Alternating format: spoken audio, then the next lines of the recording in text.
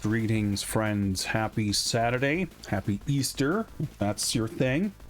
And welcome to the return of Prince of Persia. How is everybody doing? Well, I hope. Got myself a nice cup of tea to hopefully soothe my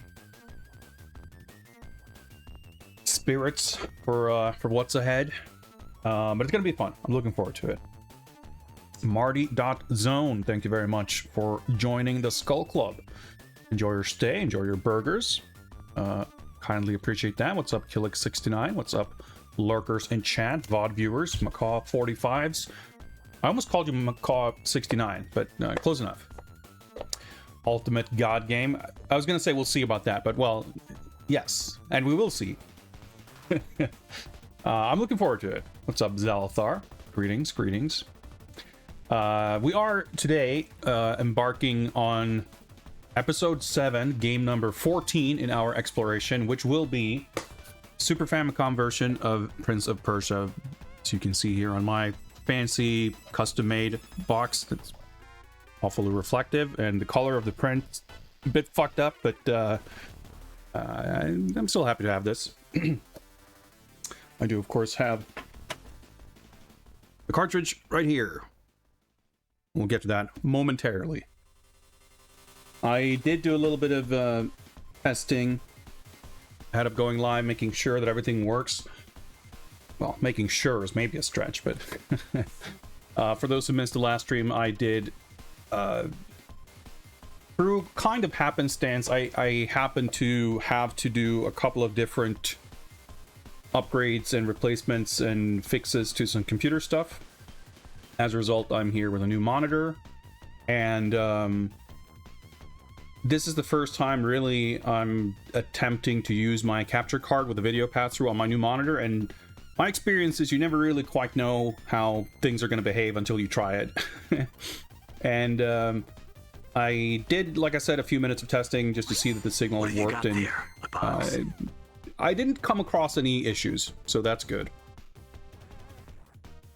On call 45, not looking for any buzzer beaters today. Got the box art request in nice and early, appreciate that. I am planning to be playing the one game today, which granted, it is a substantially larger game than everything else on the list. But I don't really have a tight schedule or anything, so we should have some amount of margin for fucking around and dilly-dallying and looking at box arts and whatever else. I mean, who knows? Maybe we finish a run and I'm still, you know, fiending for more printing, in which case we might step onto the next game already, but let's not get ahead of ourselves. We'll get there when we get there. What's up, Father Axe Keeper? Hello. What was I gonna say? Oh yeah, right. So with my previous monitor, you probably noticed occasionally on stream me sighing in exasperation about the video blacking out and stuff, and that was just something that would happen. Something about the video signal being passed through the capture card to my monitor was just something that my monitor just didn't, I don't know, the screen would just, like, the signal will drop, basically. on the capture that went into the computer, everything was fine. I mean, what you would see on stream and what I see in my OBS preview, like no problem, but just on the video pass through my monitor was kind of blanking out. So I can't say for a fact that won't happen.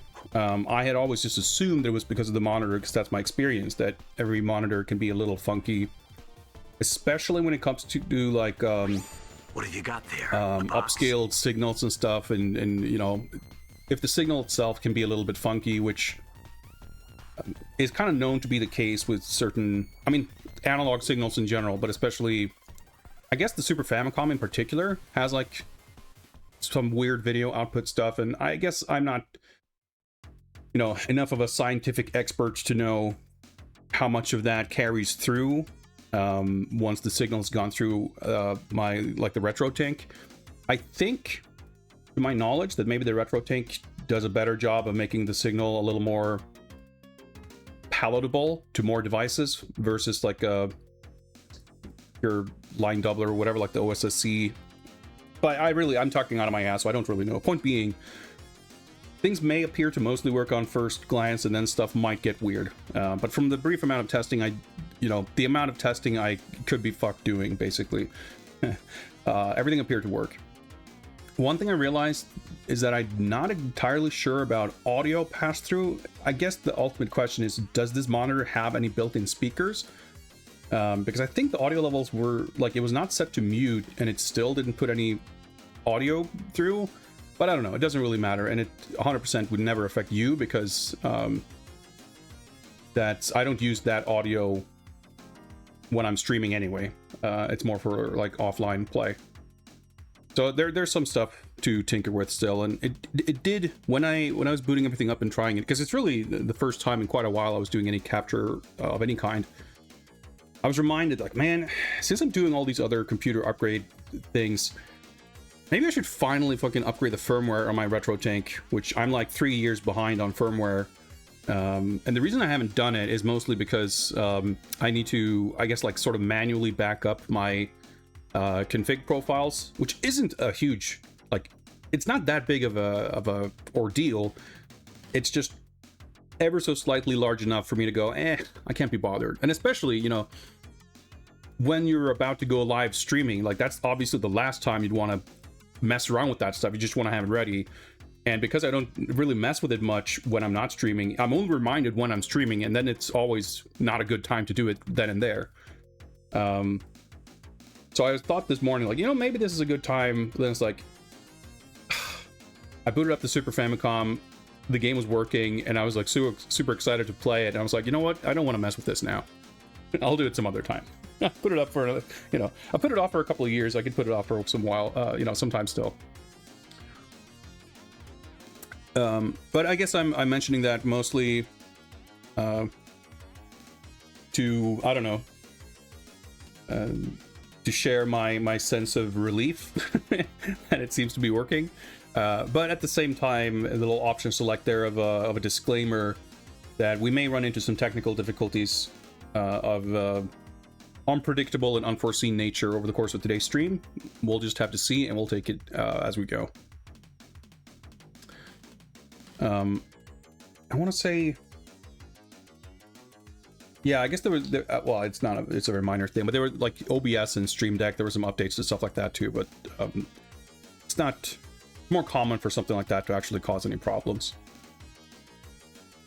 But yeah, so we're gonna get to box art reviews very soon. Let me just hop on over here real quick, just to catch everyone up a little bit.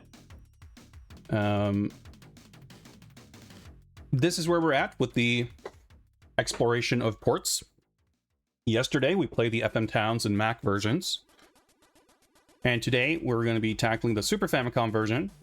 And next in line, should we decide to move further already today, will be the NES version, developed by Motive Time, famed developers of NES, Dragon's Lair, and some other weird ports and stuff. I think that's a really bad port, but I don't remember. I don't have any very specific memories that I'm basing that on. I just have a vague recollection of that impression, and I'm not even entirely sure that's based on first-hand experience. What have you got there? A box? But it will be interesting. I do know that the Master System version is unbelievably fucked. So that'll be interesting. And the Mega Drive one is kind of a weird mix of high highs and very low lows. But now we're clearly getting way ahead of ourselves. We'll get there eventually. Rating system is powerful. Appreciate it. It's yeah, I figured it was you know, I don't like putting numbers on things. I think you know, we need a little more nuance than that. And I think if you can't, you know, it's difficult to sum up the experience with something in a number, but you can kind of sum it up with an emotion. You know, what's the kind of overarching one? I think the Mega Drive one might be difficult because that's a game that will fill you with many kinds of emotions. But I guess we won't worry too much about that just yet.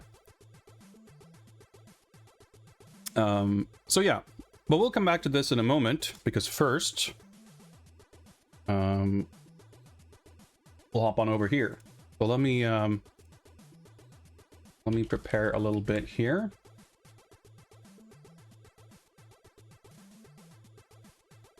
Bear with me for a moment.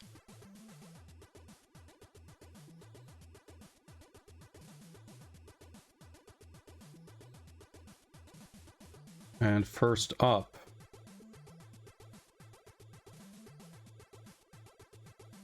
will be... Nope, not that one. There we go. Real-time simulation game Xlander. Say the Knights of the Blue Order or something like that. Blue something or other. More Akihiro Yamada artwork. Reminiscent, but very much more grounded in a sense than the art for the name whose title I've, of course, already forgotten that we looked at yesterday. But no less powerful, mind you. This is an incredible box. I think I'm not the biggest fan of the border, but it doesn't detract so much from the artwork or anything. It doesn't feel like it's really sort of infringing on it. Like, the composition of the artwork itself is not compromised by it. I do think that the title treatment is kind of more of an issue. I guess the artwork itself doesn't quite leave enough room for it to not interfere. Because I think the busyness of the design of the X really kind of clashes with the banner, unfortunately.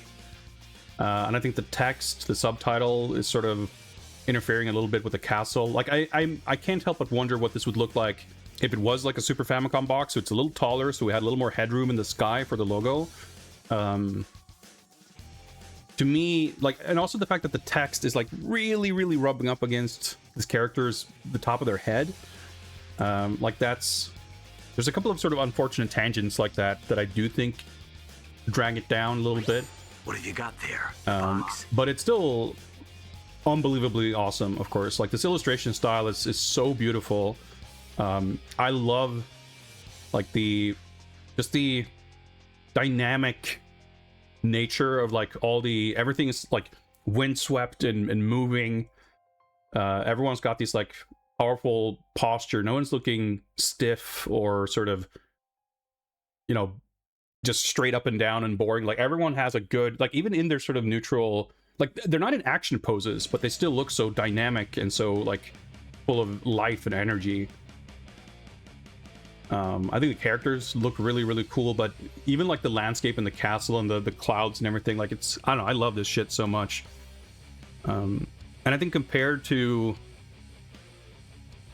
well, maybe that's not fair. I was gonna say something that, like, because again, I'm thinking when I'm looking at this, I guess it says it's a real-time strategy game or simulation, and it's obviously a PC box, but I'm looking at this and thinking like PC game, so it's either RPG or strategy or that kind of thing. And I guess my brain goes to sort of historical stuff, even though obviously there's a lot of fantasy and sci-fi and fantastical games. But I think this is interesting in that it's like there's somewhere a little bit in between it's got some more fantastical elements to some of the character designs, but some of them are more grounded. So I guess in my brain that makes it feel like it's not like less fantastical than some other things. It's just more, I expect it to be more like historical, I guess, and then the elements that sort of expand from that make it feel a little more exciting. But I think it's really, really cool. I think, like, I'm curious if it's related to the other game. I'm sure you could explain more about it, McCall, but the character design of the Blue Knight looks like pretty similar. Regardless, it brings that to mind, and by comparison, I do like that the main characters featured are like more distinctive from one another. This could certainly, you know, be elevated, arguably, by you know, a werewolf or a dark lord or that kind of thing. But it's still really cool, and I do like the contrast between the characters, and like this, the warrior woman, like she looks so fucking cool.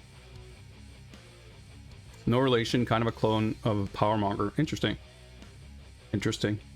Yeah, it's like, it's such a massive like blind spot for me, that style of game, or I mean even Japanese PC games in general. It's not something I'm particularly well versed in. Is this the same artist that did Christopher Columbus? No. This is not the same artist, because that's Katsuya Terada, but that's the same artist as this, the Super Famicom Prince of Persia, which we're going to be playing today. We're going to take a closer look at that artwork in a little bit as well.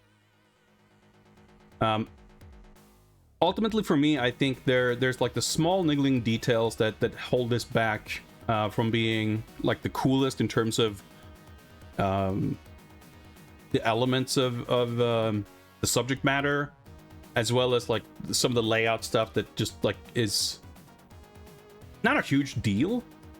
Obviously, this still like passes the poster test by, you know, 45 miles. But I think for me, it probably still lands on a 5-star. It's not quite. It's a strong 5, but not quite enough to transcend the 5-star scale. That's my review of X-Lander, the PC-98. Let me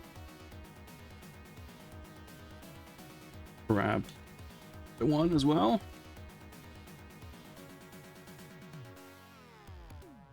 Next up,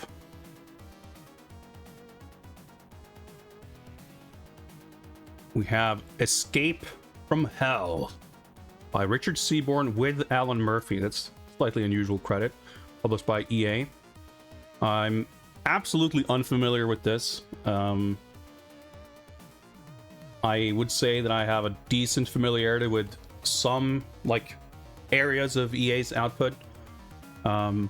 But really, I suppose, I mean, I guess I was mostly familiar with them through the Mega Drive stuff, and there's, you know, there's a big crossover between that and a lot of their PC releases.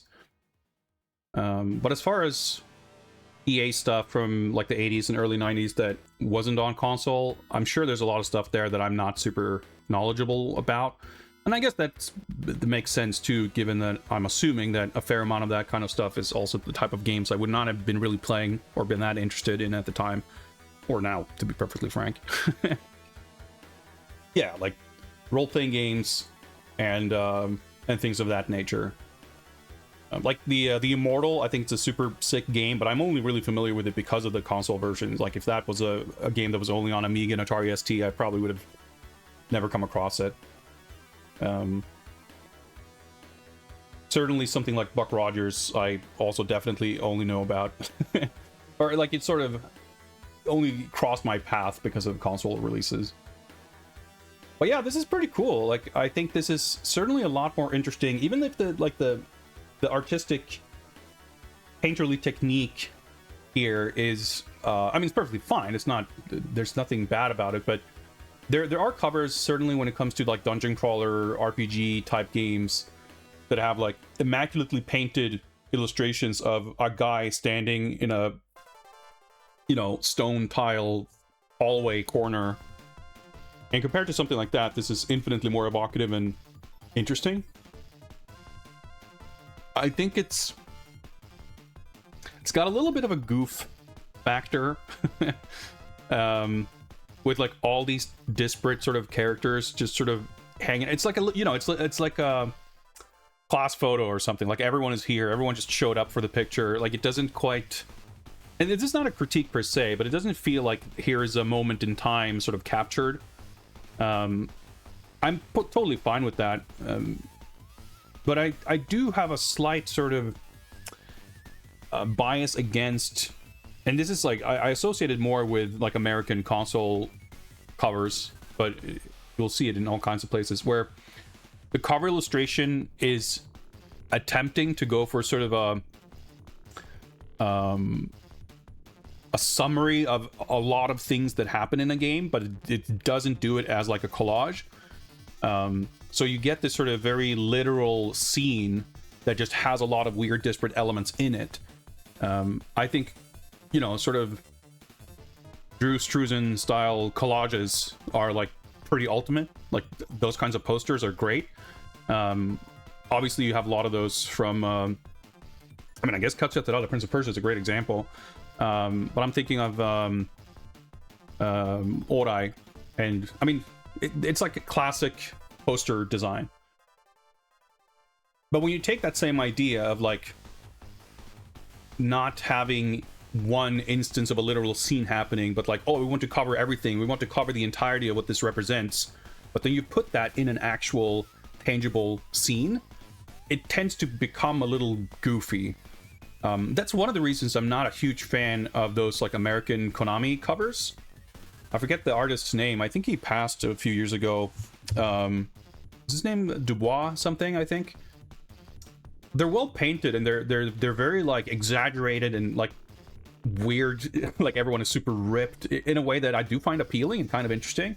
But aside from the fact that like Castlevania and Turtles and Sunset Riders and whatever else got like the same art style, which is a little weird, they do have that sort of vibe of everything being in the same physical space that I guess it just makes it feel a little contrived to me.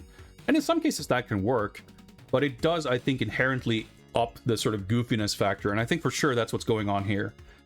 At the same time, I can kind of dig it. I don't know how well it matches the game, but I feel like this isn't really going for like that goofiness isn't really clashing with anything else per se. Like it's not my personal preference, but I don't think it's necessarily a big problem. I would say also, you know, there's a fun factor to this where that kind of works together. Like I don't know what the tone of the game is, but if you were to say, let's tone down the goofiness, we can't have all these guys just hanging out, or, you know, put one of these characters in the center, or, you know, just focus on the big demon face and like maybe have one of these characters. Like I don't think that would make the cover better. So I don't know, it's interesting. I'm mostly just sorting my thoughts. This isn't necessarily about what's good or bad about this, but it's interesting. Well, the fella in the lower right, honestly, he's kind of my least favorite. I mean, it's like got personality, but I think maybe that character has like the biggest sort of discrepancy for me between like the design implying a degree of sort of seriousness that is then undercut by the character's expression, and the proportions of the face are a little weird. I don't know. I think the like, I don't know, I was gonna say priest guy, I guess he's wearing he's got a mace or something. I don't know. The guy on the far left, I guess I'm thinking of some kind of magic user type because he's got like robes and everything, but it kind of does look like he's got like a Viking helmet and a mace or something. I don't know, maybe it's a ladle. But it's like big smile and like the dramatic point. Like I think that's cool. Obviously you got like a bikini armor warrior babe. That's pretty sick. I don't know what she's doing there. She feels a little bit out of place, but she's cool. I like that kind of character. The mummy, I guess, also looks to have like a big smile on his face. You have this mysterious gatekeeper.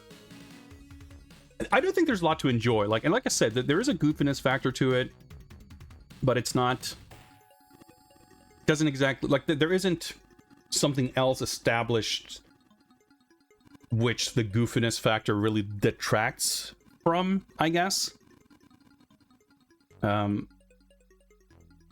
But I do think, especially in contrast to the game we just looked at, like there's something about this that has a sort of a juvenile and amateurish quality, only in relative terms. And again, juvenile isn't per se a bad thing, but if I'm thinking of like star ratings and quality, like looking at Akira Yamada artwork, like certain artists of that caliber, you just look at anything they painted and you're just floored by just the sheer like expressiveness of the painting technique or drawing technique. And I like that element I don't really get from this. It's very, very enjoyable. I really like it, but it doesn't, like, it's missing that level of like top tier artistry.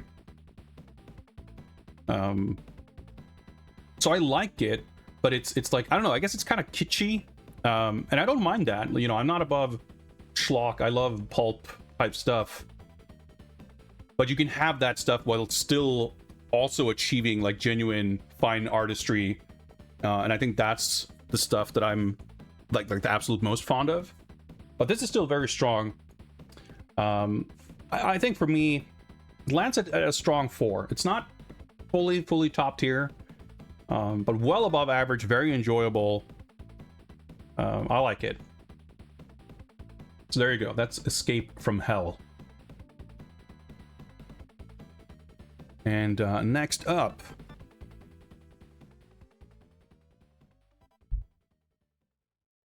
we will be looking at God, Growth or Devolution. Say, mesame yo to sakubu koe ga kikoe. Wake up and hear the screaming voice, something something. Literal god game from Lord Imagineer. Not familiar with this whatsoever. Makes sense that it's like, even without knowing exactly what it is, nothing about this makes me think that this should have been on my radar in terms of being the kind of games I would normally interact with. Literal god game. Marty.Zone's a big fan. Fall Guy became a rig emote. I see. Does anyone know who this artist is? There's something about it that looks somewhat familiar, but I'm not sure if it's just a lot of very typical early to mid 90s manga like stylistic traits that are just broadly familiar to me. I will say this, like I said, it doesn't seem to be the kind of game. Like, looking at this, I'm not surprised that this is something I'm not familiar with. But that does not mean that looking at it does not have me intrigued. I do like the illustration, and it makes me curious about the game. Like, it certainly, you know, it doesn't pass the poster test for me, but it definitely passes the back of the box test. Looking at this makes me want to look at the back of the box to figure out what the heck's going on here. Fenner, thanks for the follow, appreciate it. Welcome.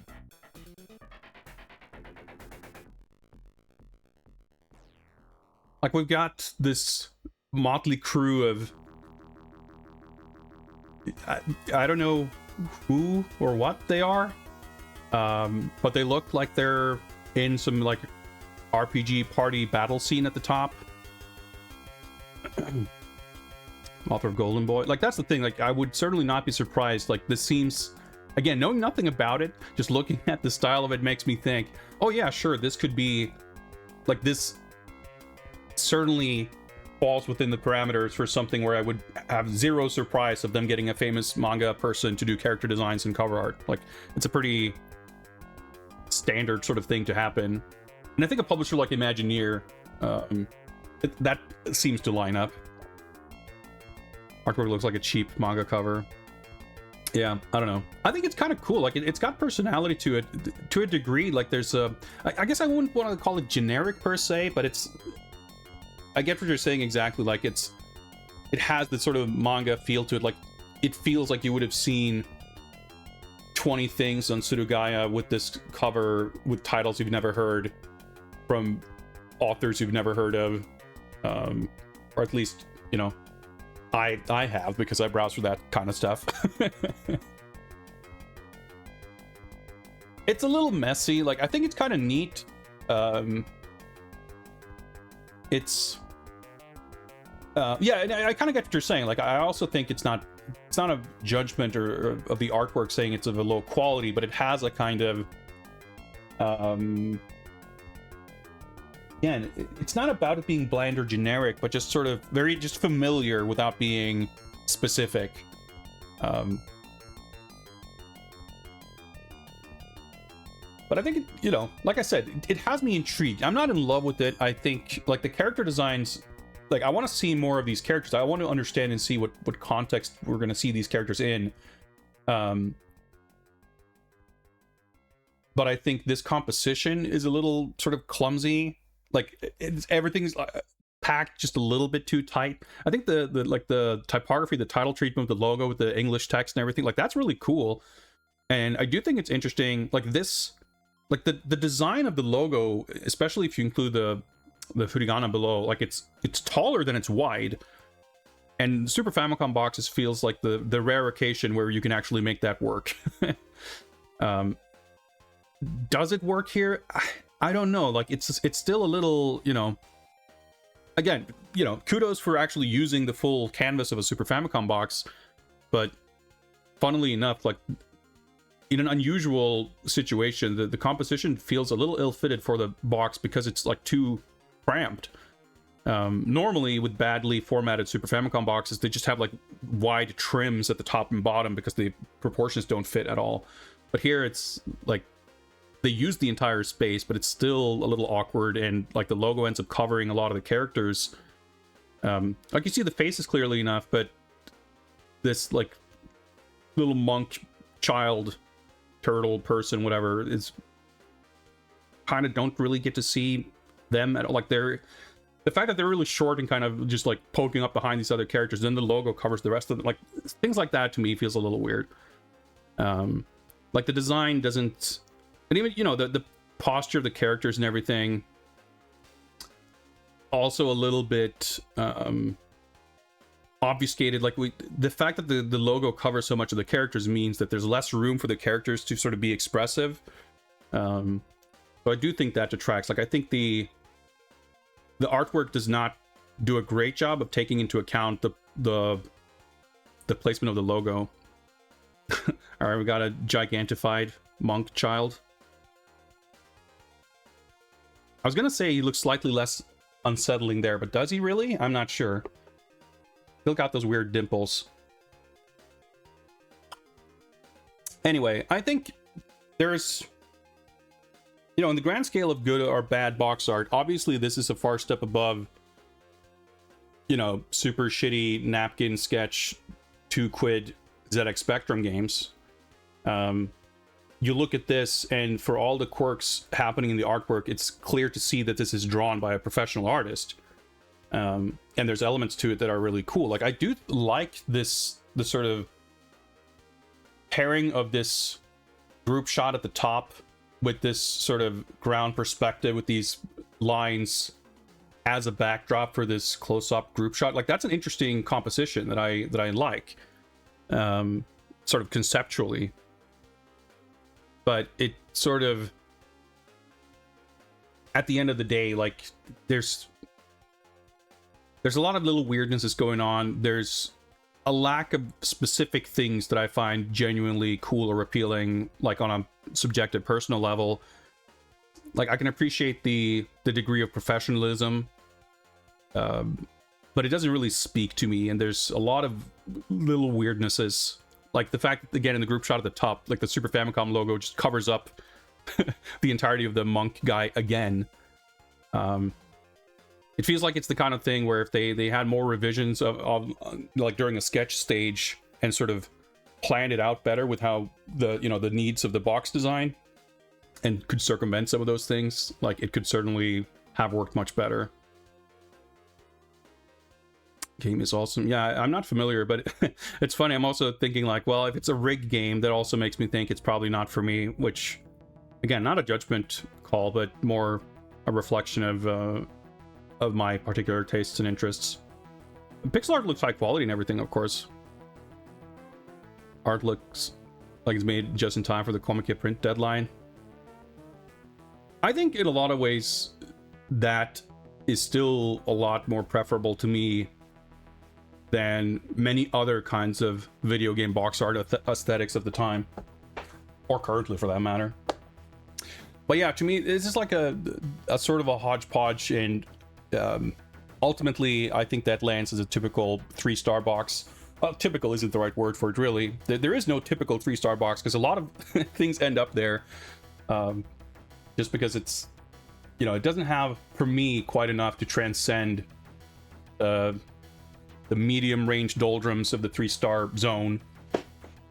Even if there are aspects to enjoy about it, for me, this definitely does not pass the poster test. Like, it's too messy and too kind of uninteresting in its subject, and sort of, it's lacking in sort of clarity and focus, I guess. But neat. I enjoyed looking at this. I'm curious about the game. I'm always happy to learn about new games and interesting looking things through these reviews. All right, we have one more to look at here before we advance.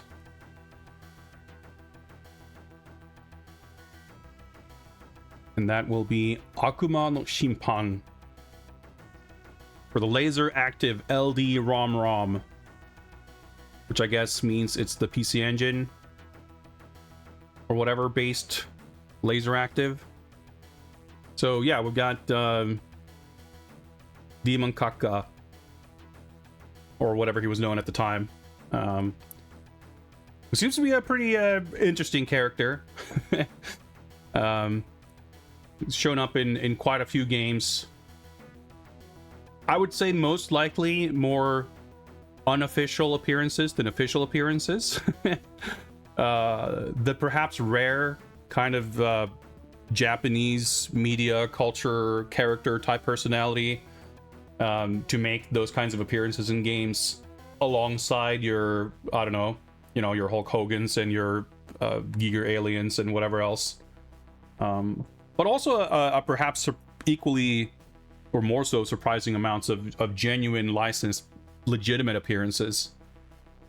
Because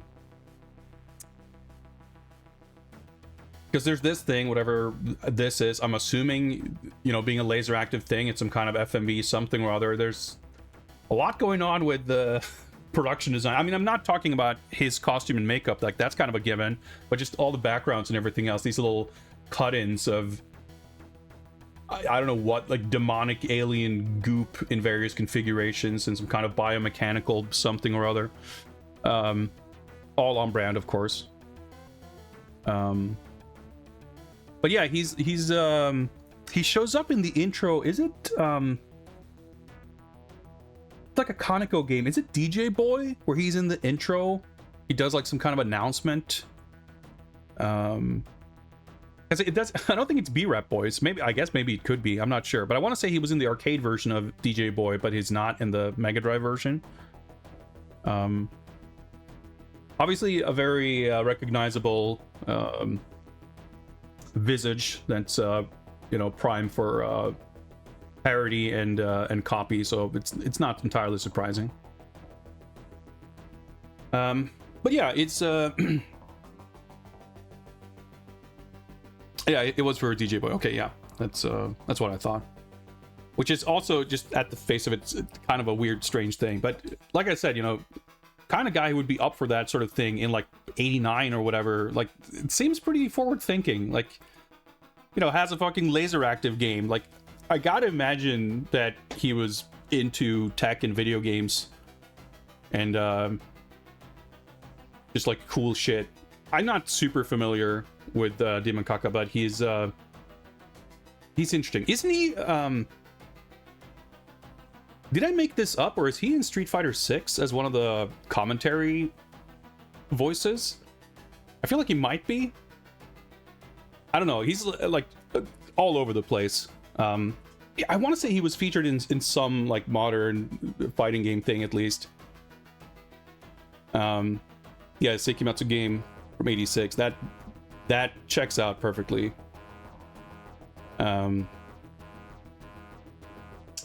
the ancient font, yeah, kind of standard. So that's the thing, like, it's everything is completely on brand in every single way. Everything is exactly what you would expect. And on the one hand, like, it's awesome. On the other, it's like almost, for what it is, I was gonna use the word like pedestrian. It's I don't know. I have a hard time placing. Like, I guess I don't know. Fucking laser active covers, like, what would the sort of budget and production values have been? I don't know. Like, I'm not hating on it, but I feel like, to put it this way, I don't know. Like I said, I don't know that much about Seikimatsu or anything, but I would have to imagine that they've put out albums on vinyl that have cooler looking covers than this. You know, for what the subject matter is, I think I expect it to not be that impressive in the grand scheme of things.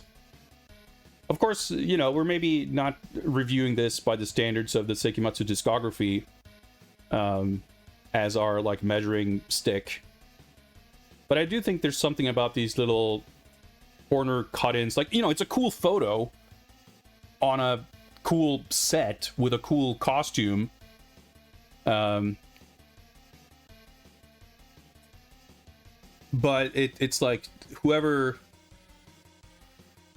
I feel like that's something they, like him and the band, like, they would bring that to whoever was tasked with doing what... You know, I'm gonna assume that there's kind of a baseline, like the Seikimatsu game on the Famicom probably looks kind of like this, the box, you know. So I think there's sort of a baseline you're not really necessarily gonna drop below, but given what you're working with, like, it could have been something more. Now, I get that for a Laserdisc thing, like, because the selling point is the video and the person being there, it makes sense that you're using photography. But I can imagine, like, and I mean, obviously, it's a huge appeal of the act is, like, the incredibly theatrical appearance that's, like, actually real. But I still can't help imagining, like, what if this was just a sick-ass painting instead? Like, it, you know, as cool as Demon Kaka is, like, we're not really anywhere close to the ceiling for how cool the imagery and the presentation and packaging could be. Having said that, like, giving something like this 3 stars feels preposterous. Like, it rises above just for what it is and for how cool the costume and everything is. But at the same time, I think it's, like, borderline phoning it in for what it has to work with. So it's very enjoyable. But again, we can think of it this way with, like, the poster test or whatever. Yeah, this is cool. But if I wanted a Seikimatsu poster or a Demon Kaka poster, I feel like you could come up with something way better than this. So it sort of falters on that level. But ultimately, I don't know. That's still 4 stars for me. I like it. It's enjoyable. The game being a complete waste of time is absolutely zero surprise. But I'm very glad that it exists. It seems right. It seems right. I mean, it's, like I said, it's got quite the resume as far as video game appearances go. Not, you know, at the top of the leaderboard in sheer numbers or anything, obviously, compared to certain famous movie actors and what have you. But the kind of time span and breadth of types of games and types of appearances is definitely pretty interesting. And just how early. You know, it's not a modern thing. I feel like if you look at, I don't know, Arnold Schwarzenegger or whatever, they would show up in games before they were even aware of it, sort of. And or actually a better example maybe would be you know, someone who maybe had more games in the 80s. I don't know. But for them to be more like actively participating in the idea of appearing in a video game, like that's appealing and cool to me. The cover art's beautiful, but if it fails to convey what the game's about, do I consider it a failure of the art from a marketing perspective? To me, that's a difficult question to answer generally, because I feel like no matter how I would answer it, there would always be a big sort of asterisk on that. I think you can have a cover that's super awesome and cool and appealing, completely irrespective of how well it represents the game. But what representing the game means can be very different. And I mean, there are cases, I'm sure, I don't know what a good example is off the top of my head, but I'm sure there are examples of covers that I love that aren't representative at all, and where I would consider that like a failure in that sense, but I still love it, so like who gives a shit? And there could be other examples of a cover not representing the game in a literal sense, but it's conveying a sort of vibe or something that has appeal that I can sort of attach and transfer to the game. But I think it's like it's such a wide range of what it, you know, cover art is such a wide range of what it can be and how it can choose to represent the, you know, the contents of the game, but it's hard to get a straight answer to that question. I think ideally the cover art is not like some afterthought by someone who has no idea what the game is, like that you can feel a tighter connection to it. But at the same time, you can have something that is very different. I mean, honestly, fuck it, let's do this. Oh, that's the wrong one. Sorry about that. That's the one I meant to hide. This, the Katsuya Terada Prince of Persia cover. This was obviously made long after the original game. I don't know where in the timeline of the production of the Super Famicom port this was made. Like, this is a great cover because it represents, like, just about everything on the cover is in the game, but almost nothing on the cover looks like it looks in the game. But it's such a cool, like, it's one of those things, in a way, obviously the fidelity of the game is very different, but it's similar to those like Atari 2600 painted boxes where you look at the cover and you go, holy shit, and then you play the game, and then in your mind you see what's on the box. Like, for me, this has a similar effect where it doesn't matter that it doesn't match the game, because the game takes on the form of the illustration in a way.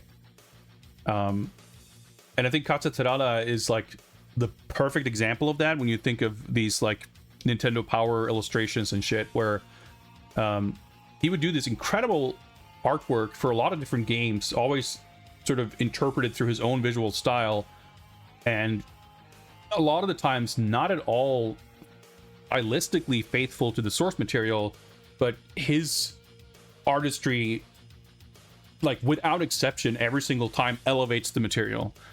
And I said that before too, that like I think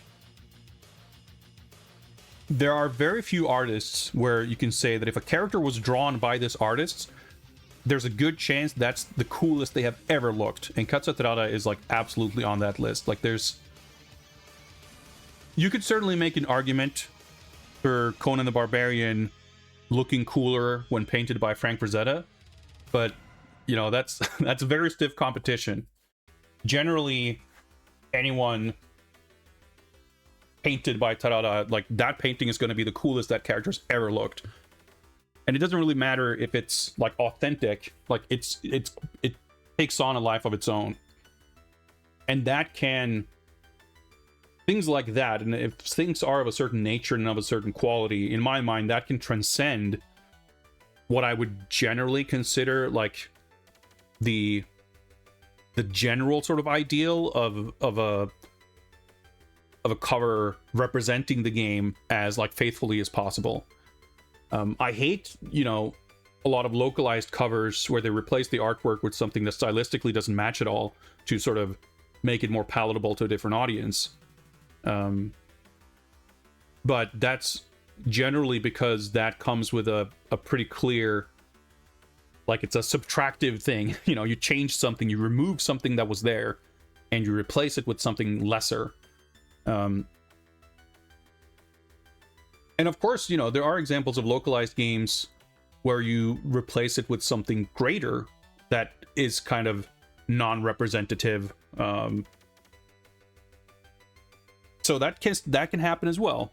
I guess I'm thinking of, like, I was gonna say, like, I'm sure there's a lot of mostly perhaps Western games that get Japanese localizations that just have way cooler artwork. But even Neo Contra, example that comes to mind, that has a pretty generic, like, sloppy early 2000s CG cover in Japan. But I think it's Jim Lee who drew the American cover, which is like 10 times sicker. But the game doesn't really, you know, it doesn't have a like American comic book aesthetic. I mean, that's not more faithful stylistically than the CG stuff, because the CG cover matches like the FMV cutscenes and shit. But it's just way cooler. But that's a pretty rare example. But point being, authenticity to the contents of the game is generally desirable, but it's not always everything.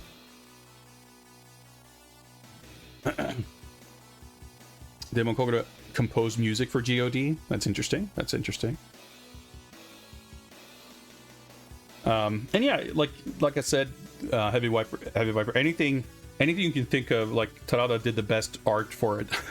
And his Zelda stuff is awesome. Like, you know, if I can imagine a game that, like, looks like those Zelda illustrations, would be so fucking sick.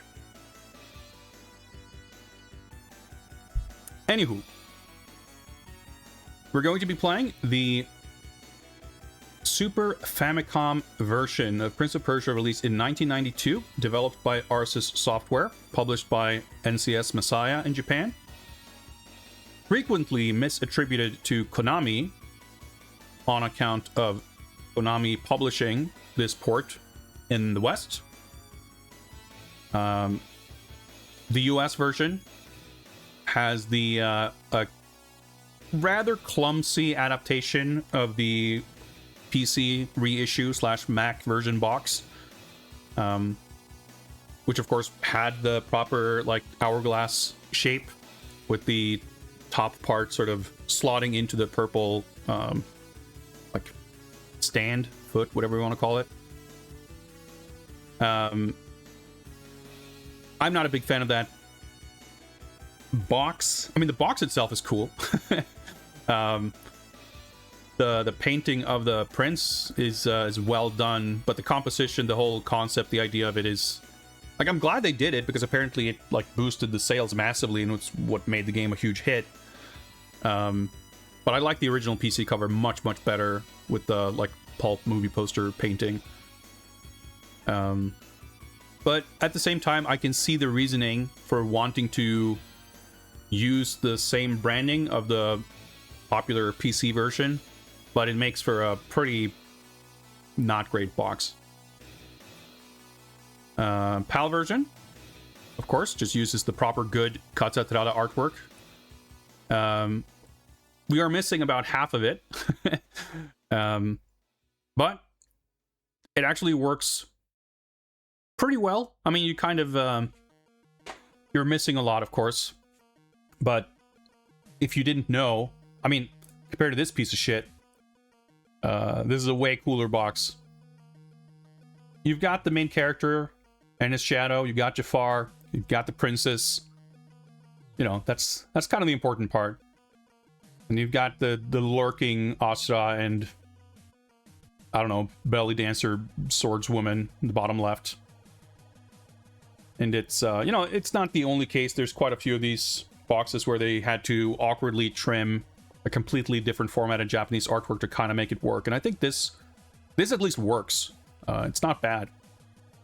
And quite frankly, as far as if we were to take the Japanese Super Famicom box out of the equation and just list every like Prince of Persia box, I think this is still one of the highest ranking ones, like completely irrespective of how it had to adapt the original illustration. It's still just really cool. I love the design of this logo. Like, it works. I think the template for both the American and European Super Nintendo boxes kind of sucks, and I hate they had to slap this Mattel logo on, like, right on the picture. There's plenty of empty space in this gray void beneath the illustration, but the Mattel logo still had to go on the painting. Fucking stupid. So obviously the art is pretty severely compromised, all things considered. But if I had a stack of PAL Super Nintendo boxes, this would probably be one of my favorites.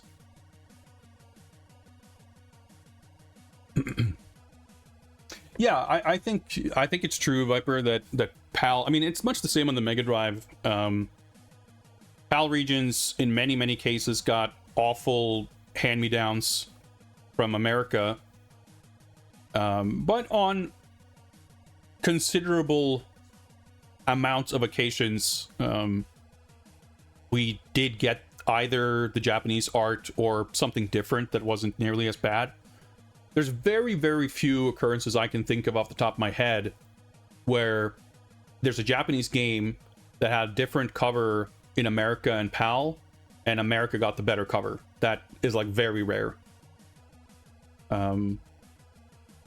But the number of times America got a shit cover and Europe got a good cover is also rare compared to the times America got a shit cover and we got the same shit cover, or a equivalently shitty cover.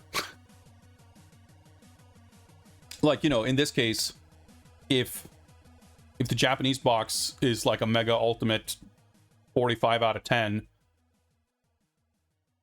and this is like a 3 out of 10, as good as this artwork is, like, it's still, the template, the format just like prevents it from transcending a reasonable point scale, so it's still like just a box, whereas this is fucking belongs in a museum. And you can really see here like how much they trimmed out from the PAL box. We don't see the skeleton. There's actually proper empty space for the game's logo, and then there's the mouse and everything. But luckily, it still works. The equivalently shitty case is the most fascinating. It can be interesting when there's like an entire effort made to do something different, but it's no better. Mega Man 1 is the one that comes to mind, where the PAL artwork is the best. I think it's certainly a debatable case. Obviously, it's actual good art compared to the American one. I think there's a case to be made. Like, I understand why you would say that, and I don't disagree. The original Rockman artwork is very... It's faithful, it's representative, it's very true to the game, but it's also kind of scribbly. It's very... You know, it's not very polished. The PAL artwork is way more polished. And as far as, like, this weird Western interpretation, the PAL Mega Man 1 box art is definitely... Like, it's a very faithful and true adaptation compared to everything else.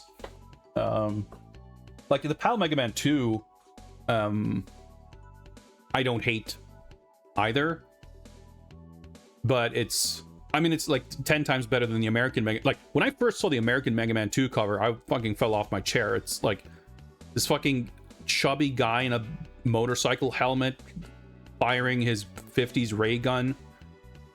Like, yeah, the PAL Mega Man 2 cover is definitely better than that, but it's also a little... It's definitely nowhere near as good as the first one.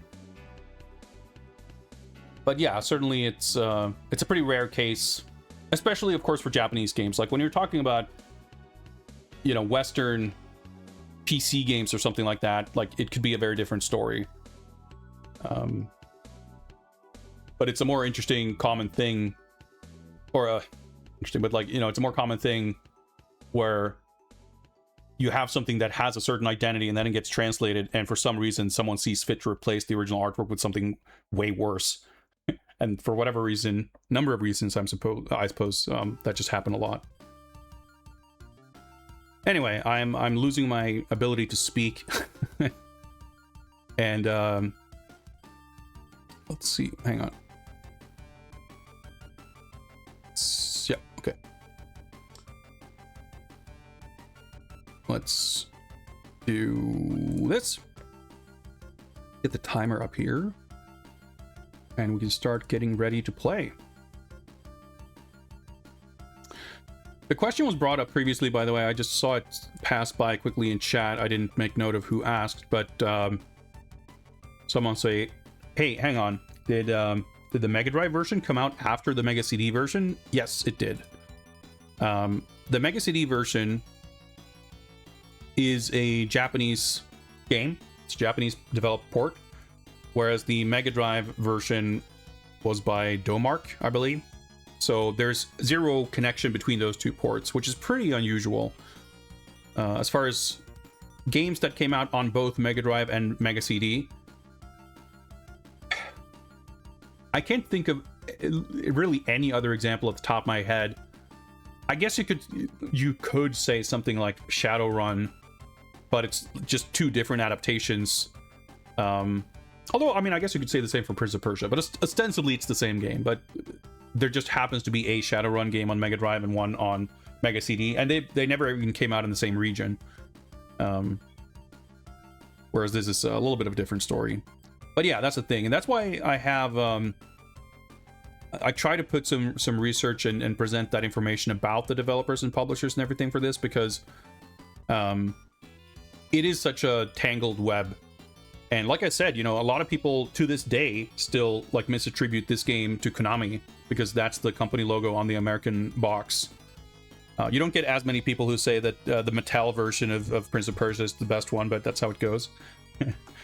And in some cases, actually even finding out who made each of the ports can be a little bit tricky because you have just a publisher sort of credited, and there's some, you know, mercenary developer somewhere. And it's, yeah, even some of the Japanese computer versions, like it was a little tricky to kind of try to figure out, like the Sharp X68000 version, I think. It was not entirely clear who actually made that. And, you know, there's licensing and sub-licensing between different publishers and everything. It gets a little bit weird. Like, I assume, well, I guess we'll see if, like, Broderbund's name appears anywhere in the Super Famicom game. But, you know, even between regions, when it's published by different companies, which company names even appear on, you know, legal text and title screens and stuff like that can differ. So it's not entirely surprising that there would be confusion. But yeah, let's go. So, as I mentioned on many occasions, this is a very different game. And for all intents and purposes, this is... Oh yeah. I have to learn how to switch inputs on my new monitor here. This is a completely different game from the original. Okay, my screen actually just blacked out, but hopefully it's just a one-time thing as I'm swapping inputs here. Happy Egg Days to you, Mimic Box. Okay, this is interesting. Well, we'll see. We can... Let's do this.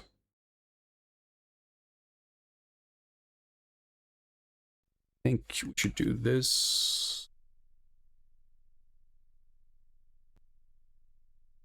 What? A different kind of... Well, whatever. You guys don't have to worry about that. Hopefully work. There we go. Okay, I'm not seeing anything on my monitor, but... Yeah. Let's do that.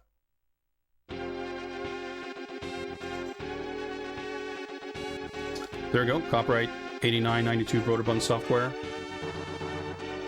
Copyright 1992 NCS Corp. 1992 Arsis Software Inc.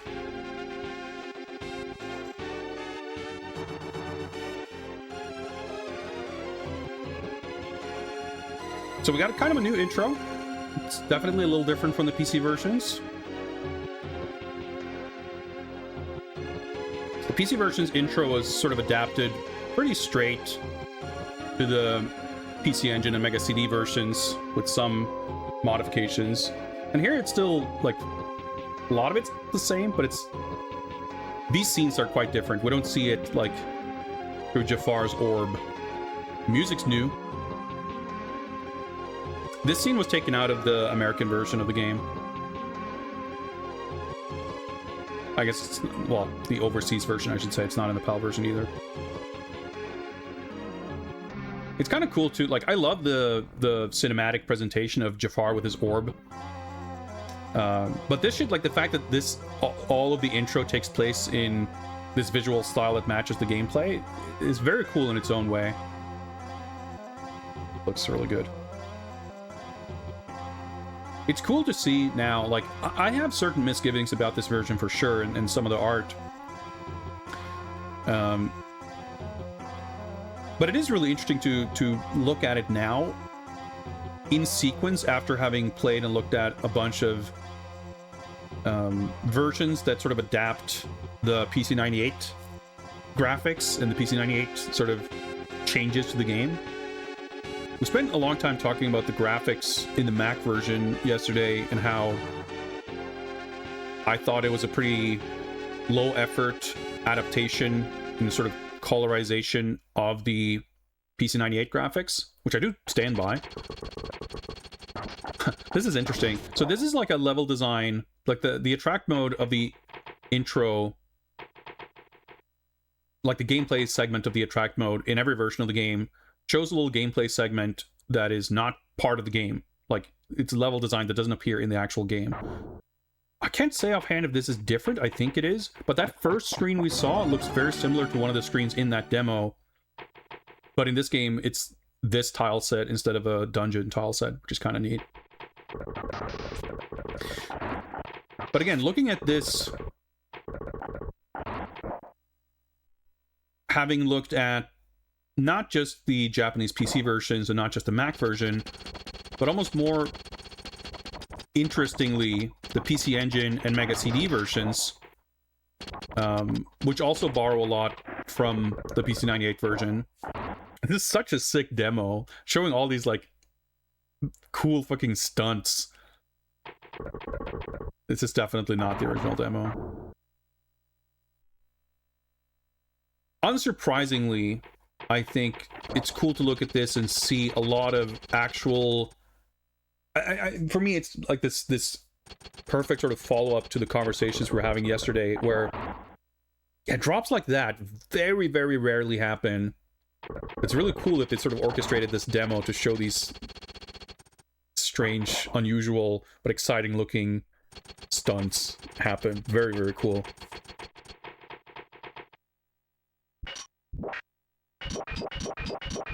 The sword fighting sounds are definitely a little weird. But yeah, you can kind of see almost from this demo, it's very cool, like, how it represents the fact that, like, yeah, this level design is crazy compared to, like, 90% of what's even in this game. But you look at this and go, holy shit, this looks fucking sick. This is crazy. Ain't your dad's Prince of Persia. But anyway, what I was trying to say is, like, I talked about how the PC98 graphics are awesome, but they are limited, of course, with the color count and some things, like when the Mac version repainted those sprites, or even like the PC Engine version or the Mega CD version, all of them in their own ways made a mostly kind of literal interpretation of them, including maintaining some sort of gradients and shading that was kind of present in those sprites, but kind of obfuscated by the dithering and things like that. But looking at these sprites here, they retain a lot of the design elements of the character designs and sprites from the PC98 version. But the actual detailing, the shading, like the cloth detail and how they sort of populate the boundaries of the sprites, is completely redrawn. Not just like, oh, they had to redraw it at a lower resolution, obviously, but there's a lot of elements where the characters, like pant legs or their robes, have this very basic, ugly sort of pillow shading with this like highlight on one edge and this like shade on the other edge, which I guess technically isn't pillow shading, but it's like, it just doesn't look good. And the Mac version like recreates that, retains that perfectly, as well as adding these like black outlines or whatever. But here, the like you see it super clearly on like Jafar's legs and even the guards, like the pant legs. But here they clearly, I don't know if it's the same artist, of course, off the top of my head, but yeah, you can see the way Jafar's pants is shaded there. It just looks way better. As I was saying, like, I think it's interesting I feel like validated in everything I was talking about yesterday, because we see it on display here, where given different limitations, different bounds, the artists are making different artistic decisions. They're choosing to put colors and lines and shading and pixels in spots that work well given the current constraints. And I think there are elements of the graphics in this that I don't love, but in contrast to like all the other adaptations, I think there's more interesting artistry on display here than in the Mega CD or PC Engine version for sure. And as far as like not loving the graphics, like I don't have a problem with them for the most part. I mean, I don't think it's a bad looking game by any stretch. I love that they added a lot of variety to the tile sets and things like that. And like I said, the sort of redrawn shading and detail out of the characters definitely looks good. I do feel like I appreciated perhaps more in the context of playing it after all these other versions. But there are things that I don't love. I like the color scheme for the main character is a little peculiar to me. Like, I'm not sure. I think I don't love the way he looks in the Mac version for sure. Like the bright primary color, like white, blue, red. The Mega CD version, I think, has like a more of a bright green vest. Yeah, I think to me this just errs a little bit too much on the side of everything being a samey kind of beige color. I get, and I don't have a problem with the fact that he's not like super vibrant, but I feel like the sash being the bright, like the one element of little splash of color that stands out, I feel like I would have preferred that to have been the vest. And there's also something about the animation in this where there's some sprites where just the characters seem a little jittery, in a way that seems a little bit off. I mean, we're obviously into extreme nitpicking, but in terms of like looking at how it could look sort of ideally. But I think broadly, I don't know if I will feel the same after playing this and then going back to some of the other versions, but in my mind, I do prefer the look of the Mega Drive version over this. I wouldn't say that, you know, that it's... How do I put it? There's a much broader range of visuals in this game because there's way more tile sets, there are way more characters, there's these set pieces. Like visually, in terms of presentation and spectacle, there's no argument that this is like has more to offer than the Mega Drive game. But the general like art style of the tile sets and the characters, at least the main character, I want to say that I find the Mega Drive more like pleasing to look at. Obviously, even if this looked like dog shit, this would still be the coolest, you know, unique set piece version, and it plays well, so it has all of that going for it regardless. Like, but if we're talking very specifically about the graphics, and I guess even more specifically than that, why I'm trying to like justify by putting things here in my list of reasons why this is not the definitive Prince of Persia. The biggest reason, again, is the fact that it's just a separate game. The level designs are different. But it's not... There are other versions that have things that this doesn't have. And I think that's awesome. Like, I love the fact that I can bounce between, you know, maybe maybe not all 24 versions are going to be worth coming back to, but I can bounce between easily at least, you know, 5 or 6 versions, and they're all going to have something to offer that others don't, which I think is really cool.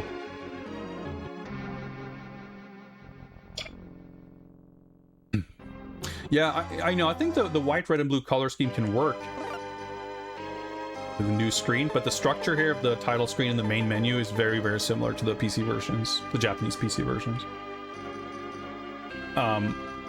I dislike the color scheme the most in the Mac version because the colorization of it is so sort of plain, but the Mega Drive one uses the same color scheme for the character, and I think it looks better there for sure.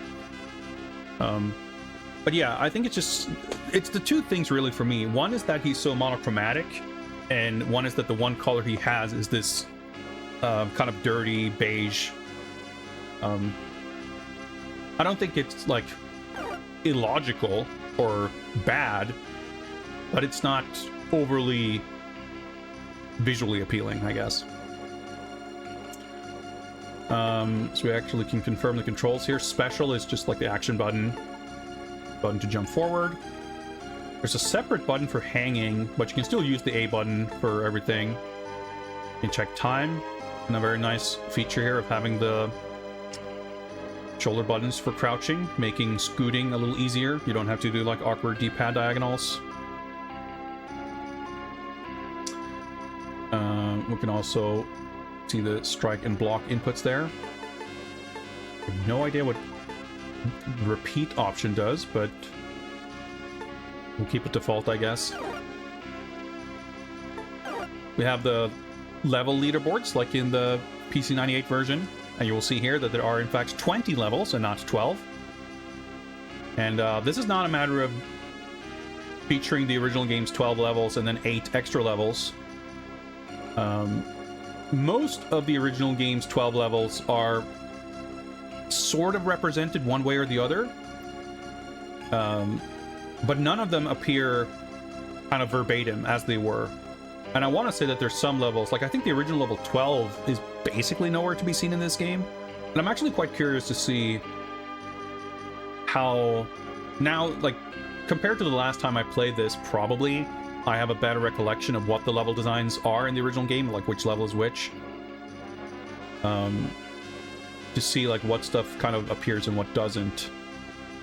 I think basically every major set piece from the original game is present here, but they're kind of presented in a little bit of a different context. This game does have passwords. Slight shame. I mean, obviously it wouldn't have made sense, but it would have been cool if there was a battery backup to like save an actual leaderboard. People might have... I know that there's ROM hacks for this game. There's a ROM hack for the US version at least, with SA1 support. SA1 was like an expansion ROM used in quite a few Super Nintendo games, basically to make games more performant. And when people patch like hack games to use it, it essentially is a hack. Technically, I guess you could burn it to an actual ROM cartridge if you had the extra chip on there. But it works on, you know, flash cards and emulators that support the features of those extra chips, meaning you can squeeze like better performance out of games. And this game does have a lot of slowdown, so I am kind of curious to play that version to see how it plays, but I wanted to play my real cartridge this time. But like I know that I've seen a lot of hacks for random games to implement like save features, and anything like this that has like a leaderboard would be a cool addition, because obviously, you know, you only get the times. It made more sense in the computer version where you can actually save. Here it gets a little weird. So here's a new cool feature. There's training. So why don't we go through that first? These are completely new levels. Man, it feels a little unusual to play this on a controller.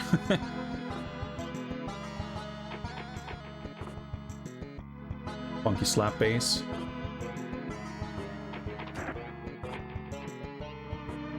It's very responsive. That's another nice thing too, like I never, like, loved this soundtrack. It's fine, it's cool, it works. But I never thought of it as, like, great music that I would love to listen to elsewhere. And as much as I enjoy the PC-98 soundtrack and the CD arrangement, it is kind of nice to have different music. And we won't be getting that in that many versions. The Mega Drive version is kind of peculiar in that it's different between regions, but the American Mega Drive version does not have music, and it this. Right. And it does not have any of the extra levels, whereas the PAL version has the extra levels, but also adds music.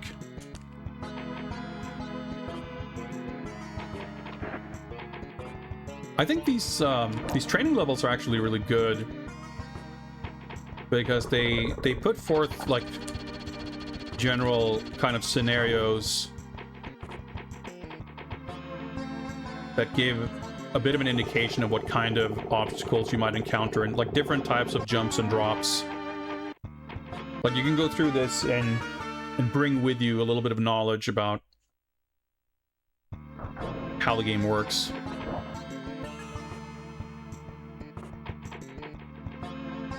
Right, so now we have to do these like sort of end game jumps, which aren't necessarily end game type jumps in this version, where there's like force running jumps.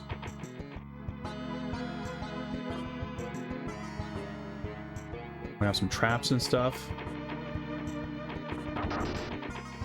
A little slowdown.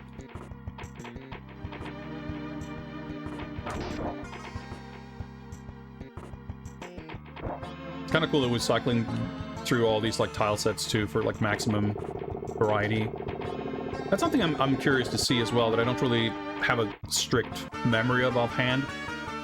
I know this game has way more tile sets than basically any other version, but I don't really remember when and sort of how frequently it cycles between them. Kind of close. You did not miss the NES version. It came out after this. Timing of this is something to get a little bit used to. The NES version is the next one in line.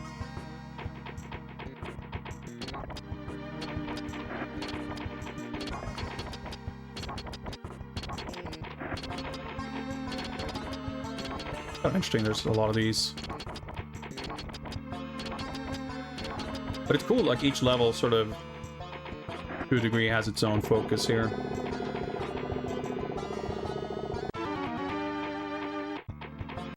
Yeah, the PC Engine CD version was the first console version. Then the Mega CD.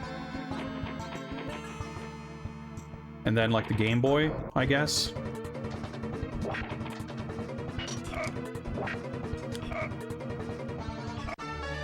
They don't sound as impactful or exciting, but I guess this technically does have the grunts like the Atari ST game. But I don't think the sound effects, like I said, the music in this is kind of, you know, it works. This combat music is maybe a little more thematically appropriate than the action music in the PC version. But I do think a lot of the sound effects in this are borderline distractingly goofy.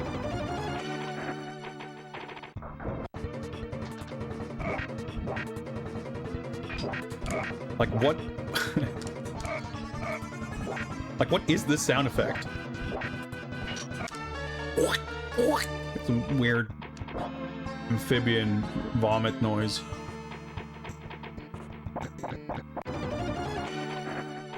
Very generous. One thing I do like about the graphics here is that we still kind of have this, like, the Technicolor guard. But none of them are, like, weirdly garish colors. This is the best part. Get him in the wall infinite.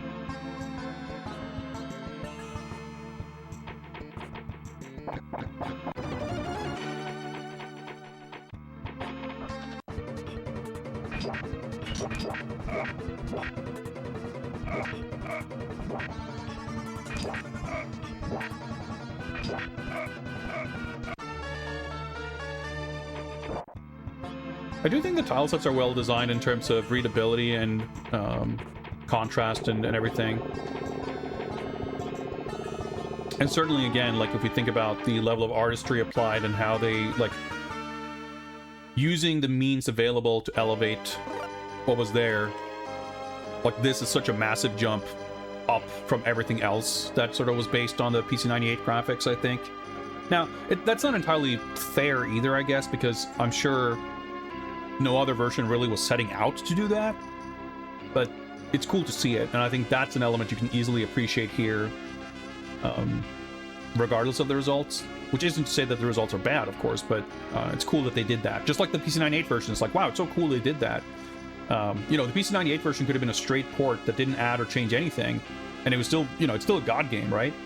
But the fact that they went out of their way to change things, and the fact that almost everything they sort of changed or added, I think made the game better, was really cool and interesting. I do think that's less true here, not because the level design is poor, but it's such a transformative thing. Like, the changes to the level design, if we can call it that, like the gameplay changes in the PC98 version, basically amount to the end of the game. They sort of added the new final boss fight, and it ties the game together in a much more satisfying way than the original. So that's like purely an improvement, in my opinion, because it addressed the almost one element to the original game that I think was lackluster in the original. The game doesn't, like, it kind of just trails off and ends. Like, the final showdown with Jafar is not that satisfying. And they sort of saw fit to address that and fix it, whereas this is sort of changes for the sake of changes. I like the level design in this. I think it's a good game, but it transforms. Like, I can no longer see it as an improved or modified version of the same game. It's a different game. And as a different game, it's cool, but the fact that it's like twice as long and significantly more difficult just makes it a different experience. And I don't know that I can say that it's a better or worse experience, but it's a different enough experience that I don't feel comfortable sort of rating and comparing them. But more to the point, I love the original game as it is, and I think the length of it, like, you can sort of comfortably get through it in 40 minutes to an hour. That's like just right. And the fact that this is twice as long means that as much as I really enjoy this version of the game, it's a significantly higher hurdle to just feel like doing a run through of this version of it, or this game, I guess I should say. I could see myself reaching a point where the original game is too sort of trivial and I enjoy the challenge more of this, so I like enjoyed this more than I currently do. But at the same time, knowing my tastes, I can't see myself reaching the point of enjoying this more, like on that specific metric, so to speak.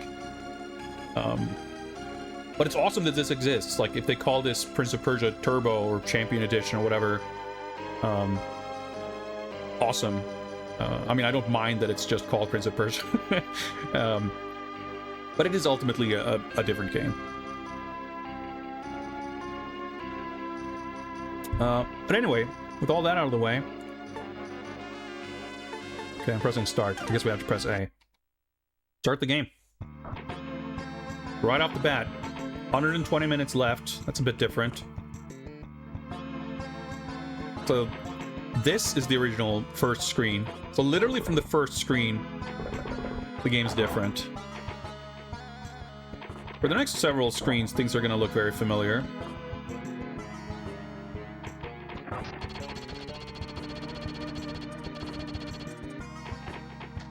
Yeah, I think they did do a great job with the tile sets in, like...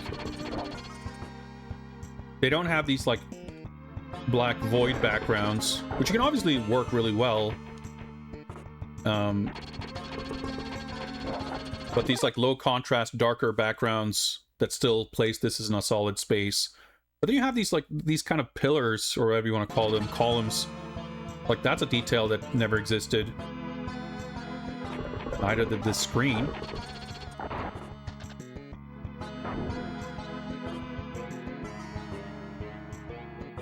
This is new. Totally new types of platforms. So, like, the tile variety... And obviously get to this, like, holy shit. Now, this is a little bit of a... Not a trick. I don't want to drop down there.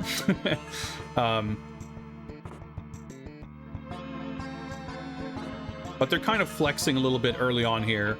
The rest of the game won't feature unique screens like this. With anything close to this frequency. But I do like it as kind of a statement of intent. They front load this stuff. It's not quite as bad as Prince of Persia 2, where the first stage is like an incredible, super exciting rooftop chase set piece action level with like fully unique screens, and then you stow away on this ship. You end up on this little deserted island for stage 2 that's like 3 screens long. Like, I remember playing the demo of Prince of Persia 2, which is just that first level, and you play that and you go, holy shit, this is so much crazier than the original game. If this is what this game is like, holy shit, like, I just can't fathom. But then it's like, yeah, that's level 1. And then the rest of the game is not that. Like, once you get to that island and you enter the cave, then it's like, well, the next couple of levels are the cave tile set. I mean, that's fine. That's, of everything I have to complain about in Prince of Persia 2, the fact that it's using repeated tile sets, or the fact that you're in caves, like, those are very minor complaints. But the first level ultimately kind of misrepresents the game a little bit, or, like, you know, you can easily get the wrong impression.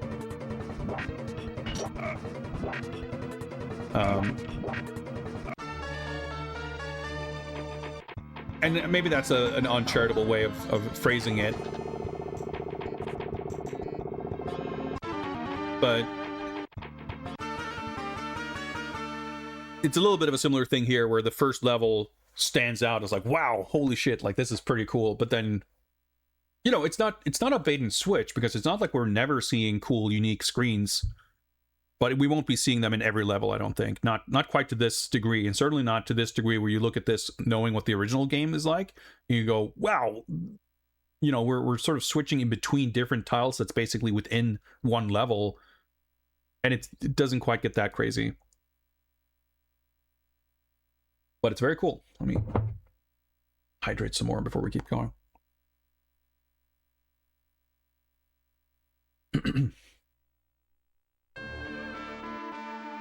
I do like this music.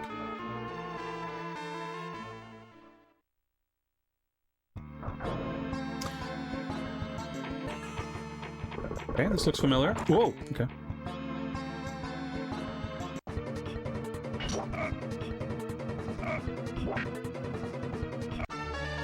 Yeah, I don't mean to imply that the little cave lake is like the craziest thing. You know, I'm curious to drop down here, because this little drop down does not exist in the original game. What the fuck is all that? This is still recognizable as the beginning of stage 2. Right, I think this path is in the game as well. You can drop down. I couldn't grab that. That was kind of weird.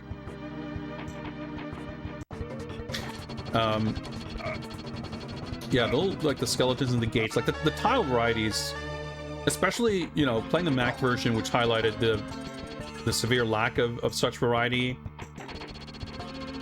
Yeah, it's just like extra screens in between. Highlighting the lack of that variety in the PC98 version.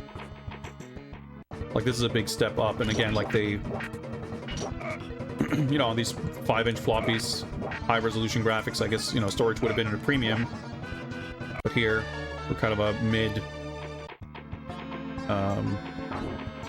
you know, not late, but not super early Super Famicom game. Is that the... I guess that's a health extension down there. Grabbing that, I guess.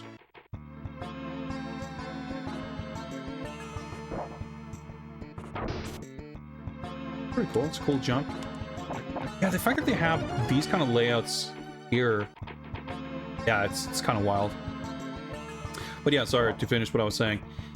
The cave is not like the peak of set piece excitement in this game, not by any stretch. Even as far as like yeah, so up here is where the health extension is in the original. I'm gonna like spend time just exploring to look at these things. Like we're not, so you know, full disclosure, I'm not expecting to beat this game, but one interesting quirk here of the Super Nintendo version, which I actually don't know if it's true of the Japanese computer versions, because I think we completed all of them, is that this version lets you finish the game if you run out of time. I'm assuming the exit is up here? Like, there's enough similarities here that... like, in this version, you can run out of time, but keep going, and you'll get a bad ending. So we'll get through every level. The heck?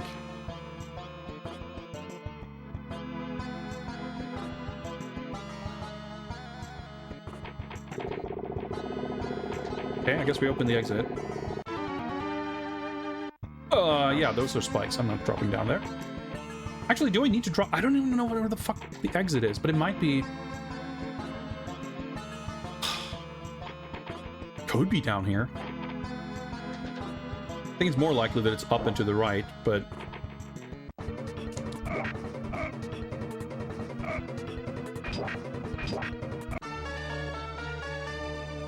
I have to study this. Yeah, because this connects here. But I guess, I don't know, I don't remember the layout. I don't know if I could have gotten back up. So, in the original, it would be right above... It is here, okay. I guess that makes sense. It's just this screen that's different. In the original, the left end of this screen has the exit switch.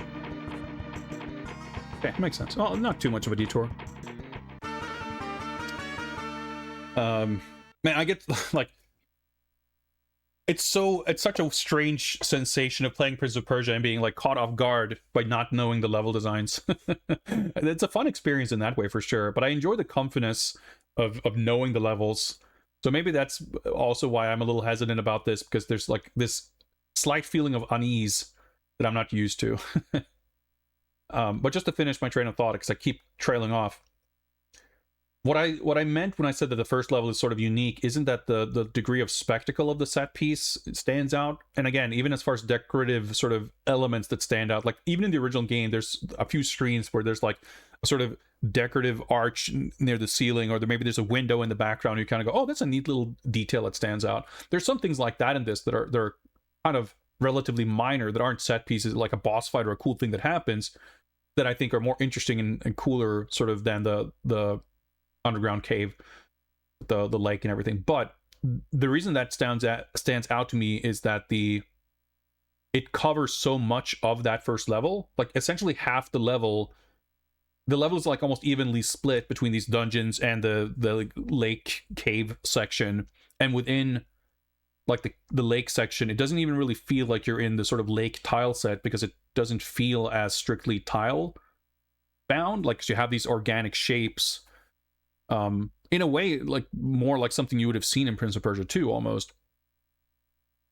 And it gives you that feeling of sort of breaking the boundaries of what you expect a Prince of Persia level to look like.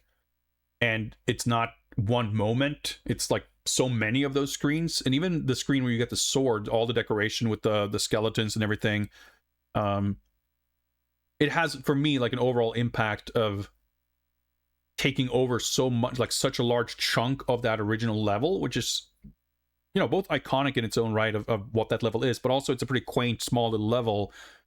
The impression you get and how your mind starts imagining how expanded the game could be. I mean, it is, but not in that way exactly. Like that, I don't think that there are levels that have that same feeling of you're in this familiar territory and suddenly it turns into this much grander thing than you expected, and it's not just a much larger level like this one was too, or at least slightly, but the ways and places in which it's expanded are in themselves surprising. And I think the first level is kind of unique in that sense. But there's a lot of more cool shit coming up, that's for sure. Level 3 already looks a little different. Like more empty space here.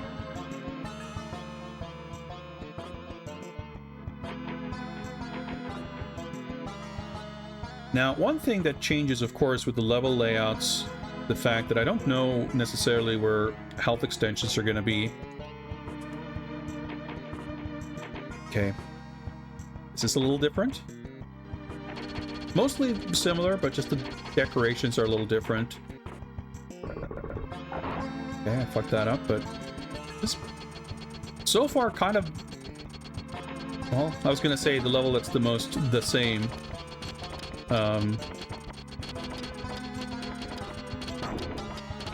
I think this screen is quite different. It's similar, like it also has the jaw traps and the potion at the top, but I think it's like kind of mirrored.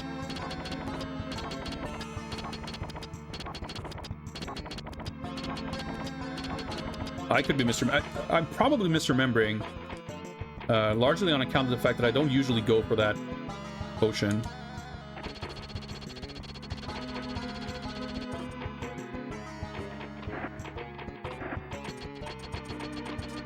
An extra screen here.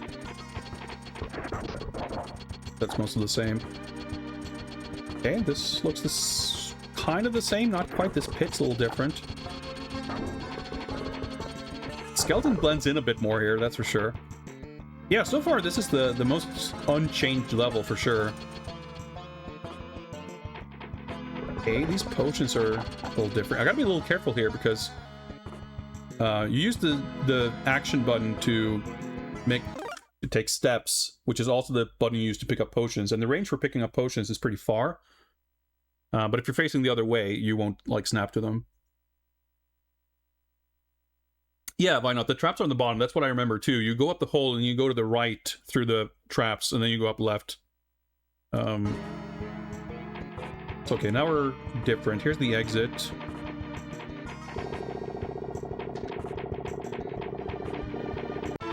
Yeah, you can see here the fact that there's like a drop down here means that after we beat the second skeleton, we're gonna drop down here, and that might be multiple screens of extension down there.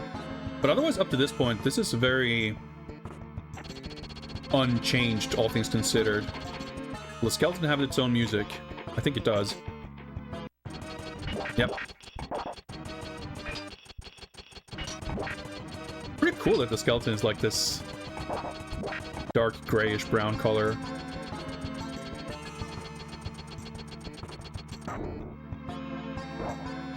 It's facing the left, that's interesting. Oh, that's cool. Like, I don't know if that was intended, but preemptive holstering, gotta love it. The fact that the skeleton like turned around and sort of hinted at the loose tile is pretty cool. Yep, this, okay, yep, like I expected, this is a full extension of multiple screens. Completely new trap.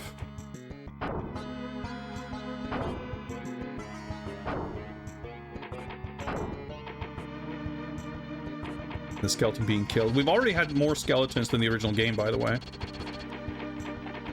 There's only the one skeleton in the original.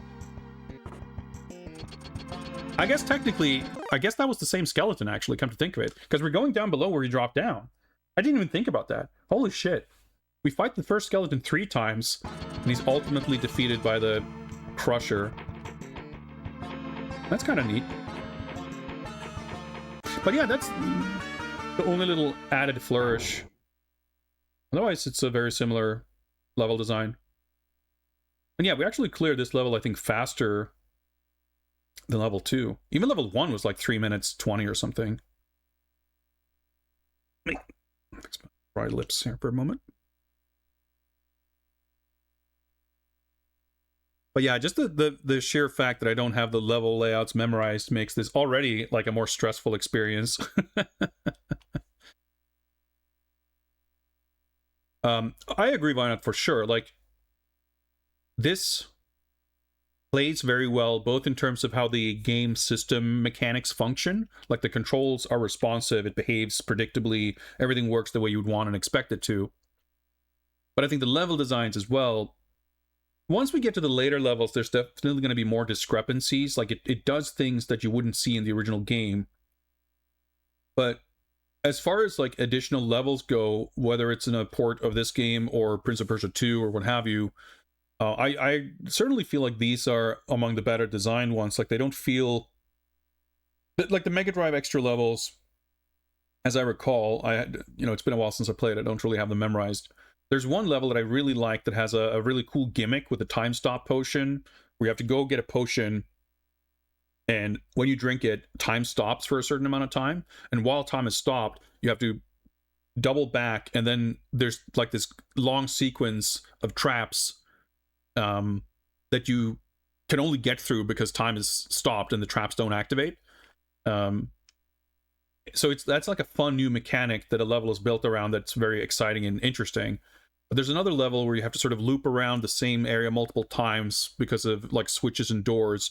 And in that level, like the mechanics of the switches opening and closing doors, there's like something there that kind of goes against the rules of how the doors work in the original game. I forget exactly, but it's something with like like a door being permanently opened or closed based on a switch being pressed, which like never happens in the original.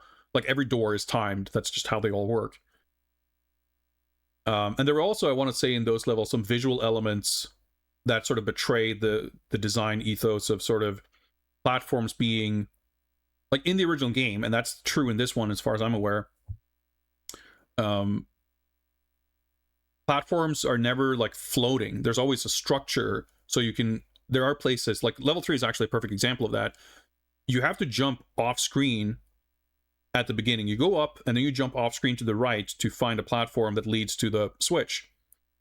And that might seem like a blind jump, but it kind of isn't, because you can go below it and you can see from the bottom that, hey, I'm below a structure that goes up, so I can logically intuit that this structure is going to lead to a platform if I go up a screen and then jump off screen. And that's how it works. But there are places in and I want to say some of the extra stages in the Mega Drive Prince of Persia where there's like a gate at the top of a screen, and then the screen above it, there's no floor or platform there, so the gate's like connected to nothing. There's like things like that. And I think both in terms of design ethos, from like a level design, gameplay design point of view, as well as those more, you could call it superficial or aesthetic things of like how tiles are meant to connect to convey atmosphere and a like logical cohesion to the physical space and everything.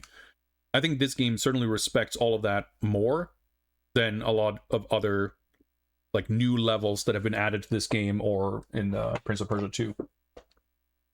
Even if this game also introduces a bunch of new traps and mechanics and stuff.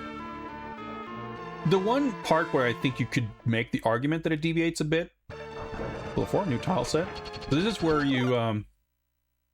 you transition to the palace tile set in the original. But here we do kind of have this, what you could describe as a more gradual transition. Like, it's fancier, we got more of these gems, but it's not carpeted, it's not like decorated. Okay, this is totally different. Okay, like nothing.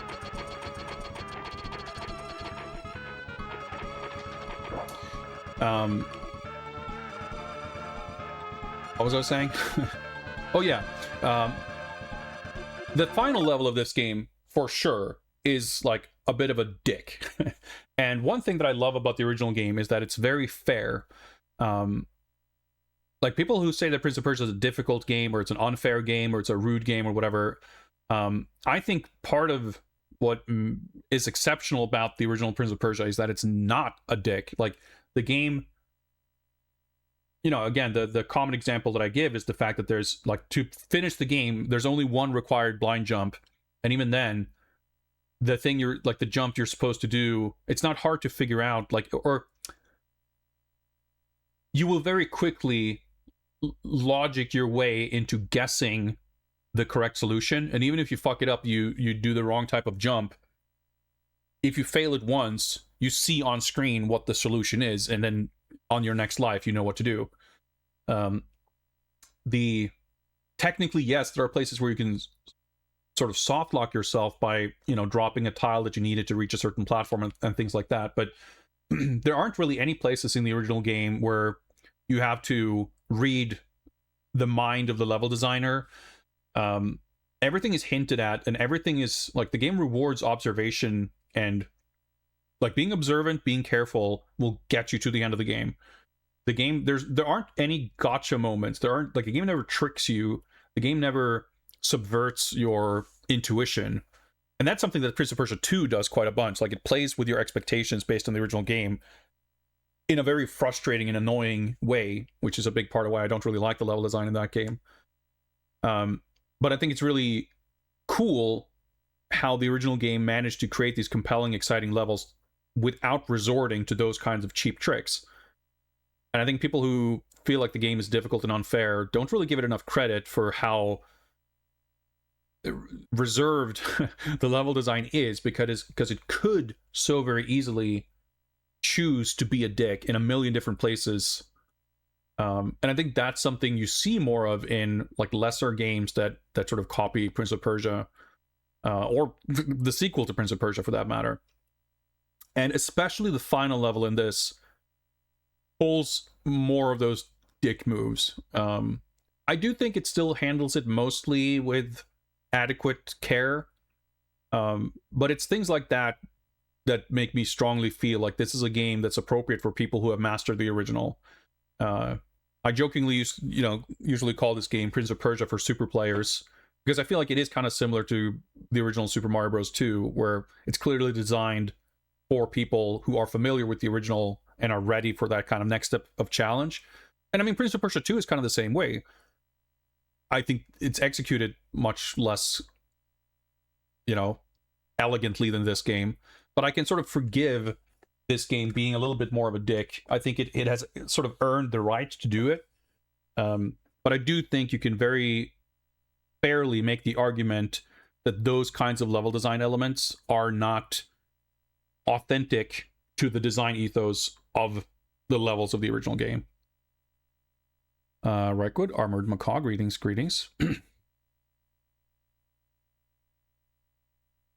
Anyway, we're kind of flying blind here. This is not a level from the original, like, at all.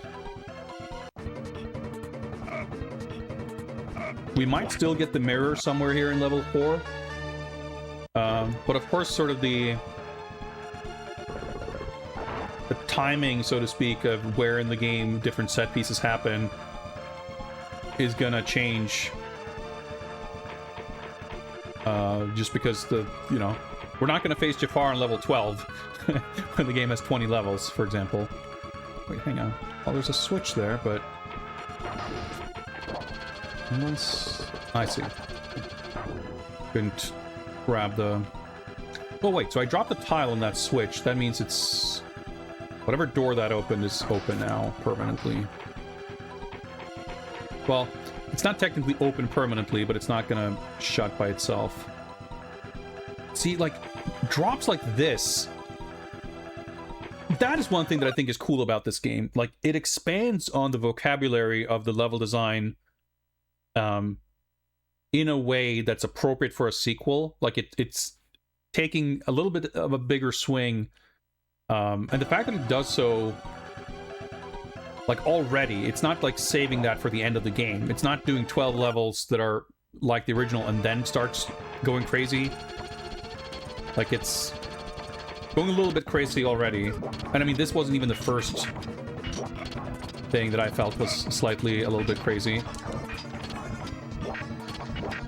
So this screen is like the screen at the end of stage 7. And I think that's cool, because it's doing things that, like, you would never see in the original, but they don't necessarily feel you know, they feel like they could have been in the original if the original had had more levels.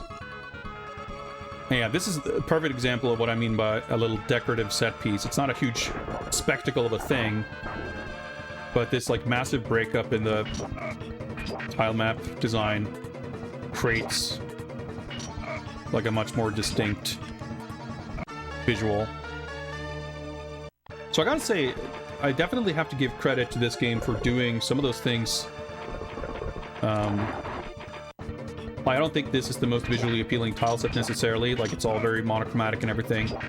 But talking about where I would introduce visual variety and trying to make each level look a little more of its own, and having... So he died on that switch, that's probably good. This kind of more gradual transition from dungeon to palace to endgame, whatever. This game is doing that. I think it's doing it pretty well. Certainly better than anything prior. Right, so it's so bizarre that, like, there's stuff that's sort of just similar enough to things from the original to throw me off and make me feel like something is kind of... Like, I'm second-guessing myself constantly, because I'm like, wait, do I know where I am? Do I know where this is? Can I predict what's coming in the next screen or not? That's a platform above me I can stand on. I can see the difference in the tile. I still haven't opened the exit, or found it. Okay, we'll take that, sure. It's a happy discovery.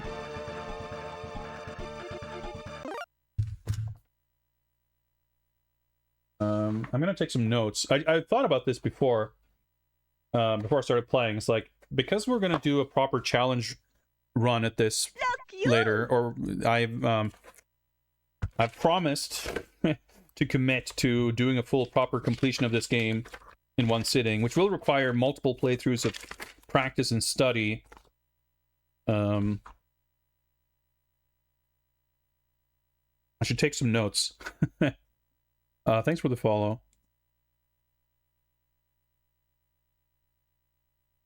Should actually save passwords just to have them on hand.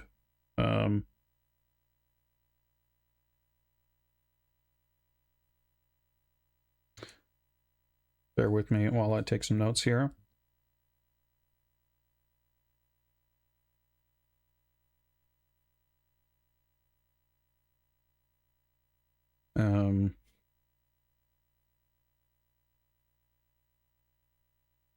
I'll do this. I'll draw a little bottle. Indicate that there's a health extension. I guess there was one in level 2. Yeah. I don't think I can get... Oh, I can get the password. Cool.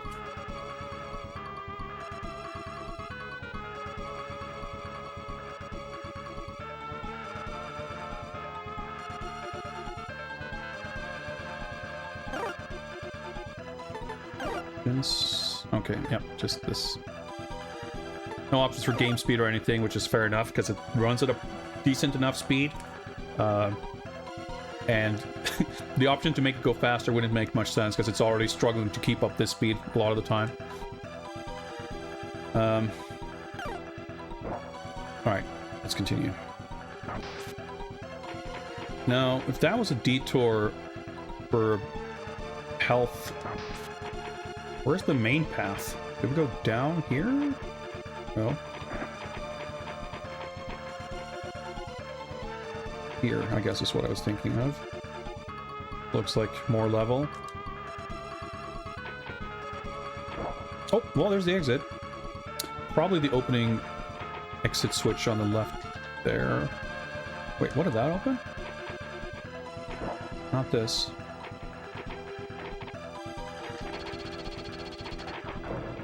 Oh, interesting.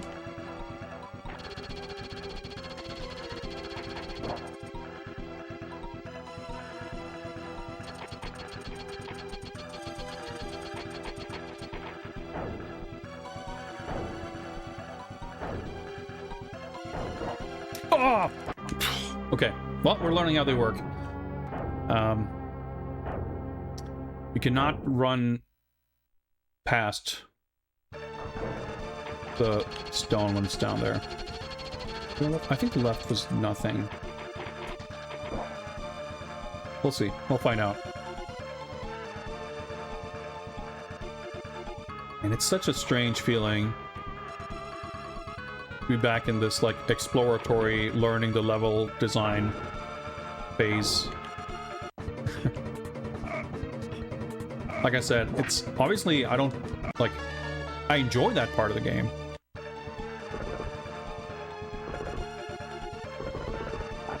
This time that, but it means I don't get to enjoy the comfiness.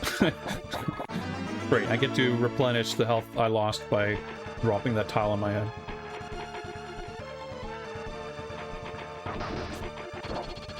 Alright, because I need to drop this.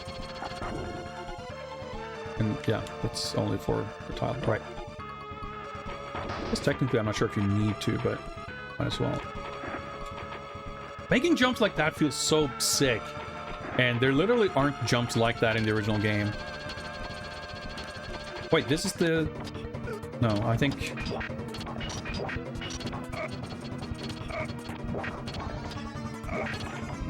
Are we already on the health extension detour? I'm not sure. I don't think so, because I don't think we doubled back through this. Maybe? I don't know.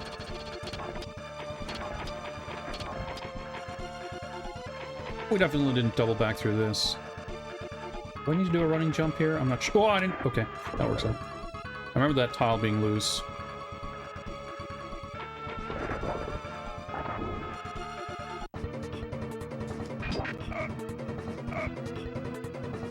It sparks here, by the way. Look a lot better than in the Mac version. No weird black outlines. No strange colors. Right, so we go left here. Yeah.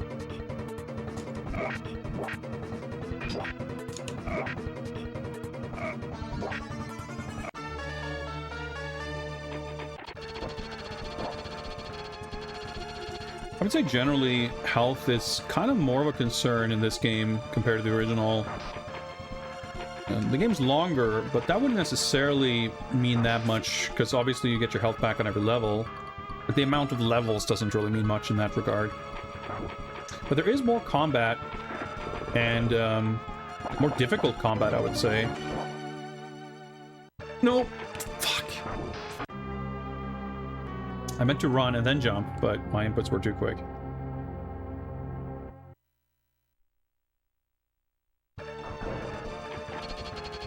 What's up, Noodle? Yeah. Prince of Persia 2 is a health hazard.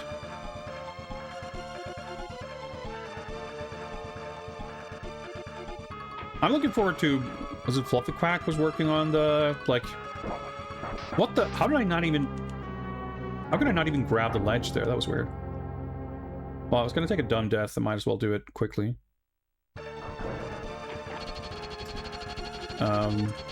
But like the reconstructed version of that game with like proper controls and not a bunch of weird bugs and shit. Like that won't fix all of the problems with the game, but it will fix some.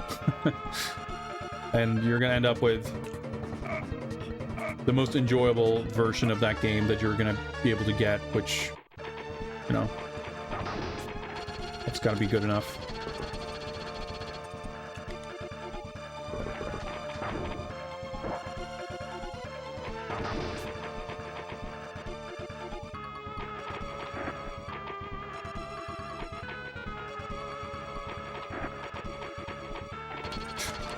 Okay. I freaked out a little bit there because I forgot about this screen, and I thought we were... I thought the screen with the windows in the background was here, so I was like, I'll just keep running, and I can make the running jump.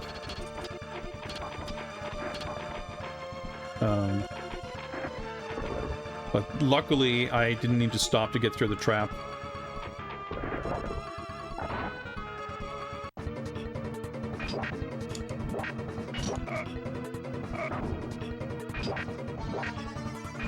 But yeah, as far as the health, like, the levels being longer and generally more treacherous is the bigger reason. Fuck off! That's so weird. I don't know why I couldn't grab the ledge there.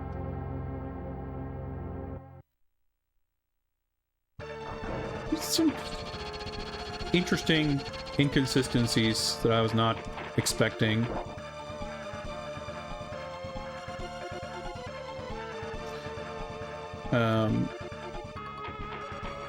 Like I said, health, you know, number of levels doesn't in itself mean that you need a longer health bar to survive because your health is refilled every level.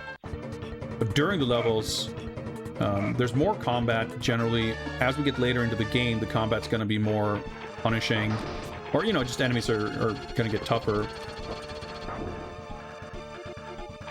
But there's also going to be, I'm pretty sure, more opportunities to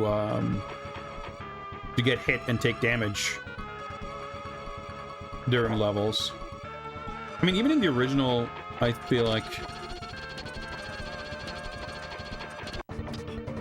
combat only accounts for so much of why you would want or need, you know, more health. It's more about having margin for error for, like, dropping tiles on your head and things like that. And when you're asked to do more of that in each level, things start adding up. Of course, the levels are also more difficult in the sense that there are places where health won't save you because you'll just fall to your death or get killed by a trap. Man, it kind of sucks.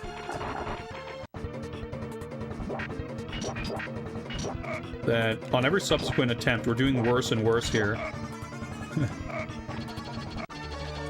I wonder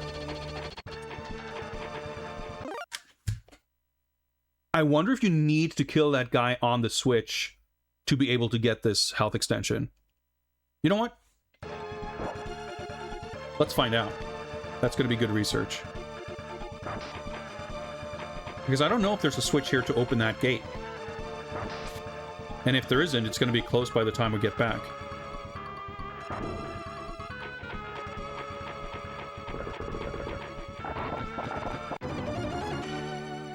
So, like, I don't... Unless there's a switch down the hole and we drop those tiles down. Because there's, like, a pit here. Ooh, I can go down there now.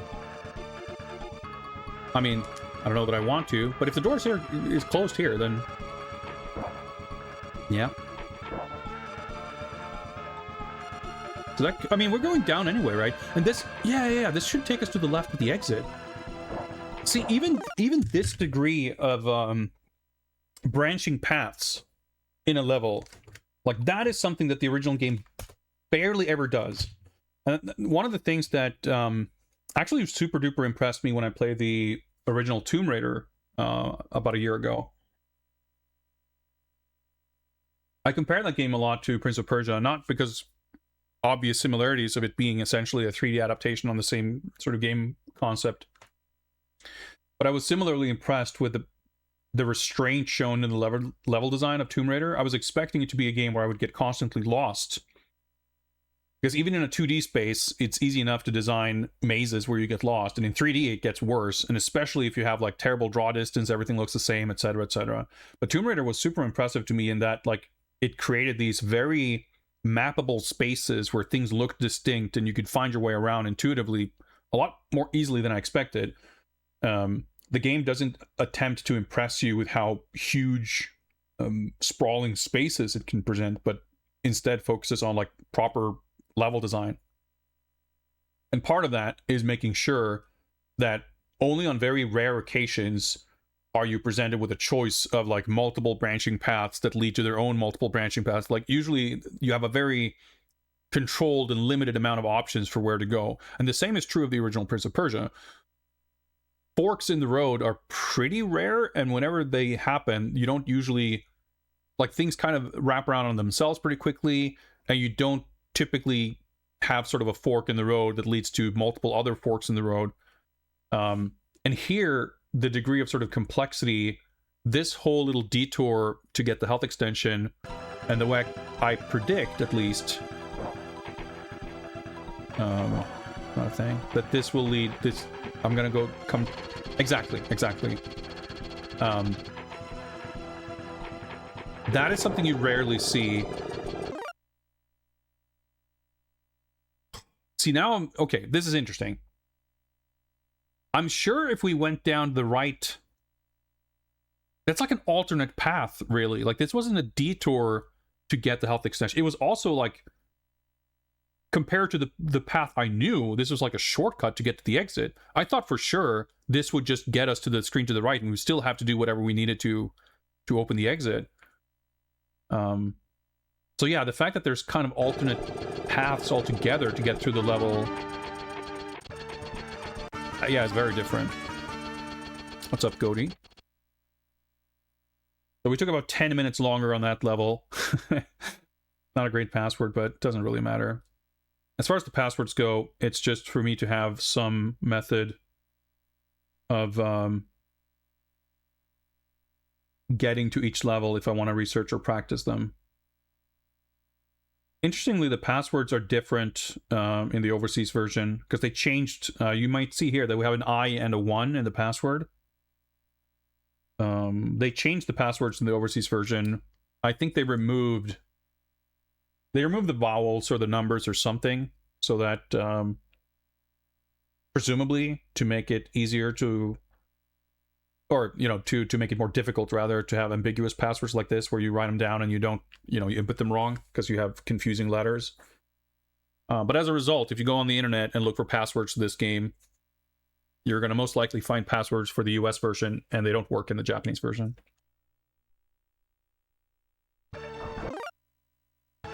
Okay, so this looks like level 4.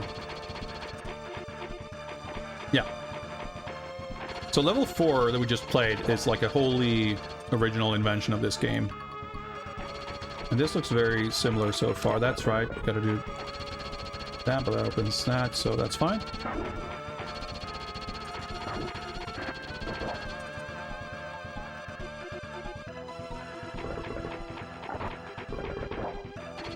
But I changed it to make it impossible to type.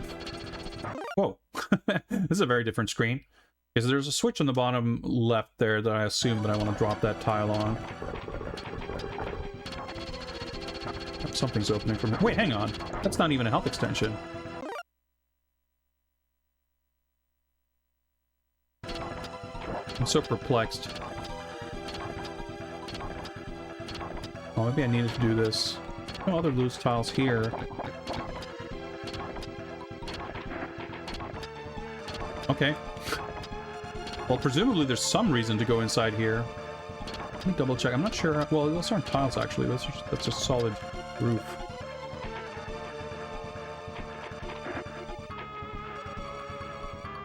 Alright, okay. Well, I mean, I guess we technically got the extra health on level 4.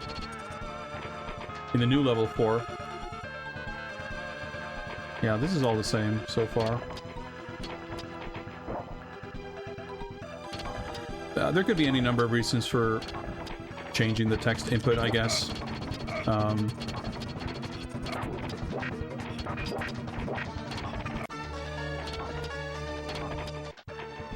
This is new. But at least, avoiding ambiguous characters is at least a reason I would... That's at least a good reason to change it. Okay, this looks different. This is new. Cool set piece variation. We have actually gotten a pretty decent amount, like, not every single level necessarily, but I guess a majority of levels have had something like this, where there's like a screen or two that's kind of unique. That's right, there's like multiple mirrors.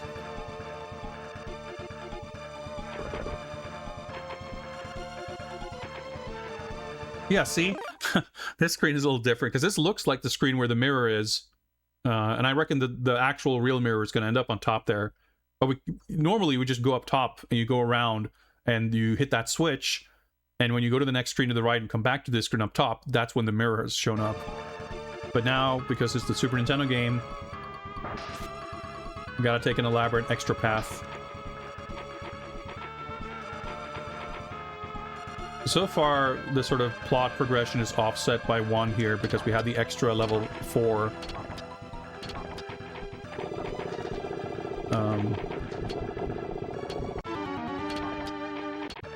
Otherwise, every level's been a bit different, but has had... It looks pretty cool.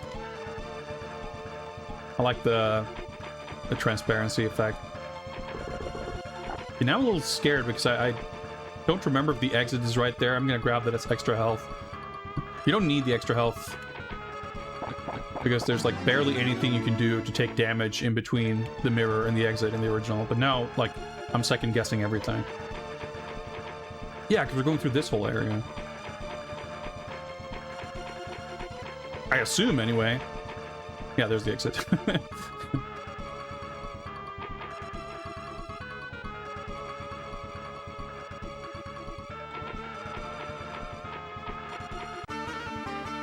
No health extension found, at least on this one. I want to say that the original game has 9 extra healths. I could see this game having more, just being more difficult, but either way, there isn't one on every single level in the original. That's probably true here as well. Get the password. ROHKIEE.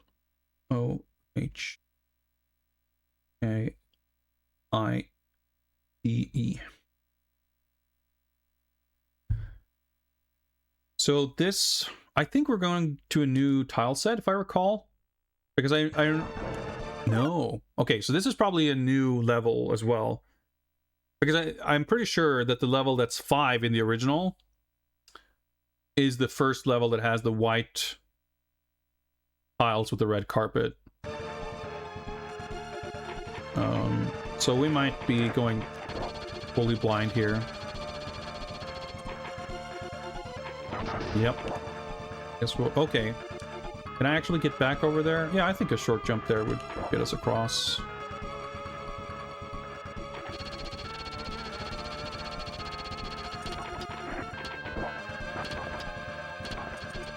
Even that little configuration with the trap and the door behind it. It's interesting how, like, so minor things, like... I think of it mostly sort of in terms of how other people would think of it, and how much of it comes down to me being intimately familiar with the original levels. Like, I'm sort of surprised myself occasionally by how minor a detail can be and still stand out to me as something that's like, oh, there's nothing like that in the original game. Or, you know, you'd never really see that. Which makes it kind of interesting. It's not a matter of being, like, authentic. It's just like, oh, that's interesting. There's, like, a little combination of tiles. Or a little setup. That just happens to never appear in the original game. That running jump was really scary because mid-run, I got confused about the buttons. I remember this now. Yeah. This is also weirdly tricky. So I think I did something to keep that door permanently open. Yeah, the original game is 1 hour, and this is 2. So you gotta drop down here. And then you can just kind of barely... in my memory, you had to, like, scoot to get through, but you can actually run through there. Usually safer... Yeah. That's interesting here, too, that, like... I don't know if that's a difference... but you basically... Like, if there's a loose tile, and you're reaching for it from below, it'll only shake if you're touching, like... it didn't shake when I tapped the solid roof. Only if I touched, like, the same set of floor tiles. But I think that might be the case in the original, but it's interesting.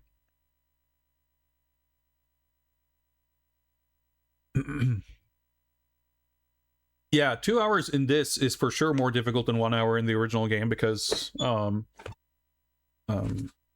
not only are the levels more difficult, but the fact that it's longer, in my opinion, I mean, granted, I'm much more familiar, I'm much more experienced with the original levels. But just the game being longer, there's like a cumulative mental strain that makes it more easy to make mistakes and like forget things and slip up the longer the game is. But yeah, so yeah, the every level in this is different. The level we're on currently is like a completely unique level. It's sort of like half and half, where this is so cool. The first like boss fight, yeah. So I guess that's like the lady on the box. So here we get the same boss theme for the skeleton in these boss fights, unlike the PC98 version that has a unique theme for the skeleton but not for the minister. Of course, this fight doesn't exist in the other versions, but I'm gonna assume that this means this kind of leads to the exit. Yes, yeah, I'd love to have a complete version of this, but I'm happy to have the original. I've been, I mean, I have my my custom-made box for it, and I have been looking at picking up a manual to have it, but it's like not really a priority. That went well. I reckon there might have been, we haven't picked up a health extension in a while, so we could easily have missed one there. I didn't feel like we really explored much, but it also does make sense that the boss level, I mean, level 6 is the first sort of boss level in the original, and that's probably the shortest stage in the game. So this being short too makes sense. But yeah, so the original game is 12 levels. This is 20, so of course there's going to be new levels. But none of the original 12 stages, to my memory anyway, appears in its like original form. Some are more transformed than others. Like level 3 was mostly the same until the last couple of screens.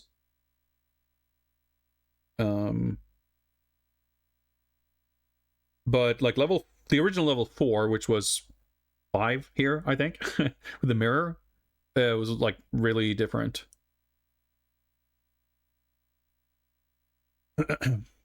Is this the first version of Prince of Persia to feature a save feature with passwords? No.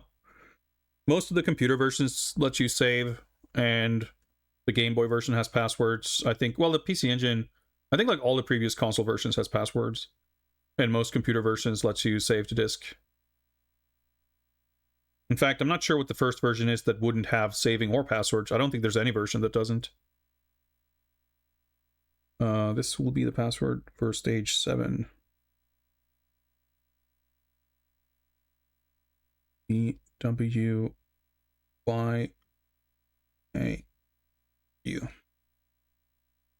So in the original game, technically I'm not 100% sure if it's any different in the Apple II version, but I would suspect it's the same as in the DOS version. You can only save once you get to level 3. The game won't let you save on level 1 and 2, but after that you can just save.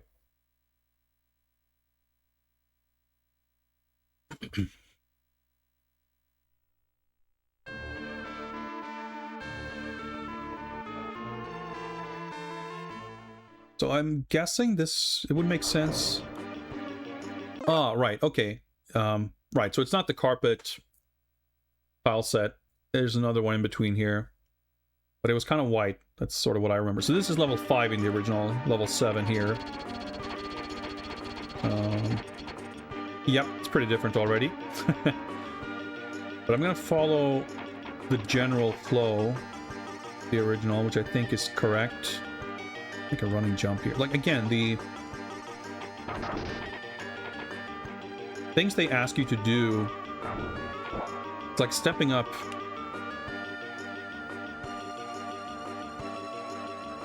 Okay, I vaguely recall this. Like the complexity and difficulty just ramps up much more quickly than in the original. Yep, I figured that would be the case. That is a platform, though. Okay, that's a single time climb. Should have enough time to get through there. Yeah, so just like getting here was like way more complex. Prince of Persia has received many sequels, but there's one number, well, technically two, I guess, if you want to be that way. There's Prince of Persia 2, The Shadow and the Flame. Not that great. Came out for computers. It didn't have nearly as many versions. There's a DOS version, the Mac version, the Super Nintendo version, and then a canceled Mega Drive version. It had a mobile, like Android, iOS remake at some point. And then there was Prince of Persia 3D, which I guess you could consider Prince of Persia 3 if you would want.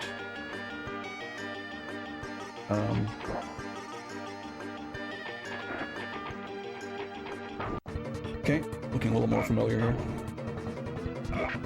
And then there's been that was like basically it for the kind of original run of games.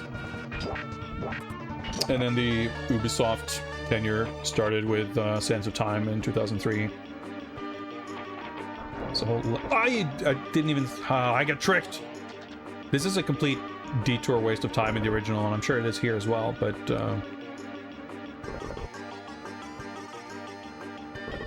whoops.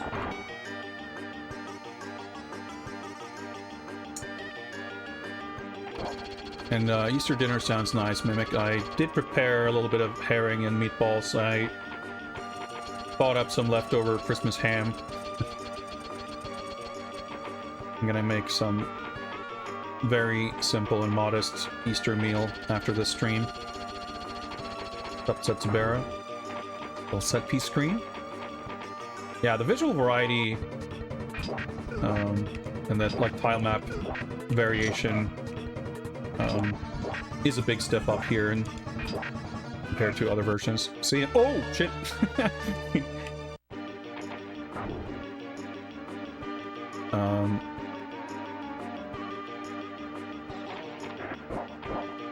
Thought I could grab that. Sometimes you can't.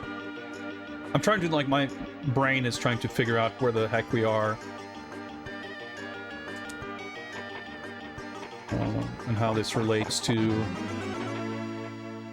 second half of stage 5, but I think the equivalent to whatever the heck I'm doing now sort of leads to a health extension and or exit. I love making those jumps.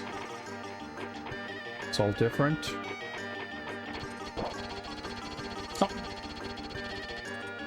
Oh. Okay. Oh, I see. I was gonna say, that door's not open. It is now. Okay. I've been wanting to revisit... Oh my god, it's... Haha, okay. I got owned. This is really cool because there is a set piece like that in the original where he steals your potion, but it happens in a completely different... I mean, everything's different. Like, the level layout's totally different, but...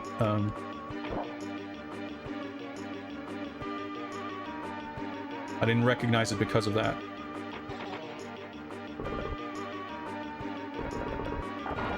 But yeah, I've been wanting to revisit... I played Prince of Persia 3D when it was, like, current, and I remember loving it.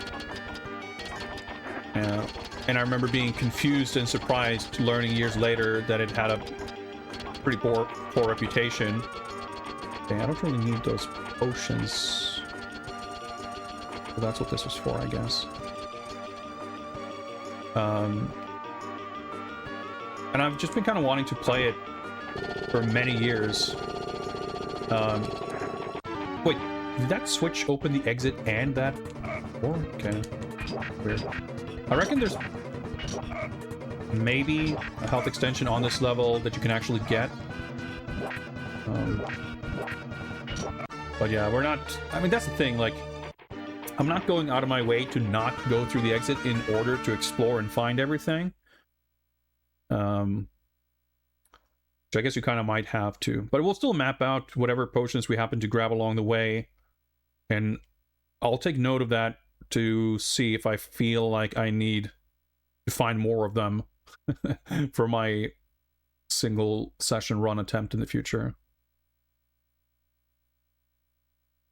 Yeah, like, I remember Prince of Persia 3D being very faithful. Like, it had a lot of what I liked about, like, the platforming and hazards, like, felt similar in a way that's, like, not true. Like, I like Sands of Time. I think it's a great game. I replayed it a couple of years ago, and it kind of held up better than I remembered it, even though I remembered it quite fondly. But it's a different type of game. Like, the platforming and combat, like, nothing, it doesn't evoke the same feelings as this game for me. Not even close.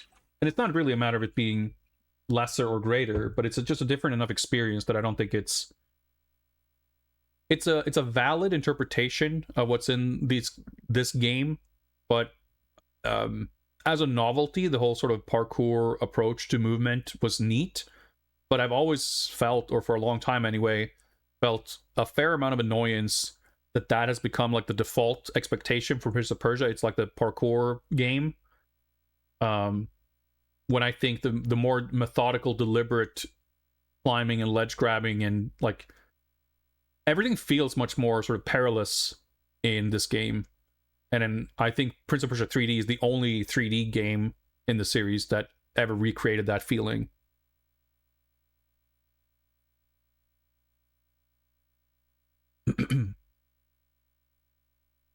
Let me catch up with chat while we're here. Yeah, I only play the PC version. I don't know if it was that. I know there was like some, like the Dreamcast version is technically kind of an updated version, but I have no idea about specifics of what changed. I'm sure I've read up on it at some point, but I don't remember. I know the PC version is like a bit of a hassle to get running on modern PCs, but there's been some, like there are fan patches and stuff like that. I remember I downloaded a bunch of stuff. There's like mods and all kinds of things. Like in preparation for eventually doing some kind of Prince of Persia series playthrough on stream, like I downloaded a bunch of stuff, but this was probably like, actually this was around the time we played Sands of Time, because they first announced the remake. It was first supposed to come out in 2020 before it was delayed and delayed and delayed and delayed and then canceled. But I remember it was like we played Sands of Time, and then we played, I think, the Mac version of the original, and we played a bunch of the Mega Drive version of 2, and I was kind of like on the cusp of wanting to do more of a full series thing, but I was sort of let's wait for the Sands of Time remake, and then that never happened. But I think it was around that time that I started digging into a little bit more, preparing to get the PC version of Pop 3D to play it, but then I never got around to it.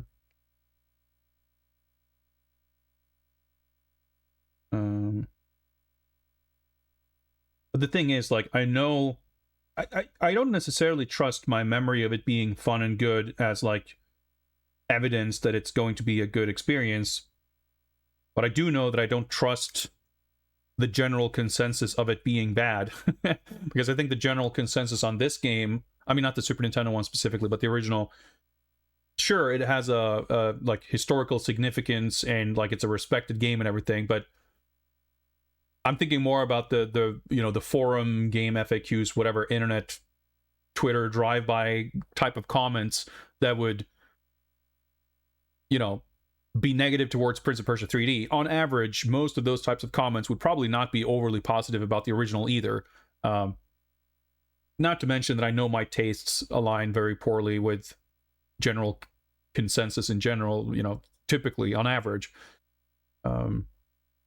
Like I could see myself, I'm sure Prince of Persia 3D is not as polished of a game and smooth of an experience as Sands of Time, but I would still not be surprised if I played both those games and came away having enjoyed Prince of Persia 3D more for being a closer approximation of the type of experience you get in this game. And I think you'll struggle to find people on the internet who's gonna, you know, pick Prince of Persia 3D over Sands of Time. That's just my gut feeling.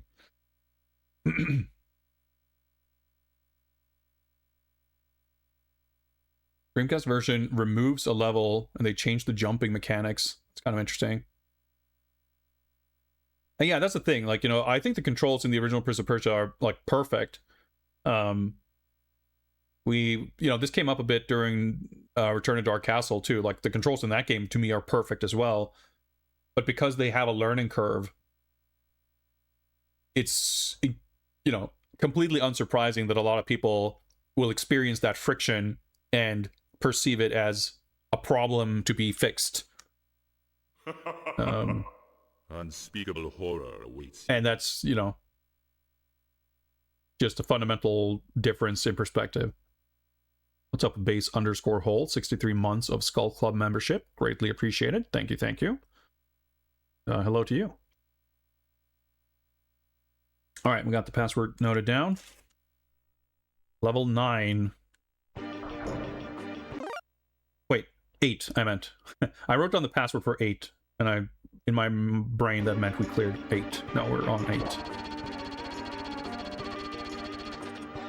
This actually kind of looks... Alright, this is a new level, but it looks a little bit like the...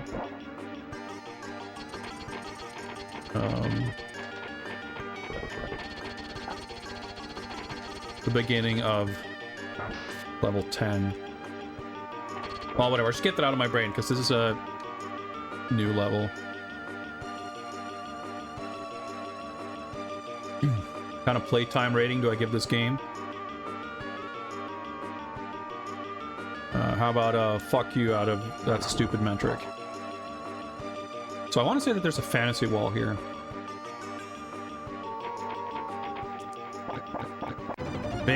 Vague recollections. Actually, let me make note of the bottle. So that's a thing that doesn't exist in the original.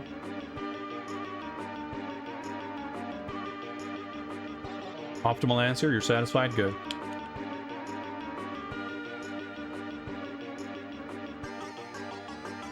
Right, because I remember this being like... It's right at the beginning of the level. I'm gonna fall down. Yep. When you have to do that little climb at the beginning and like sort of waste time at the beginning of every attempt.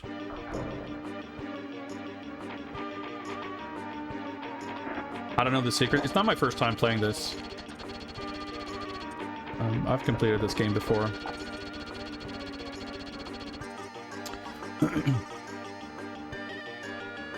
Do most potions give health upgrades? So there's a different, a number of different types of potions.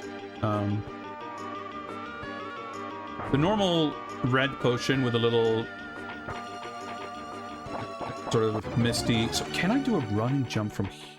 No, that's gonna get me killed.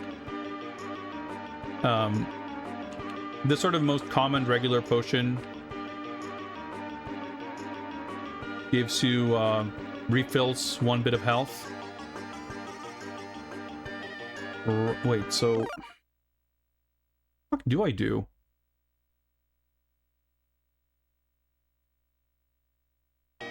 Maybe this switch opens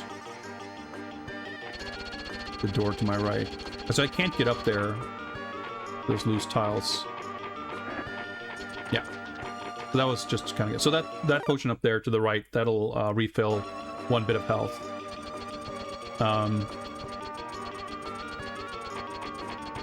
And the ones with blue are poison. They take away 1 health. The large bottles, like the one you saw me pick up to get 1 extra health on my health bar, that's what they do. And those are like the recurring types. Yeah, these like death-defying jumps, so sick.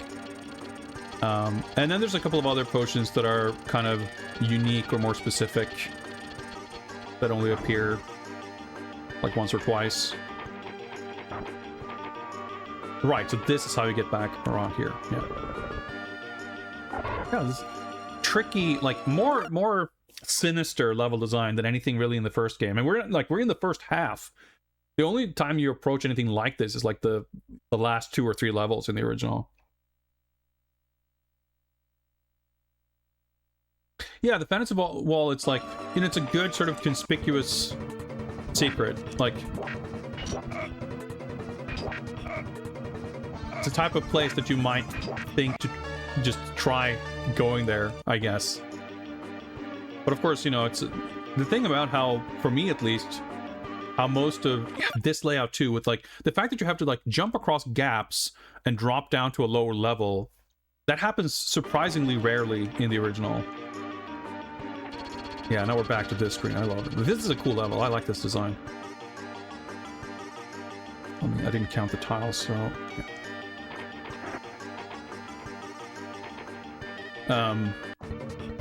You know, the way I memorize levels isn't like mapping out the entire level in my head. It's looking at a screen and remembering what happens next. Like, what's on the next screen? What do I do here? What screen is after this screen? Okay, that's not ideal, but doesn't really matter.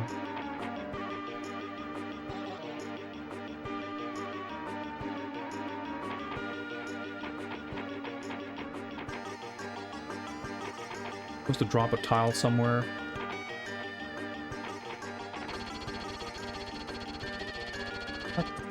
Switch. I mean, it could have been. And I was just like, that guy was just there to delay us.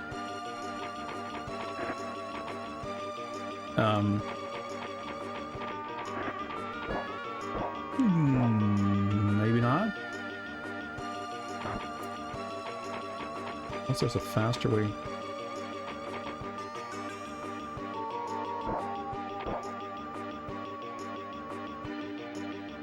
Open this door, maybe?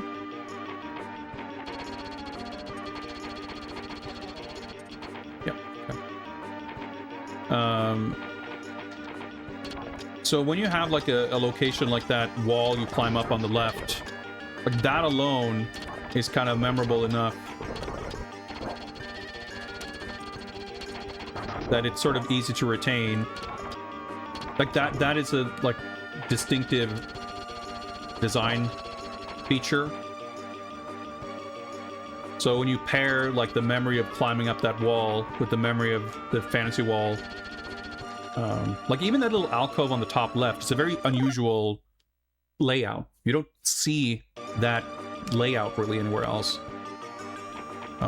It makes it easy to remember those kind of details. There we go. A lot of questions in chat. Let me try to keep up better than I did yesterday. I realized after yesterday's stream, like, man, I'm not used to reading chat. I was doing a very poor job of trying to keep up.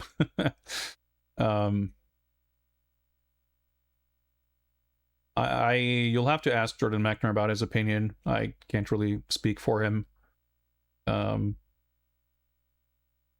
know he's written about his love for the artwork for this game. I think he's written about stuff here and there, I guess, but I wouldn't trust my vague recollections of like 12-year-old tweets I read. Did the original give the main character a name? Not a name, but the character's officially named the kid.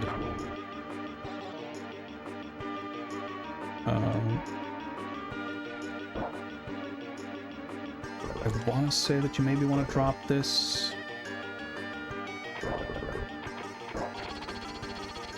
It opened something.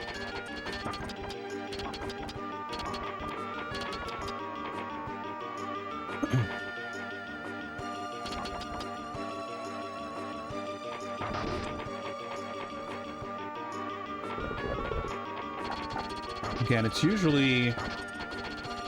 Where's the exit? It's open. I guess that's the exit switch on the top right. I'm gonna guess we might have missed... No, we didn't. I was gonna say we might have missed a health extension. Like, no. We're still on that level where we grabbed it the first thing we did. Yep, there's the exit. I got enough air in that jump to fall more than a single tile, so I took damage. That's fine. We're getting it back now.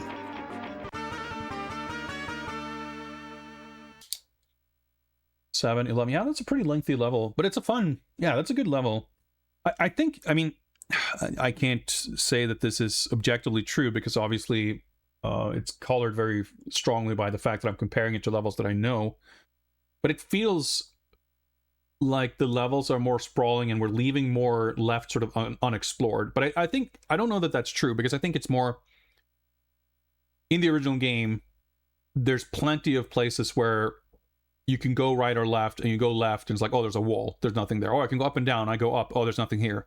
And because I know where those dead ends are, I never go there. But here, where I can go right or left, I go right, and that was the correct path. I'll have a lingering memory at the back of my head saying, oh, there was a path I didn't take, and that could have been a dead end. But because I don't know it's a dead end, all those paths not taken stand out a little bit more in my consciousness, leading to the feeling of leaving stuff unexplored, even though we got a health extension on this level, so there really could not have been anything worthwhile that we missed. Like, you're not going to find multiple ones in the same level, I'm pretty sure. And there's not really anything else. You know, there could be shortcuts or alternate routes or something, but pretty good. 7 minutes with a couple of deaths, not too bad.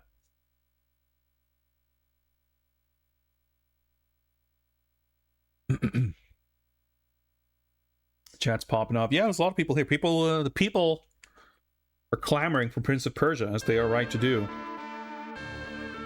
Okay, now level 10. Surely we need to get to the boss fight soon. This should be this level. Yeah. No, God, I get confused. Level 9. I write down the password for level 9, and then in my brain that means I finished level 9. So this is level 6 in the original. Mostly. Except it doesn't have fucking conveyor belts.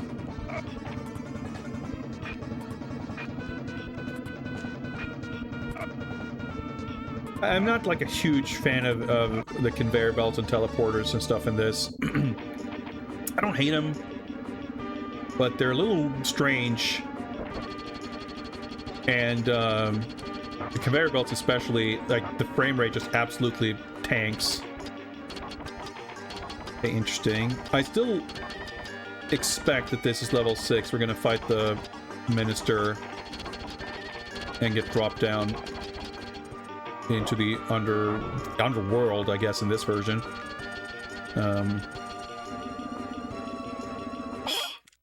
Okay, this is sick. We see the gate, we see the carpet. So we're gonna like transition from this tile set to the carpeted tile set. I gotta say, I'm impressed with these little things. This is exactly the kind of stuff I was referring to, really, when I was talking about before, about having more of a sort of more gradual progression of visuals and narrative in how we get, you know, from the dungeon to the palace to whatever else. That element is well done in the original, but it has a lot of room for improvement because there's elements of it that are like just a little bit clumsy.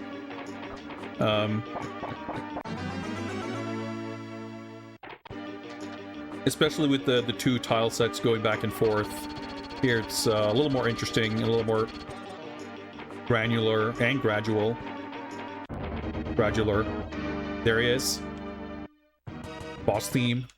So of course he's not like the first or only boss in this version, but still very good build up to this fight.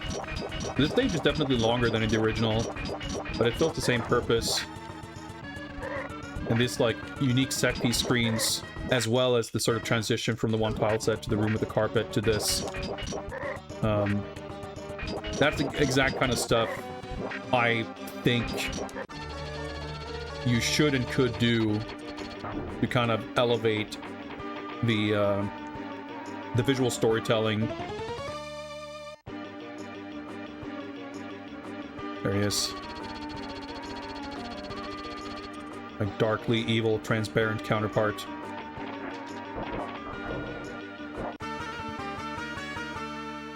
Yeah, that was sick. 236. Still, by this game's metrics, a very short level. Write down the password. But again, it feels like we might have left something on the table in terms of exploration in the beginning part. I'm fairly sure, I don't know for a fact, but I want to say that it's probably one of the stages that doesn't have a health extension in the original, because it's like there's a couple of screens and then the boss fight and then the end. But here it feels like we left more unexplored at the beginning.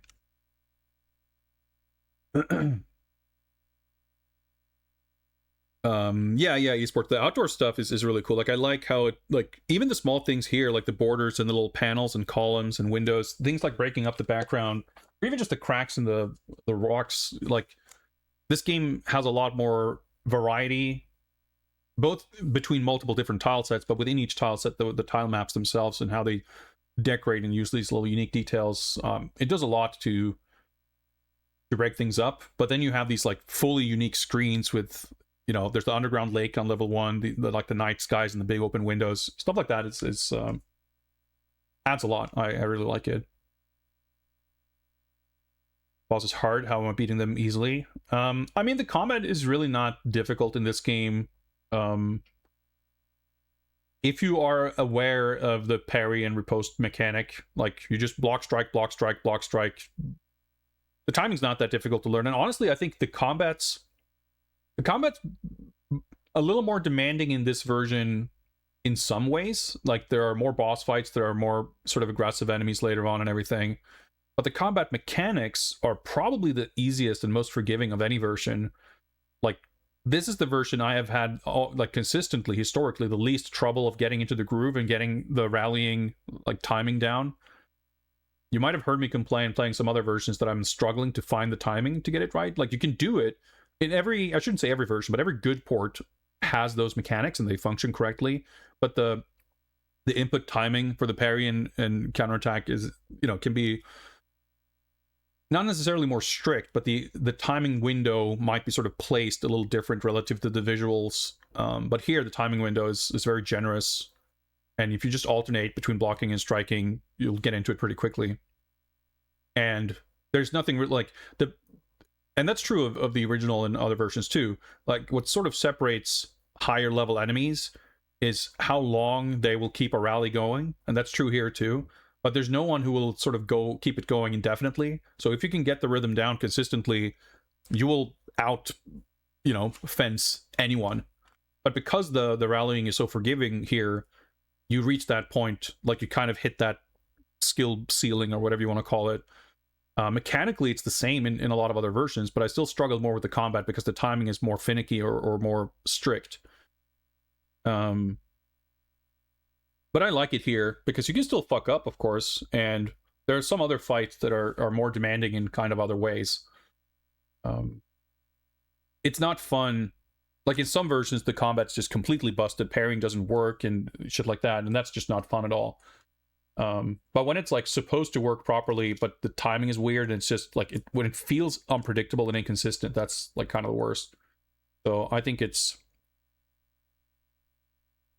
I'm not sure if I would say this version has my favorite combat. I might almost say that the combat's too easy here. Not too easy in that it's a problem for the game, but some versions, I'm not sure how frequently we'll get to those properly butt-clenching moments where it's really, really close in this version, because the combat's, like, the timing of it's a bit more forgiving compared to some of the other versions. But it makes for kind of a smooth, nice experience, so it's not exactly a big complaint. Are there versions where the timing is inconsistent? Certainly, in the original, in the Apple II version, the timing's inconsistent simply on account of the game's speed being very inconsistent. It's the most, like, inconsistent speed of any version. You know what? I'm going to pause the timer because I've been streaming for 3 hours and I should definitely be taking a break. This is, quite frankly, as good a spot as any. We're in this kind of act change in the game story, so we'll take a break here. But I'll finish my what I was saying if I can remember. Yeah, the Apple II version is the most inconsistent speed-wise. Like, this game has occasional slowdowns, but the Apple II version, interestingly, when it's running unrestrained, it's actually faster than most other versions, but it very rarely runs at that full speed. Certainly, if you're in combat, if there's multiple characters moving on screen, it's probably not going at that speed, but the speed is more variable. Like, not only does it slow down significantly more than many other versions, when it's running at its fastest, it's actually faster than almost any other version. So the spectrum of speed that the game can run at is wider than most other versions, maybe all other versions, but also the fluctuations happen more frequently. So, you know, if you're fighting on a screen where there's a door, or you're fighting where there's a spike trap, or you're fighting there's a loose tile or something, like every little thing, even a torch in the background, changes the game speed. So it was a little tricky because of that. And you get that element to varying degrees in a lot of versions. So I think in that way, it's not that uncommon for timing to be a little, like, sort of inconsistent. But when it's due to sort of slowdown and things like that, that also by definition means you kind of have more time to react as well. But it doesn't feel as good, of course.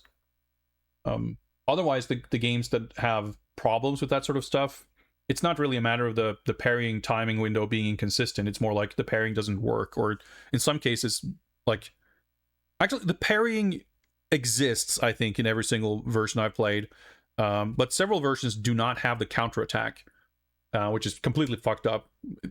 And in other versions, the parrying exists, but it doesn't function the way it's supposed to. Like, you have too much knockback and things like that. The Mega Drive version has like multiple of those problems, and the timing window is like a lesser concern in that case because there's like more fundamental issues. Anyway, like I said, I'm going to take a short break, and when I return, we're going to move into the next chapter of Prince of Persia for the Super Famicom. See you guys in a little bit.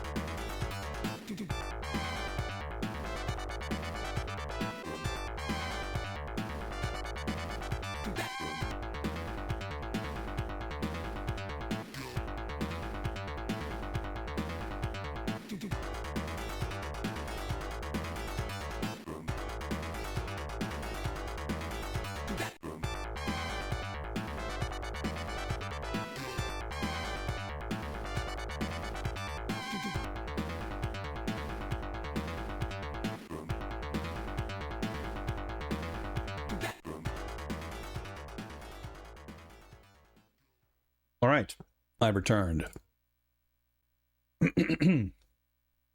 Let's see if I have everything in order. I believe so. Let me just hydrate real quick.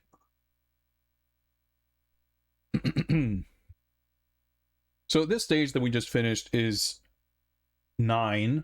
Sorry. Yeah. Wait, no, I'm confused. Yes, it's 9 in this game. It's 6 in the original. We've had 3 fully original stages.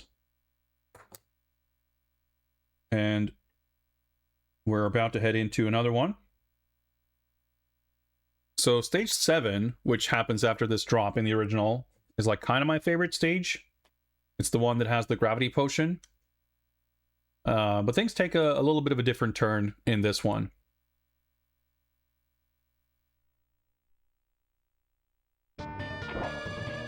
So I do think this is a sick effect, by the way. The fact that the main character's color palette is different in these stages is a neat little touch that you don't see. It's like one of my Japanese animes. That frequently. It is a little bit, yeah. I'm not sure if the effect is quite pulled off. But the idea, like, because of the red hot ambiance, that his colors look red. So now we've got more skeletons. So this is, of course, kind of what we see implied on the box art.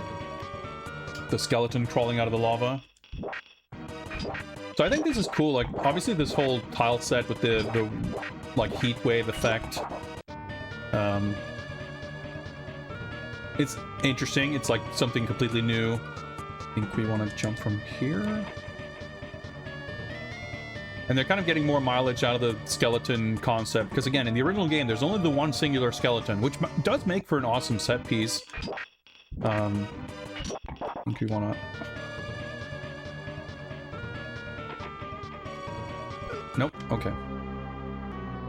I was thinking I wanted to push him off the left edge, but then he just collapsed. And he came back sooner than I expected. I knew he was going to come back, but that's right. Pressed the wrong button, but I still made it work.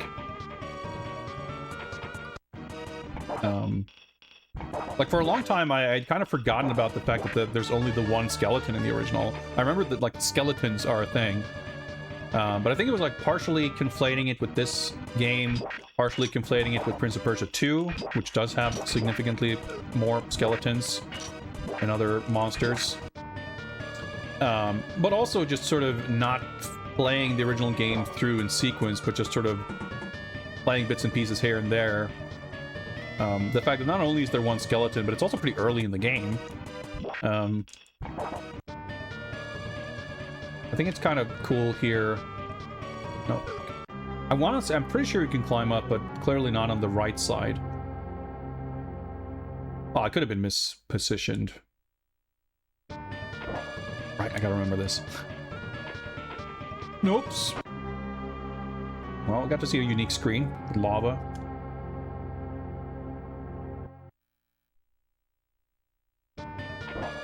Like, there's many elements of this that clearly escalate the sort of fantastical elements far beyond the scope of the original game. But I don't mind it at all. I think it feels appropriate because obviously, you know, you fight an unkillable skeleton with a sword in the original game. It's not... Like, we've kind of crossed that threshold already, you know? So the fact that they're turning it into more of the spec... I mean, the same thing really with the final showdown with Jafar and his sort of... I want to see if I can climb up here. Yes.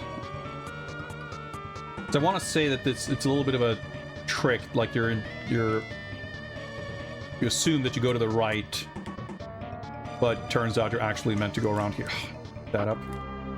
I could be wrong about this, but that's my vague recollection. That's what my brain is telling me when I see this screen. That's how it works, you know? Like I said, you recall one step at a time, and I'm just following my instincts, and my instincts are telling me go up and to the left. You know, the whole blue anime elf Jafar, like, I think all those things are cool. And I don't mind the aesthetic sort of shift,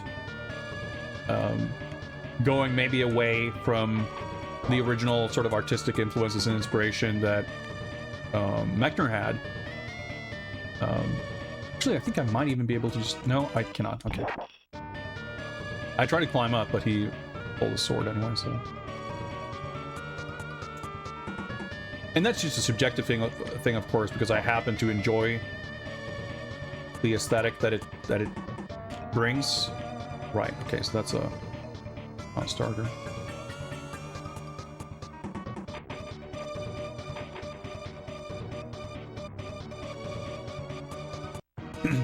Yeah, I agree that the visual effects on this level is a little intense. I think the animated background tiles are maybe a bit much. Like, it's a clever sort of trick.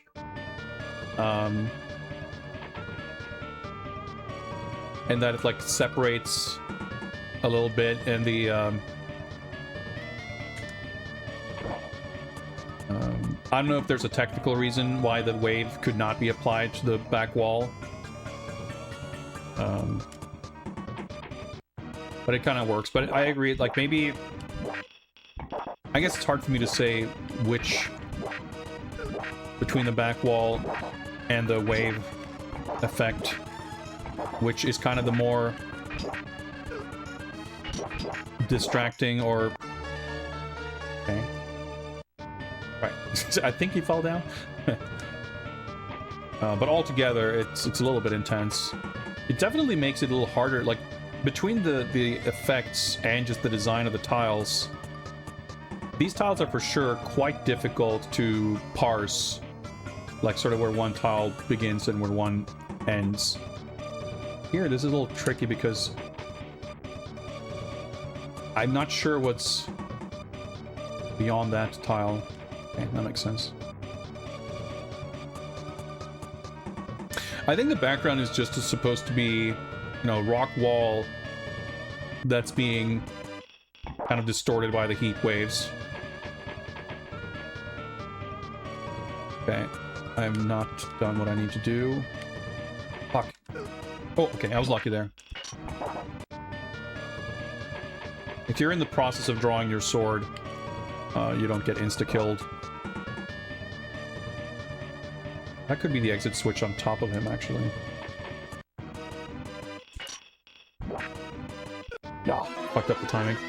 I wanted to switch places to push him down the hole. Technically, I probably didn't need to do that. I got spooked. I almost fell down. But I like this level. It's a little rough to look at. It's kind of annoying in that way. But between the skeletons and the layout, like, I think it does a great job of having a very solid identity mechanically, thematically, and visually. That actually all tie together as well. Like, we're not literally in hell. At least that's not how I perceive it. But the skeletons feel like they fit with the idea of this being like this, some sort of figurative hell or underworld.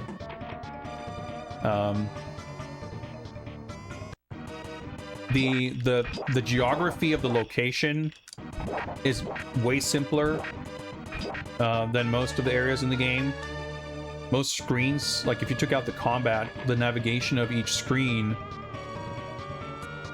like there's nothing in the previous levels that's this empty.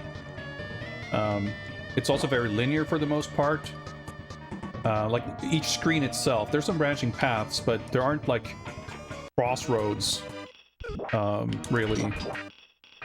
Like it's more of a linear sort of climbing gauntlet. And then we have these sort of mechanical differences with the, you know, you can't kill the skeletons, so you have to just knock them down for a bit, or, you know, push them in a pit. Like, every single element, really, of this level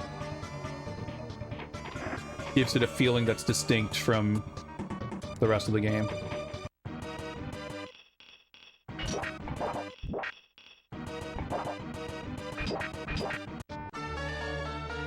I think that's a switch.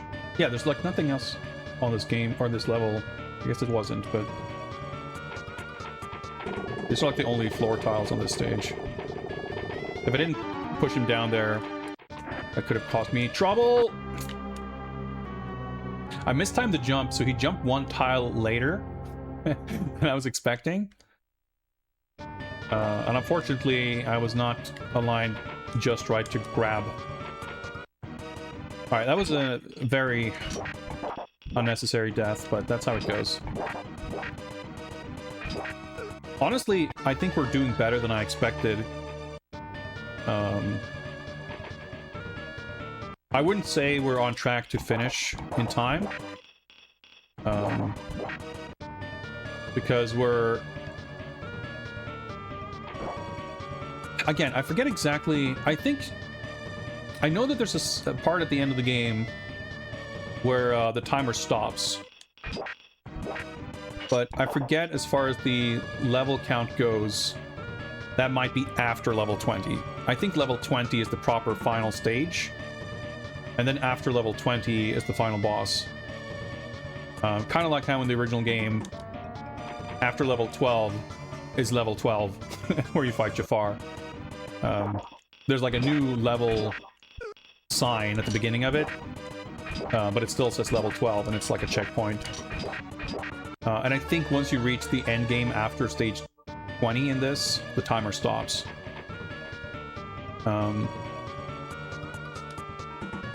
And there's like the Astra fight, which is the shortest level in the game, probably. But on average, I know that the last handful of levels, at least, are the most difficult. So if you beat half the game with half the time left, that's like not a great sign. And we are right before the halfway mark, because this is level 10, and we have less than half the time. Oh no, we're 65. I thought we were at 60. Okay. So I guess we'll maybe just barely do it.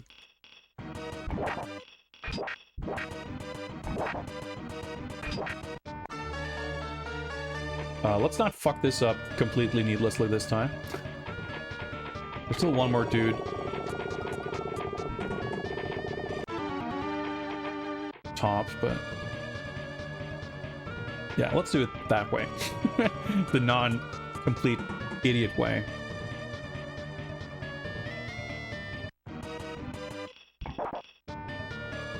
Oh. Okay. I was hoping I had enough space there, but between the warbling and the design of the cave tiles, the volcano tiles, whatever, made it quite hard to gauge. But we got there. 11:39, yeah. But you can see here that the time really, you know, flies. Because I could have probably beat this in 5 minutes. Like, just taking 1 or 2 deaths brings up the time a lot, especially if you die right at the end like I did there, of course. But let me write down the password. We have not got any health upgrades in a while, but we're not really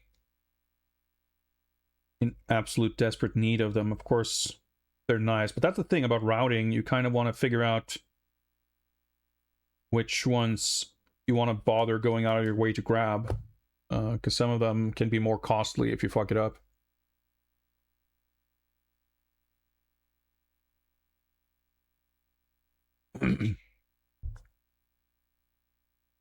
I really don't know anything about 1001 Nights.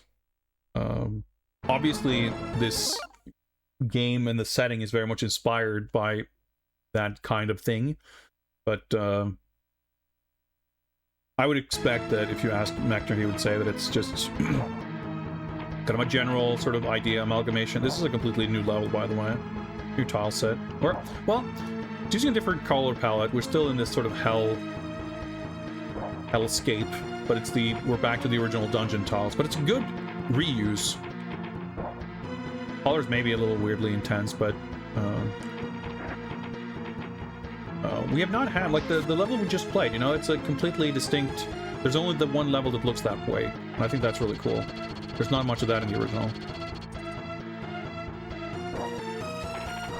Right, okay. Oh, I think we need...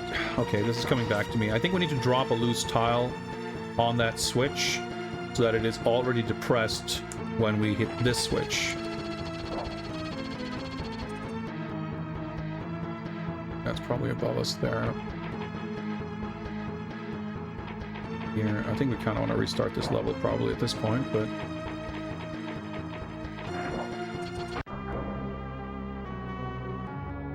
I don't think there's a restart level command in this. There is generally in the computer versions. Wait, that didn't lead anywhere. We gotta go up here.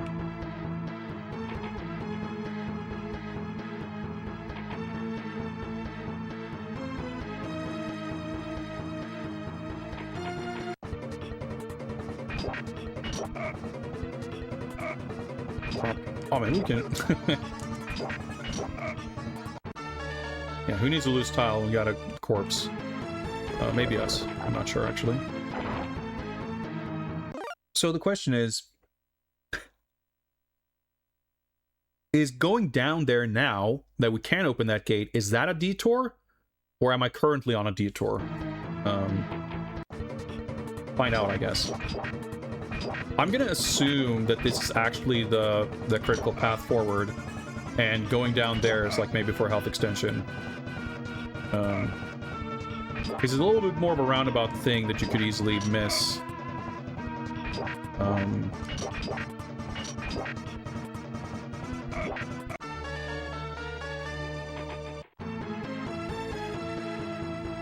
Yeah. But I don't really need it that badly, and chances are we're gonna die in the process of whatever's happening here anyway.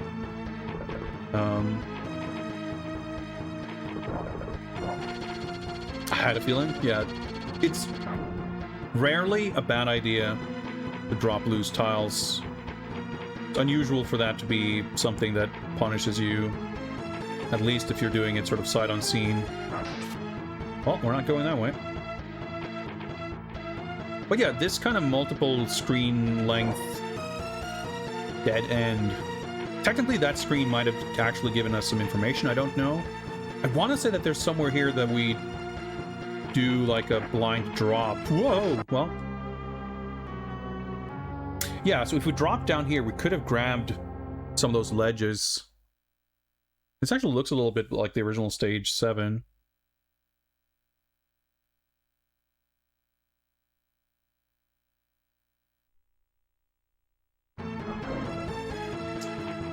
Yeah, first of all, it's... I'm not sure, there's like different titles, but the title you're looking for is 1001 Nights without a K, or Arabian Nights. I guess those are like the titles it's usually referred to. I would suspect, I've never read... maybe we should go down to explore that part. You know what, let's do that, because I'm not sure where this... And again, I think we dropped some loose tile here somewhere. Okay, let's double check. I would say it's the kind of thing you are likely to be able to find like multiple different translations of, with like cultural sort of commentary and stuff like that. That's kind of what I would expect. It's that kind of like historical literary work.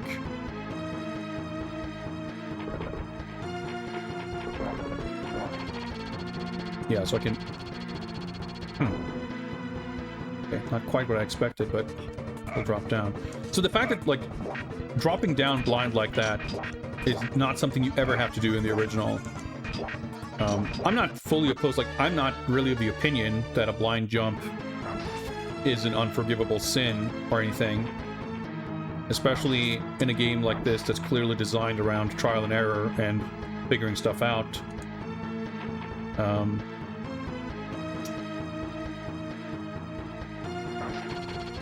But it is an interesting sort of change. Okay, I couldn't grab the ledge, but at least I didn't land on the spikes. Right, so, okay, this connects here. So I could have gone down to come through here, but then I wouldn't have hit whatever switches I hit. I wonder if... Yeah, okay. The switch on the top left might have opened this gate that I'm now stuck behind. Yeah, this feels a little bit more like a Prince of Persia 2 level, where there's a lot more branching paths and sort of red herrings, almost. Which I'm not the biggest fan of. But again, I know that I can't really judge things objectively because I bet that's a loose tile. I kind of somehow remember that. But I think I need to drop something on that tile. Drop it, whatever. But this should take me back. Okay, yeah. I need to drop down on that tile to drop it on something below, and then I grab the ledge.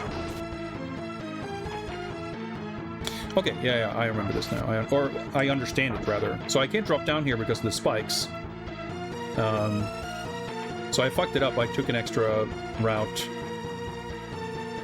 Which means the drop, like, taking the lower route at the beginning might have been sort of a time save.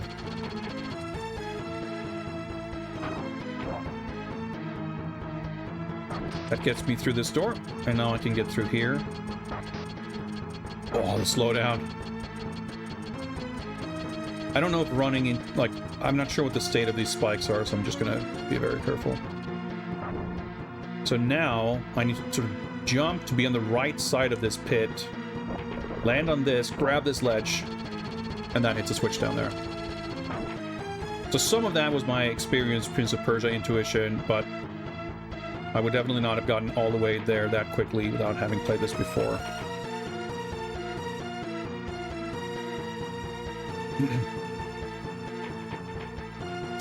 Yeah, I think the one complaint I might have against the visuals in this game, Marty.Zone gifted subs, thank you very much indeed. Oh yeah, so I dropped the tile here before keeping this gate open, that's good. And I somehow got the health extension because of it. I'll focus on this while Quan Chi Unspeakable horror. wishes you unspeakable horror. Unspeakable horror. Flame traps. Oh, and these are awkward because they're difficult to visually parse where they are exactly. Unspeakable horror.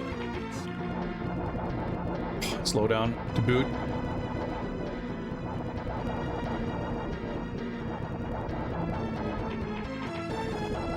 I guess I can step in between them. This would be a bit fucked otherwise. Yeah, I think functionally these are exactly like the jaw traps. They just look different.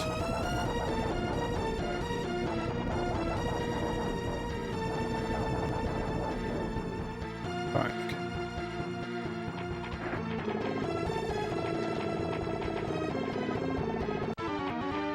Okay, that could have gone a lot worse. So that was stage 11. And I think basically following my general intuition, I'll probably find my way to that health extension next time as well. Thanks again, Marty.Zone, and welcome new and returning members to the Skull Club. Appreciate that, Marty. I'm like writing down passwords, making mental notes, trying to read chat, thanking generous people. I'm getting a little loopy.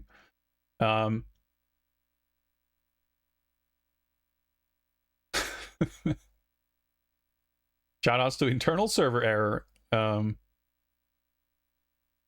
I think it's because you had the @ sign there. I guess that's there's a Twitch command. We can shout out Marty.Zone.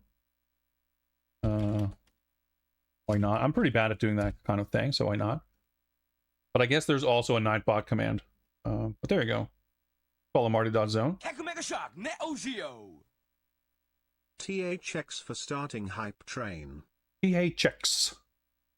You as well, Noodle.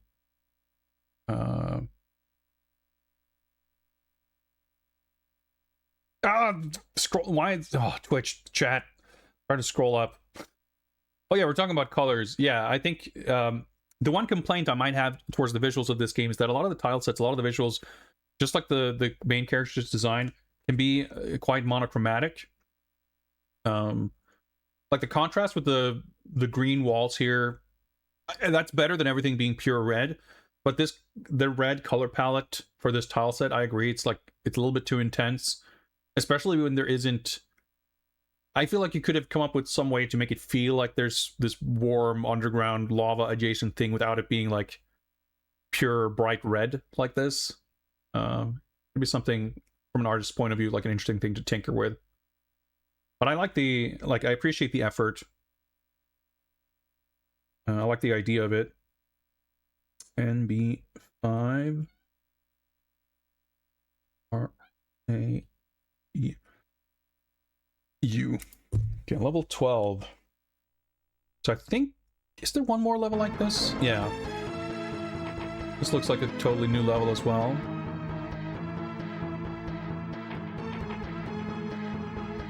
And there is a health extension there. That's interesting. That door probably will close if I take one wrong step.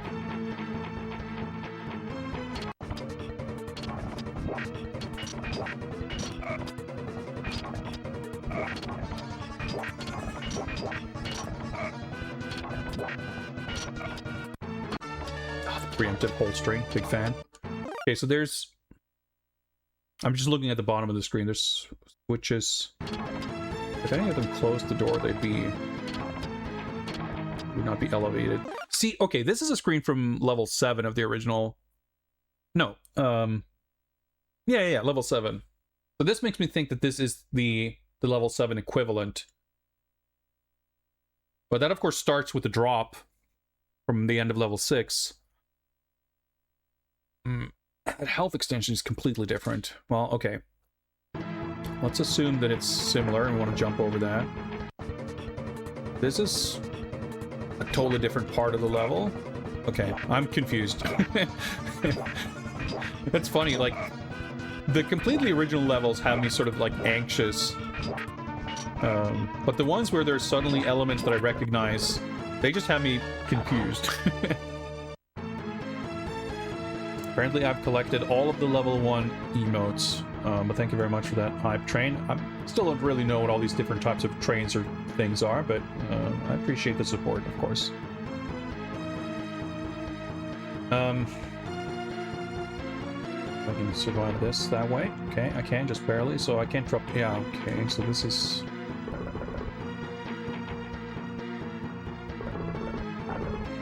It's like elements, not even full screens, but like parts of screens that are very recognizable as parts of level 7.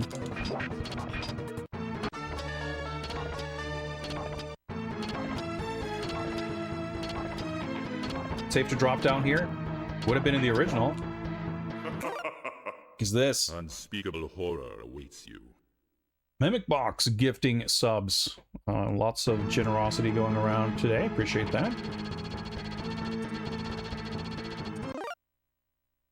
Okay, so this is this screen. I'm just sorry, I'm like the health extension, how does that?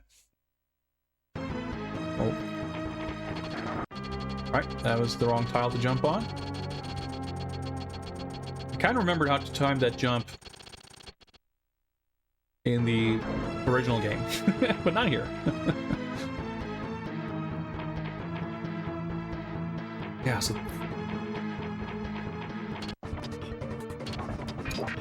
many mysteries of level design in this game.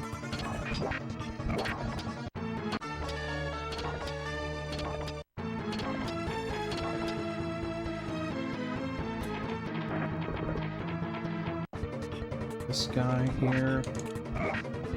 Like, this looks a bit like the very part before the ending, but I would have come from the right.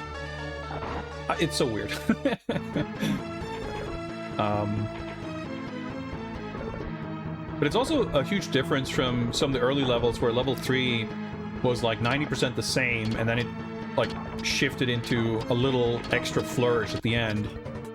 Here it like keeps dipping back and forth between completely new stuff and stuff that's like, oh yeah, I guess this is like that part in level 7, to things that are 100% the exact same. And it sort of cycles in between those different types of parts.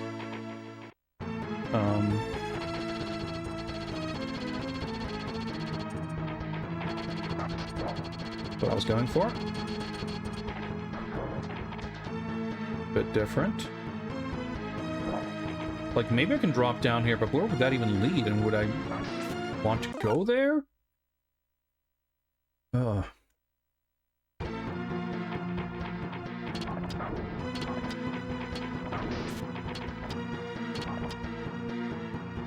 Well, that looks desirable. But I probably wouldn't want to drop a tile on it, because wherever that, like... Well, let's go up here and see. That opens something, but I can't drop down here.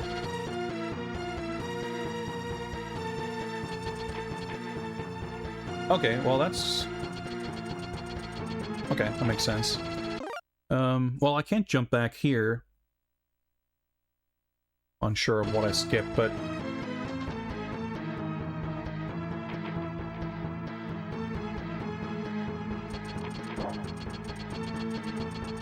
I'm like overwhelmed.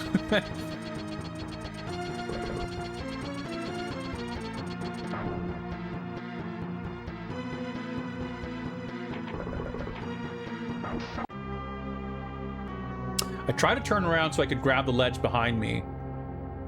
It did not work. I had a sneaking suspicion that that was about to happen.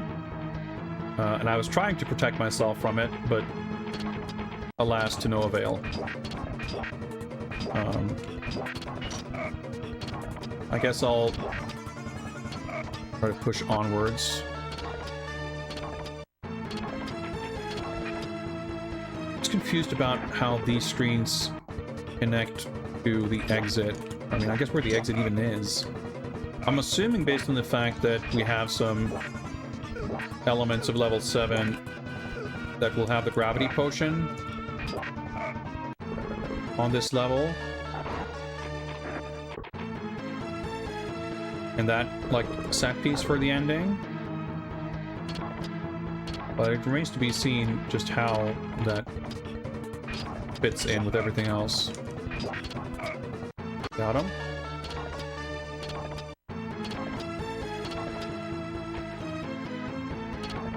Grab this.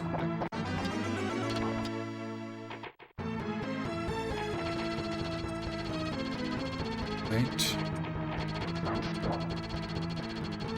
So I could take this path one screen below, but I guess we'll keep going on the path. I always take the lower path in the original anyway. Yeah, there's no, at least no red blood. There's parts here where there's something that kind of could be perceived as black blood. Look that up. I haven't dropped down. I don't remember. The layouts are so expanded. I'm struggling a lot with the kind of mental mapping. Right, this is where I died. So I think these tiles are both loose, right? And I think the same two tiles are loose below me, but I can grab... because there's a pillar here, that's not loose. But I guess even that one wasn't. But that's gonna drop down to cover... Spike.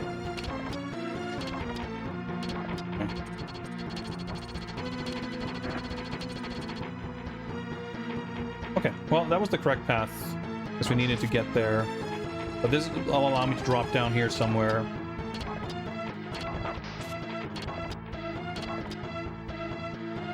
course, the very end.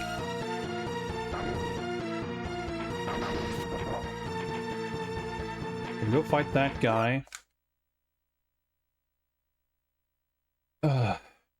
This takes me back sort of towards the... orient myself. We know that the health potion is way over to the left, so... or the health extension, rather. If that was our objective...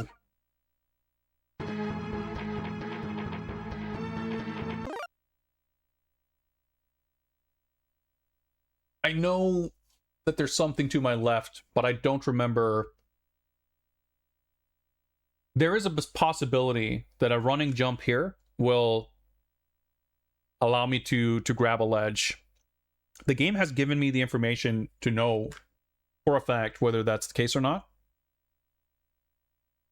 But I would have to memorize that. I would have to make note and remember it. I'm going to say we're still kind of in the research phase, so I'm going to give it a shot, because I'm unsure how else any other part of this level would connect back to that area. So I'm gonna make a big play here. And it was the correct play. Well, the play itself sort of paid off. Now, the fuck do I go from here?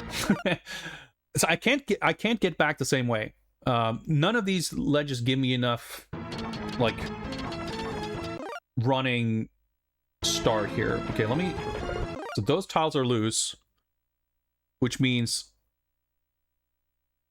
I have to make a running jump here to get across that gap, which could sort of kill me. I reckon I'm supposed to take the top route, and this is how I get back.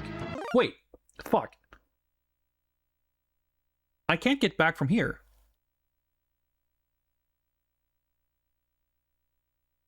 But maybe I can drop down. Well, on the other hand, because I'm thinking, if I make a running jump across those loose tiles, who the fuck knows what I'm jumping into on the next screen? But this way, the tiles are laid out here. This makes this a one-time thing. And essentially a well, not a one-way transition. If I come from the left, I can drop into this screen safely however many times I want. But if they want to make this like a tricky challenge thing that you can kind of only do once, or you fuck it up and you don't get another chance, which is the case for the alternate path that you take to the health extension in the original level 7 that this is based on, you have to do this kind of thing that you can... It's kind of a one-way jump that you can fuck up by dropping a tile on a thing that closes a door or whatever. That kind of makes more sense to me. And I think whether you manage or fuck it up or not, dropping down through that pit is probably how you get back to the rest of the level. Technically, I could take the top path. You know what? That's the safer option.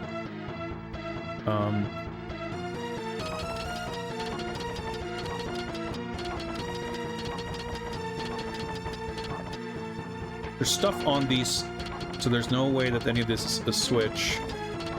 I think this is the wrong path. But if it's the wrong path, it should allow me to retrace my step and take a correct path. Okay, so I need to jump over that. Now I think I took the correct path, actually.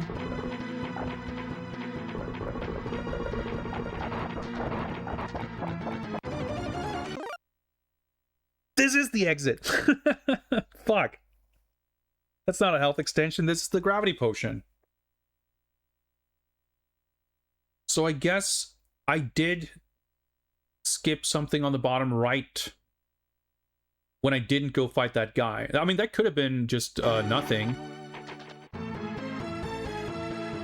Oh, there. Okay, there's the health extension. The exit's not even here.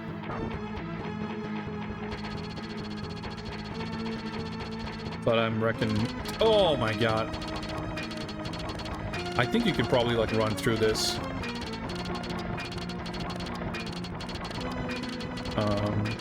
Which would be sick. But it's the kind of thing that I... Like...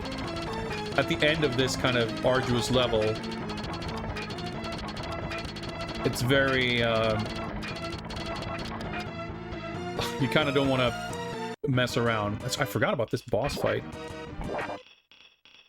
Gold skeleton. Is this the guy in the box, maybe? Only skeleton with a life bar. Luckily, the infinite works on him too. The door actually opens. I'm defeating the boss. Wow, that was wild. There was like 4 screens, 3 or 4 screens, that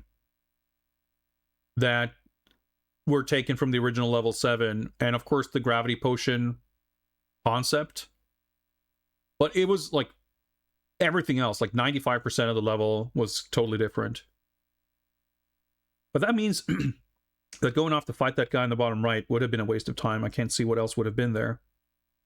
Now, technically speaking, that potion we missed could have been something else, but I'm going to assume that that's the health extension. So I'm actually going to make note of this. This was level 12, because I just wrote down the password for 13, I think. Let me double check. Okay, so we get the mouse cutscene, which means this is probably level 8. I mean, the equivalent of level 8.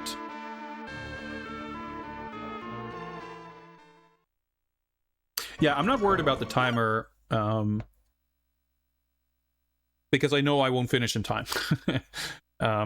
But I will be in the future, be playing this game more to try to get, you know, the true ending without using passwords. So I'm taking some notes. I'm writing down passwords and some other details to help me in that process. So I'm kind of using this playthrough as a little bit of a recon study. Drop right there. Option.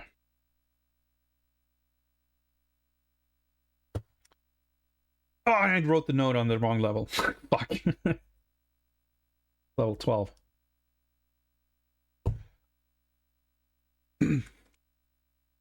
How are we doing on time? 46 minutes. Level 13. New tile set. I like this music.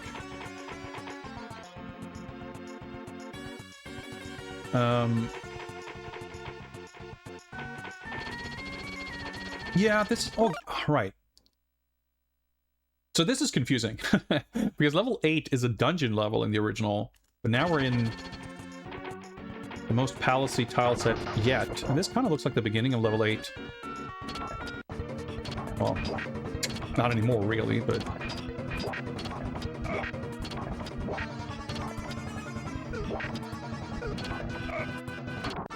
Yeah.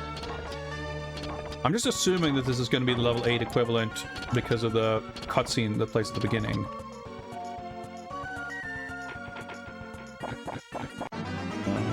But we'll see.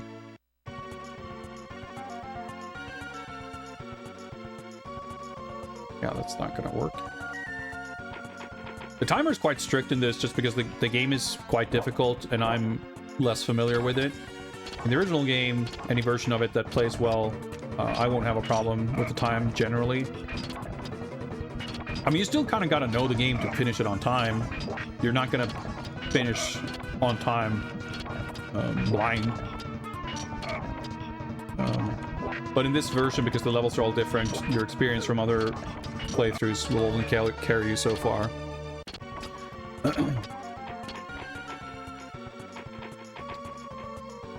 But in this game, the Super Nintendo one specifically,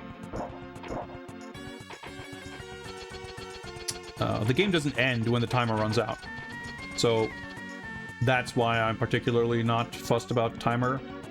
Actually, it doesn't really matter because for the purposes of this project...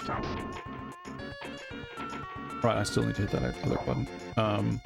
We're just doing one attempt at every game. And even then, of course, this is a bigger game because of the 2-hour time limit. But we're doing one run, whether we finish or not. But because I, for this game in particular, was kind of committing to doing a larger scope playthrough eventually, I figured I would save myself a little bit of trouble for then by taking a few notes now.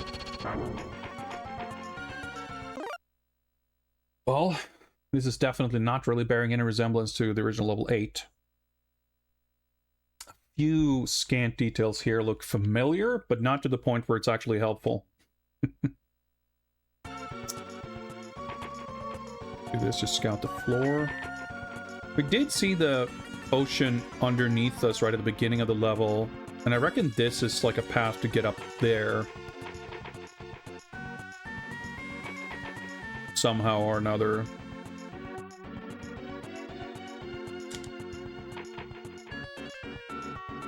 Wrong button. Okay. Broken. Yeah, these jumps are so cool.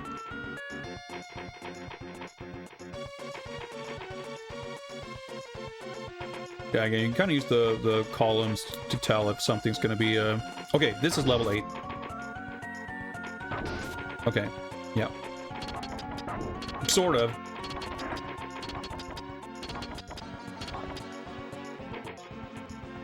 We didn't pass the exit.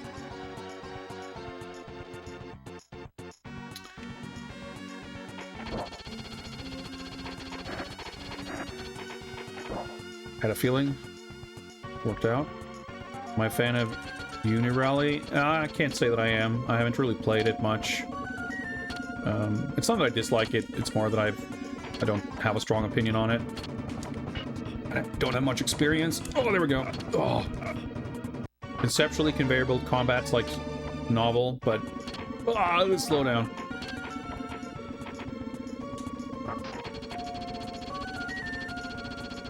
Vaguely familiar. Well, there's the exit.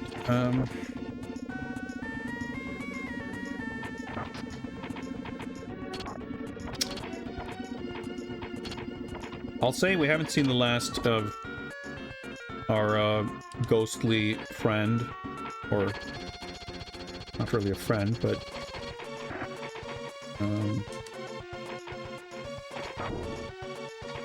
there will be resolution to that subplot. I feel like the exact routing I took here to get there without having opened the exit.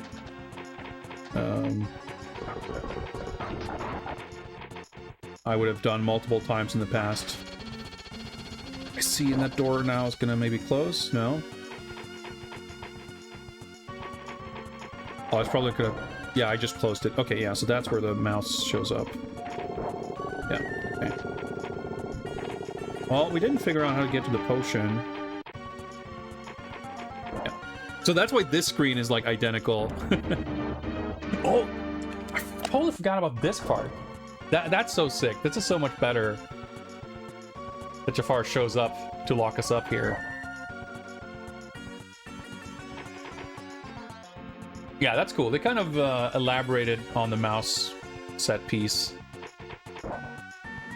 which is, I think, smart. I love the mouse's little flip. In the original, I think he just turns around.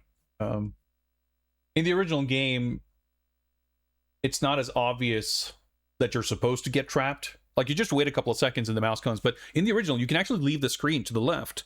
So you have to purposefully stay in order to be let out. Here, when Jafar shows up, it makes it immediately obvious that this was supposed to happen. It plays up the whole thing. You feel even more hopeless because you're trapped and you can't even leave the screen. And then the mouse shows up. It's really cool. It's a minor change, but I like it. Okay, I gotta drop down anyway. Which kind of interesting that the main almost... I mean, the mouse thing is arguably the sort of major set piece, quote-unquote, memorable little story moment of level 8. But the main sort of platforming challenge of the timed doors, the parts that make level 8 more memorable and kind of the most difficult level in the game in the original are mostly not really represented here. I've found kind of interesting.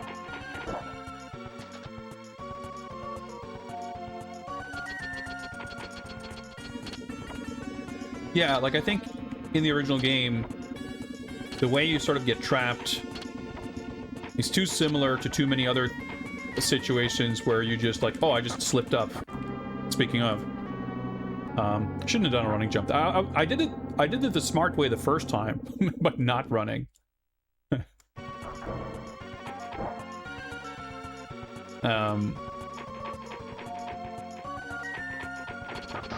It's too easy to make the assumption that like, oh, okay, the door closed, let me back up and fix this. It's not really natural to intuit that like, oh, I've been trapped here.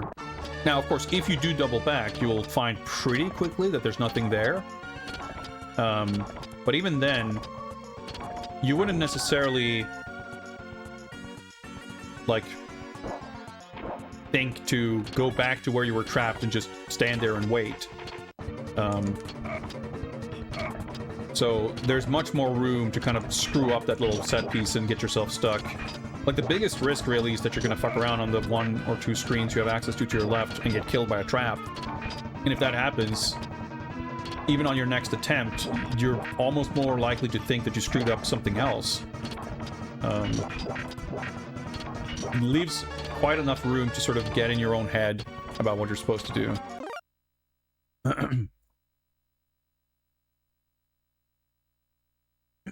What do I think of the main character's design? I mean, it changes a lot between different versions. He's definitely been illustrated in a lot of different ways. That's actually part of why I'm not particularly fond of the DOS version graphics. Because I don't really like him being blonde.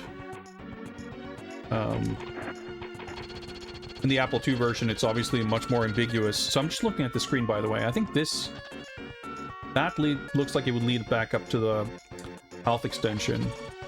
So going up through there and getting through to that guard, where we want to go if we want to find that. Actually, I should have time to do this. Slightly counterintuitive, perhaps, but when you're jumping forward, your hitbox is like smaller. You're shorter when you're jumping forward than when you're standing. So you can jump through doors that you would not be able to walk through.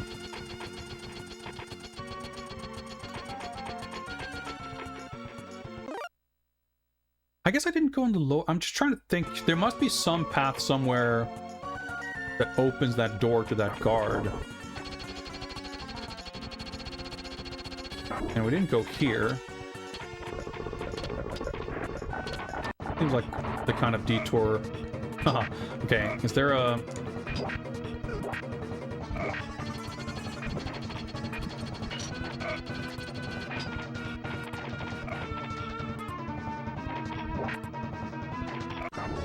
Okay, so he's now on that switch. So whatever door that opened is permanent. I guess we don't need, because there's that. So that probably opens the... Yeah, I think...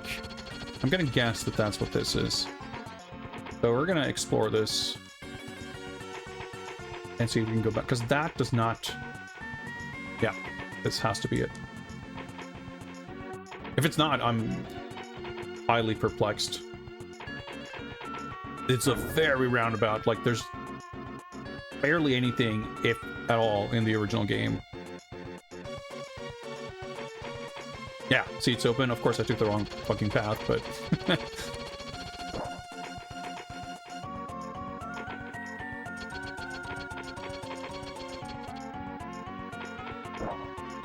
Oh, so you don't actually have to double back.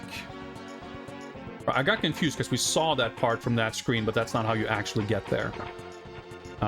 Okay, so just take the lower path with the double doors.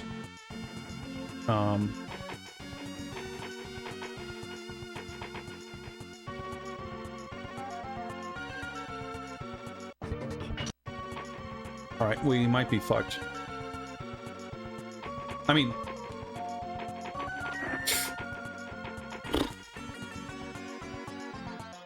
Wait, how did I... we might not be able to fight that guard.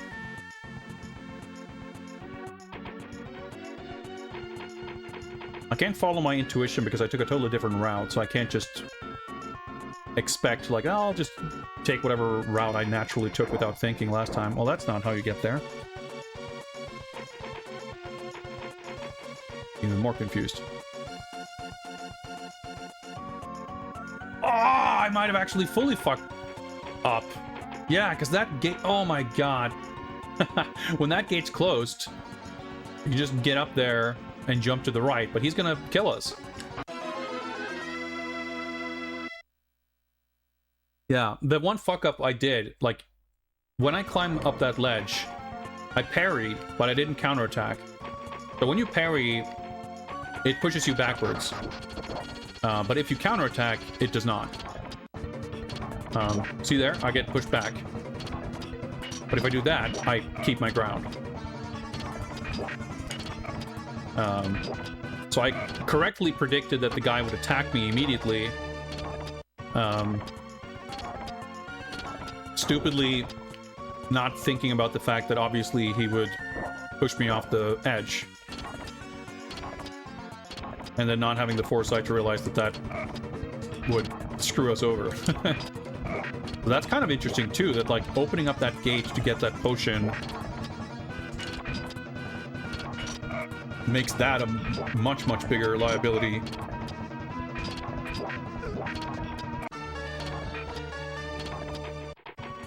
But once you get over that first sort of hurdle...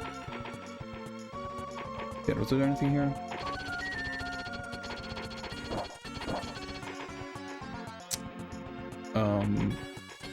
You will have a little bit more room to maneuver, and it should hopefully be fine.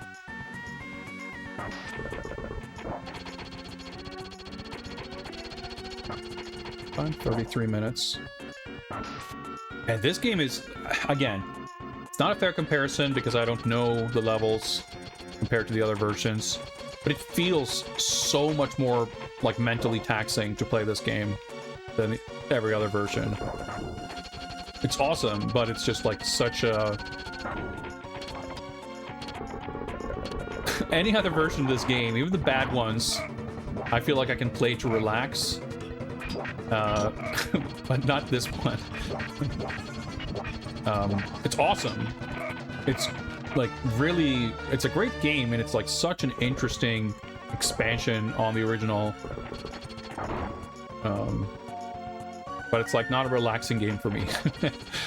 Now, obviously, the original Prince of Persia is also, for a lot of people, not something they might consider a relaxing game. But that comes with the comfort of familiarity. And as I said before, I don't expect to reach the point. That's what you gotta do. Not anytime soon, anyway. Like, even when I have the comfort of knowing the levels in this game, it's still a more stressful game than the original. But now it's like triply stressful because not only am I not familiar with the levels, not only is there the inherent stress levels of this, I'm also not used to not being used to the levels.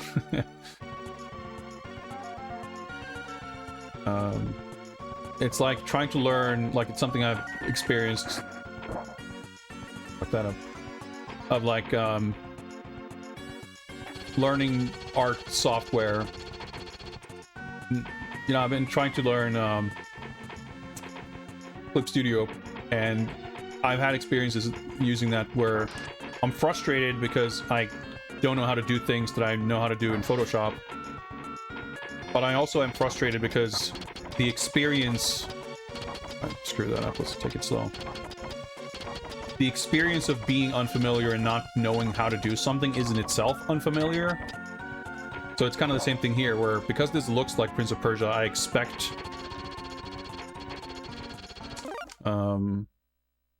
Right, I take this path first because it opens the exit. I expect a degree of familiarity, and when it's not there, I get sort of caught off guard, even though I should know better. And yeah, I completely agree. Why not? Like, that's why I think this is not. Well, it's part of several reasons why I don't consider this the definitive or the superior game. Because it just makes for a totally different experience. Can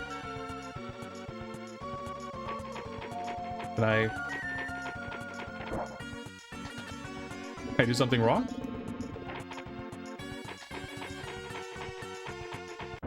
There we go.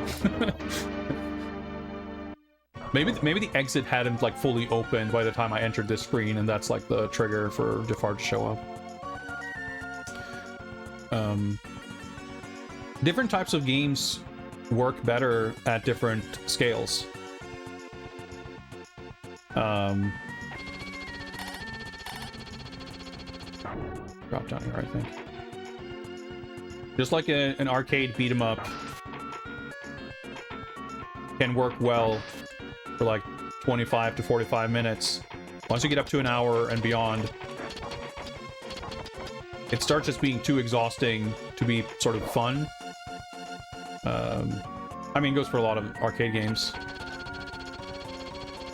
And, you know, it can go the other way, too, where certain types of games, even though I generally always prefer shorter, smaller games, they need, you know, they can need a sort of minimum scope of a certain size for that concept to make sense.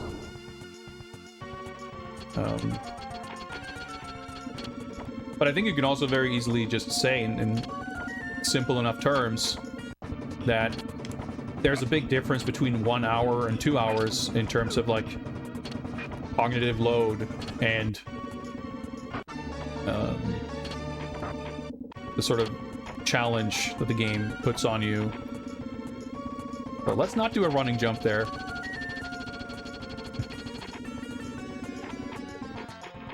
And even on a super basic, superficial level, the narrative conceit of 1 hour is so much more satisfying than 2 hours. Like, it's, you know, Jafar presents the ultimatum to the princess: marry me within the hour or die. Like, marry me within 120 minutes. Just, you know, doesn't feel right. Now, obviously, I'm glad that they increased the time limit, because the game would be unbelievably fucked with 1 hour. But like, it ties together mechanically and narratively in a very elegant way that you lose by expanding the scope. I think, if anything, this game is a beautiful illustration of that concept in action, because it's a rare example of such a direct comparison, sort of, where yeah, the levels are different, but the game plays the same in the way that we can sort of get a direct A/B comparison, where, like, how does this concept scale? And when you double the time and essentially double the length, double the amount of levels, like, it doesn't scale linearly. Right, this looks like a new level. Actually, this looks like level 9. There's a switch there. Yeah, this is level 9.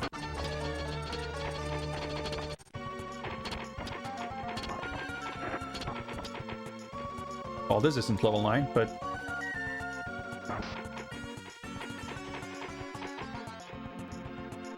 close enough, I guess. Level 9, which also is a dungeon level in the original. That's, like, mentally so confusing. Like, it makes it weirdly difficult to recognize layouts. Yeah. So we need to drop that tile. Keep that door open.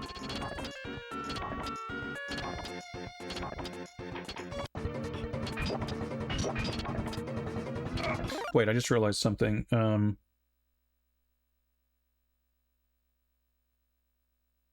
13 was the 8. We got to I just forgot to note that we got the health extension.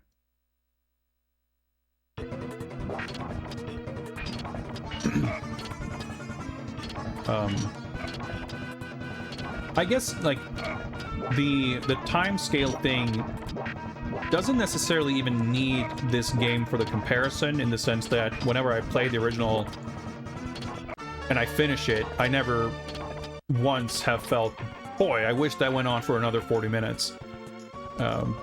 Even if I finish a run and do another one immediately, it just has a very satisfying feel to it. Like the length of it, it just feels right. Yeah, this is all the same. I guess where the comparison, where this is helpful is, I mean, sure, it gives us more kind of evidence of that, but it's also the fact that it's like the challenge of it.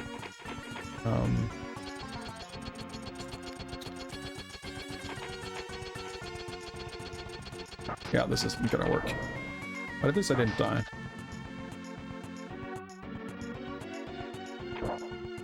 I'm always freaked out because I always fuck up this screen because I always get confused about the number of tiles on that screen and I jump too early.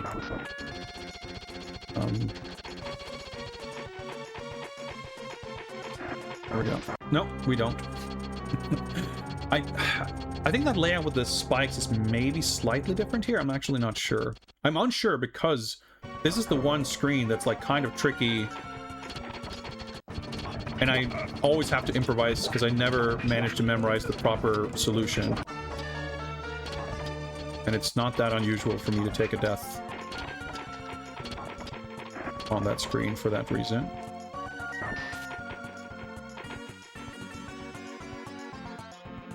But yeah, so like even though you can finish the original game in an hour and say, or you know, finish it in 45 minutes and you go, yeah, that was a nice bite-sized chunk. It's perfect place to stop.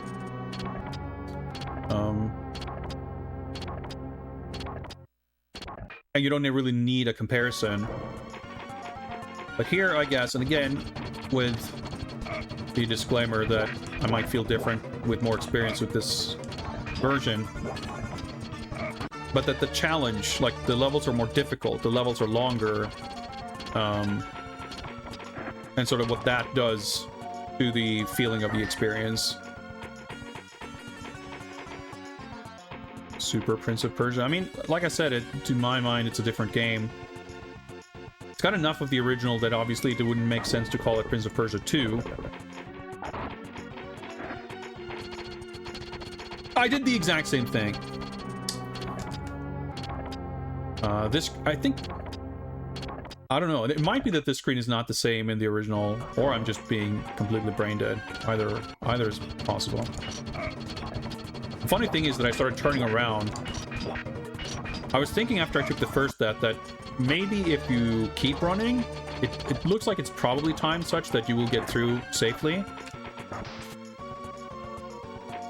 But I didn't do that this time either.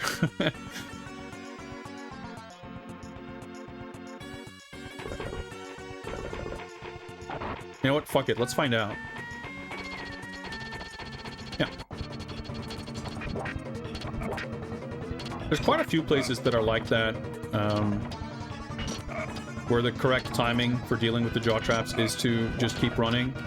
And I want to imagine that that's a deliberate thing, because as a new player, you would never do that. But it's the kind of thing where a little bit of patience, a little bit of willingness to experiment, a little bit of willingness to take deaths in the name of data collection and research. It's not a particularly difficult conclusion to reach, you could say, you know? All it does, it's an easy thing to test.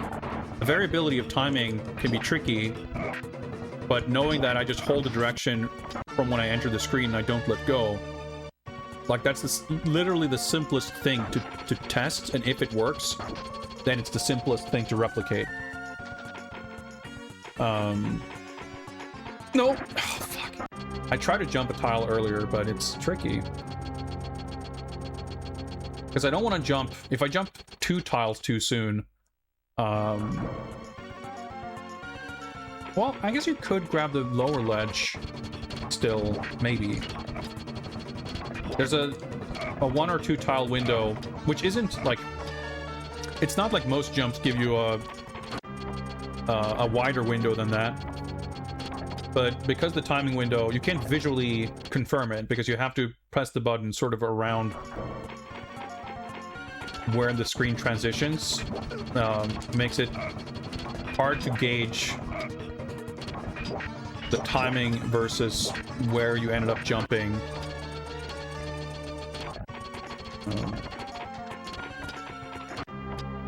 I just took a gamble.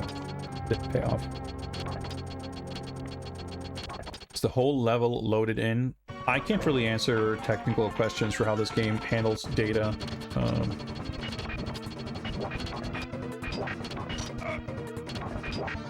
I'm not sure what difference it makes, but I have no idea, to be honest. There we go, just be a little patient, take it a little careful.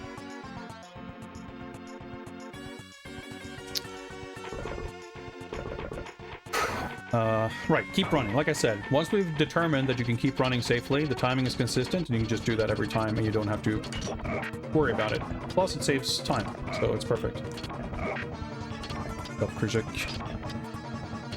Why wouldn't you leave some tiles non-collapsed?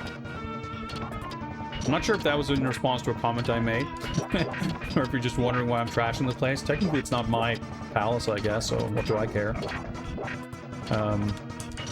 Jokes aside, as far as strategy when playing, for the most part, whenever there's tiles that drop, more often than not, it's either safe and inconsequential, or it's beneficial to drop the tiles. Tiles can cover up spike traps like here. Well, not here as in I can drop a tile, but this kind of spike trap can be covered up with a drop tile.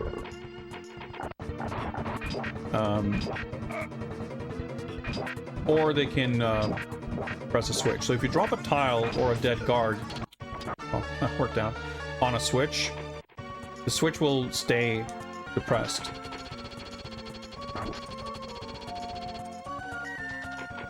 Okay, I'm trying. No! Oh my god. So I started holding the button during the screen transition. When the screen was black, I started holding the button, and that's too late. But that's actually good data.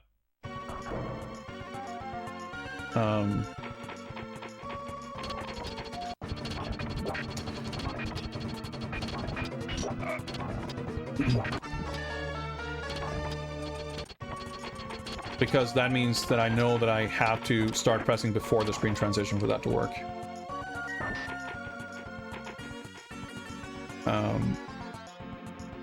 As far as speedruns go, Jorger, I'm not very knowledgeable about Prince of Persia speedrunning, but most people would be speedrunning the DOS version. I mean, this is a different game. I'm sure there's speedruns for this too. But I do know that in the DOS version, there are like wall clips and stuff you can do. You can skip fights as well, because there's like a frame-perfect thing where you can jump through guards. Like normally the way the game's designed, if you approach a guard without your sword up, they'll kill you and you die in one hit. And if you try to jump, like, they'll hit you and you die. But there is a thing you can do that lets you sort of skip through them. And flipping through walls obviously allows you to do some weird stuff. But even if those tricks specifically existed in this version, which I don't know if they do, I'm sure it would manifest in different ways. Yeah, so the Super Nintendo game that we're playing now is very different from the original. But I can show you here, now that I understand what you're asking about. This screen, this section, is one of the relatively few that are essentially identical to the original. So the reason I can't take this route and save the tiles is because I can't get up there. Because if I try to climb where the guard is standing, he will hit me and kill me. Now what I can do, and I didn't have to like science that out because I knew that from my previous experience with the other versions. What I can do is I can do a running jump here. So you can see that there's 3 loose tiles in front of me. And if I start on the very left here, I can leave one more tile intact. Alternatively, I can do a standing jump from where I'm standing, which should leave the left 2 tiles intact. I'll land on the third one, drop down, grab the ledge. And this would allow me to make... This would give me a bigger margin for error for doing an early running jump. Let's try that.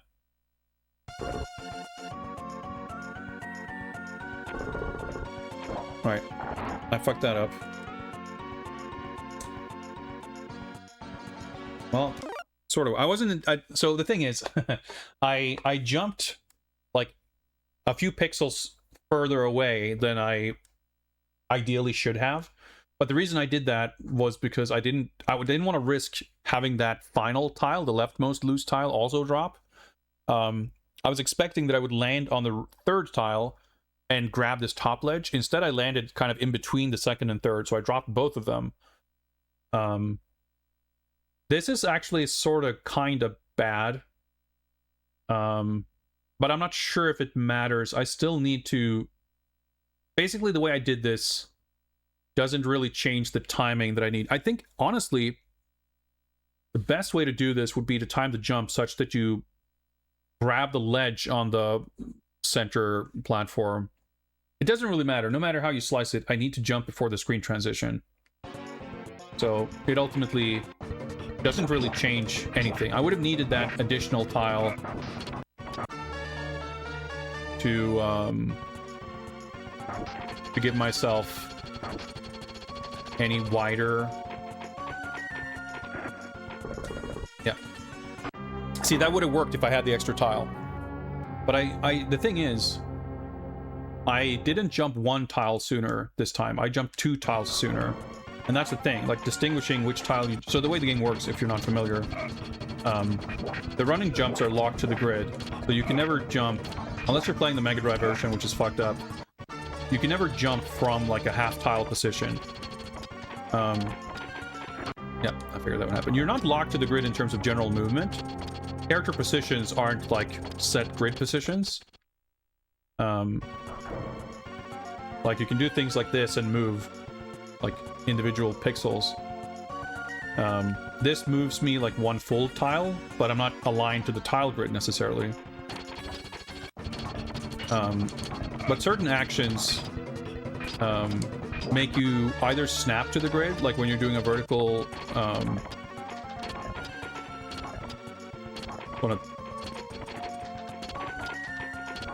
Nope. Okay, just barely.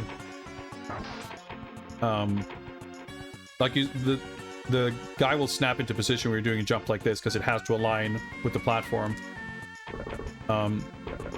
When you're sneaking up to an edge of a tile, for example, like it'll stop you at the edge. There are things like that you can do to sort of align yourself with the grid to make the jump lengths more predictable.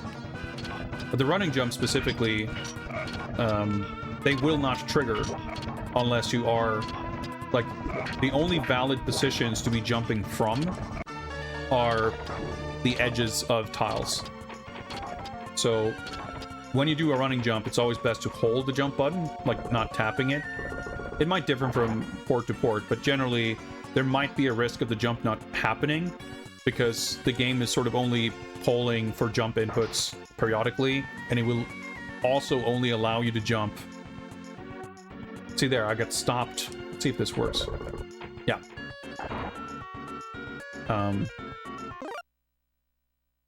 The sneaky step didn't allow me to overstep the boundary to the next tile to step on the loose tile. So it sort of locked me to the ideal jumping position. But with running jumps, like you can always know, like the running jump itself covers 3 tiles of width, and you can grab a ledge after that. So now I should be able to do this. Well, looks like I actually hit it 1 tile sooner than last time.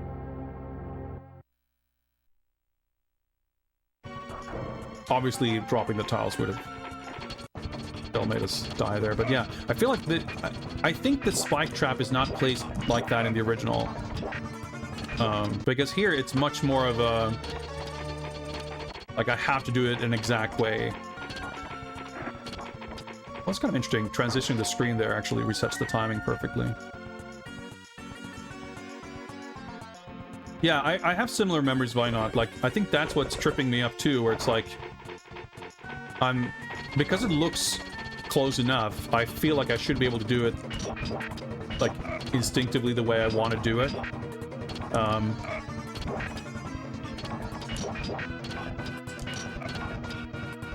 But it doesn't really work. So I think, to some degree, I might be kind of overcomplicating it for myself. Like, my previous knowledge is maybe tripping me up a little bit, but I think they also made it more demanding. I think in the original, whatever the differences are, it's not like you have to do it this one way, like this one tile or whatever. Like, I think there's one tile, like, there is a spike trap, but I think that there's, like, one additional tile. Like, it's like the platform above me extends one more tile.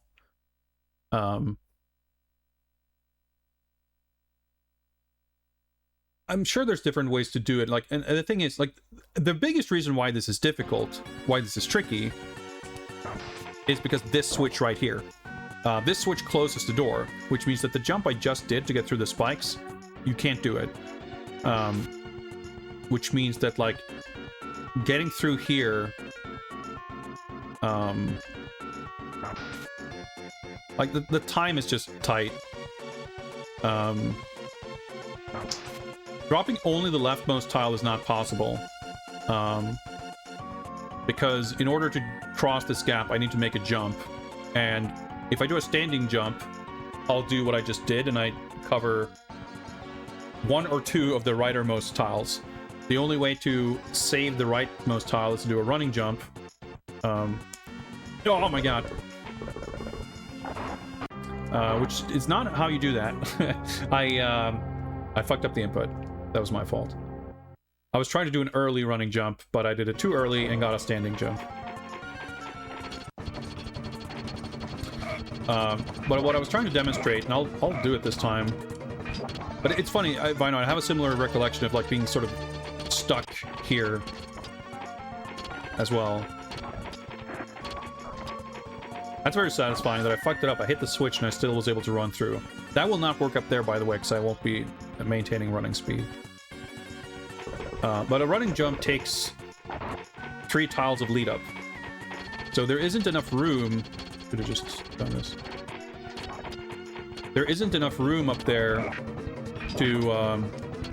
I will be stepping on the first 2 loose tiles before I jump. Now, that might still be a good idea.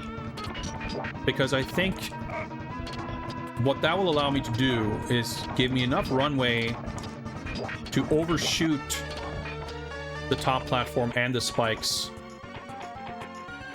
Like, that's the most logical approach I can think of.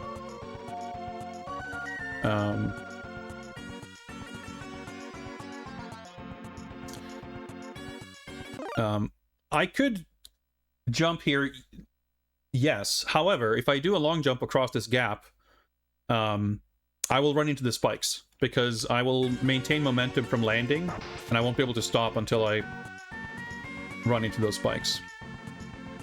But if I leave the rightmost of these loose tiles here, I will be able to do a long running jump from up top. That should hopefully overshoot the spikes. Basically, I should land on the tile between the spikes and the hidden switch. There we go. That's what I was trying to do. Yeah, this version has completely different levels from the original, and this is actually one of the levels that's halfway using parts of the original level, or the equivalent level from the original game. But this particular screen is just a little bit different. Exactly. Right. So it's actually not difficult. You just need to have the correct approach. But again, I think for sure that my... Oh, right! That's a little different. You have to actually turn around there. There's no extra tile to save you. Nice. need to do that to reach the exit switch.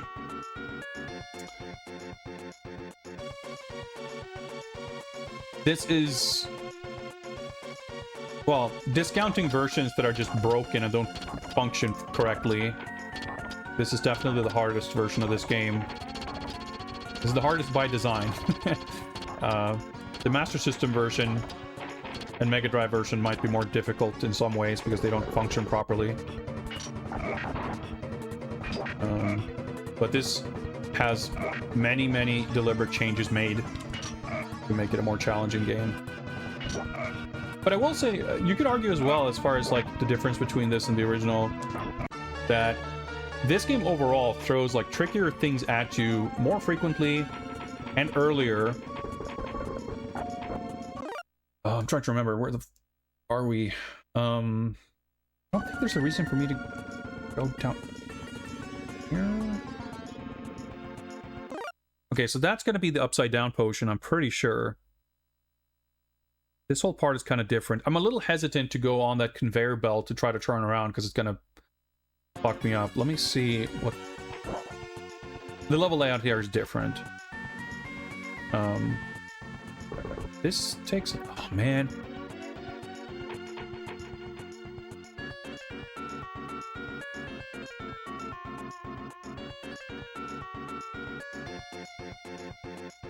There's a switch. I'm sure there's a loose tile over there to the left somewhere. Maybe I need to do that. I don't know.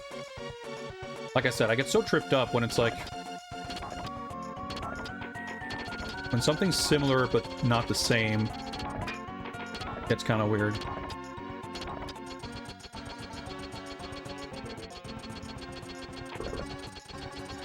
Alright, I figure that's...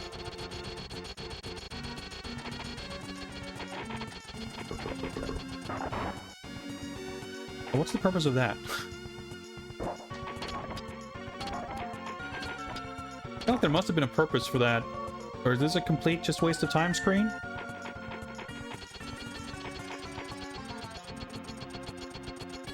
Okay. I think the conveyor belt... okay, the conveyor belt would have taken us to the healing potion. Dude, it's pretty rude. Assuming the potion I skipped is the upside down potion. What that does, it literally flips the screen upside down, which makes things a little tricky. In the original, if you take the upside down potion, you literally go to the next screen and there's another upside down potion that fixes it. But here, if that's the upside down potion, which I think is the case, you have to go on a crazy trek with conveyor belts and shit to actually fix it back, which is a tall order. 19 minutes.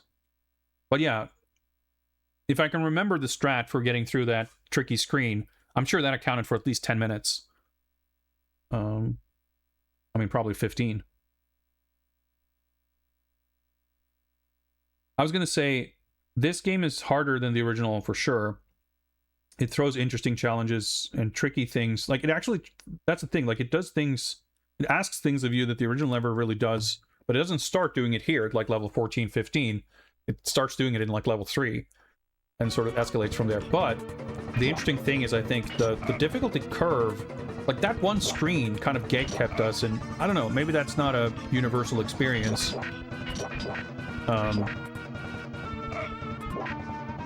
But I feel like it's a kind of a spike in difficulty that stands out a little bit in a way that doesn't feel familiar in the original. Like, it feels like the original game has a little bit more... like, yeah, level 8's probably the hardest level. But it isn't so much like individual screens or things that...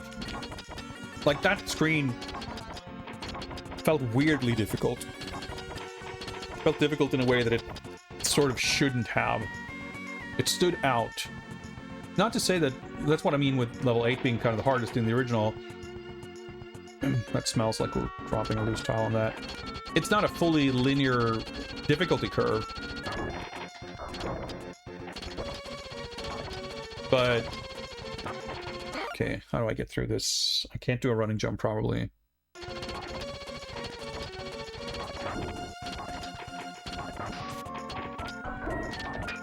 But the spikes aren't, like, kind of as extreme, I guess. I don't know.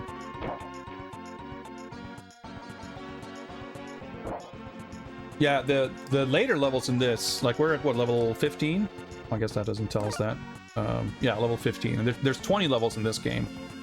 The last couple of levels for sure.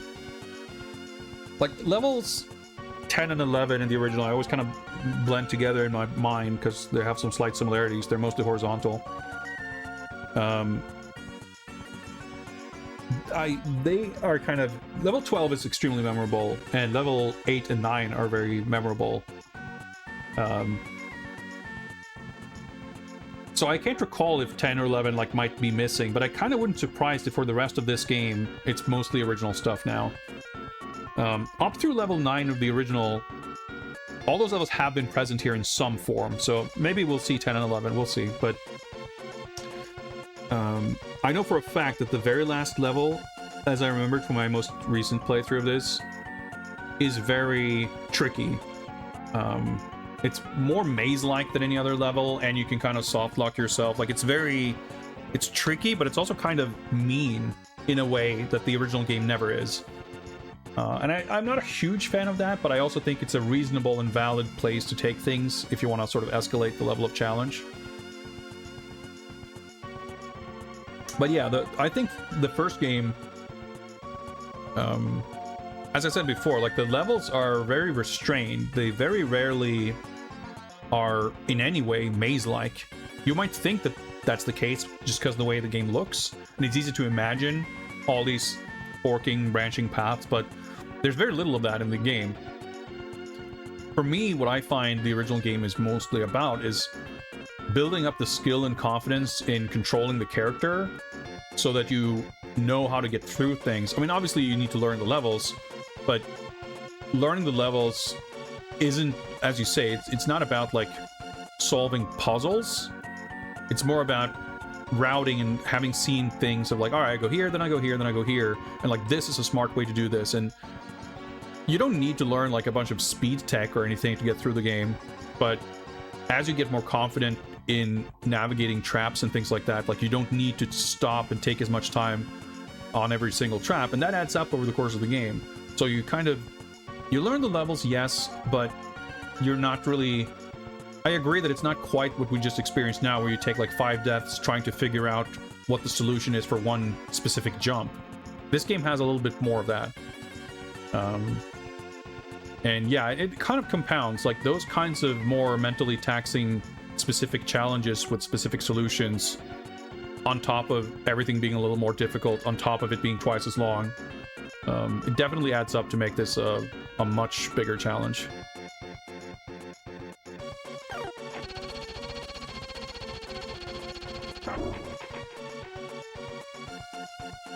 I guess that's level start.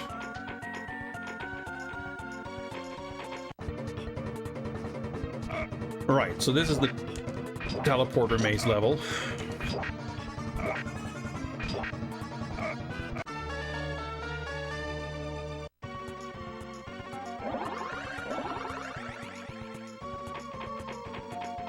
Which I'm not the biggest fan of.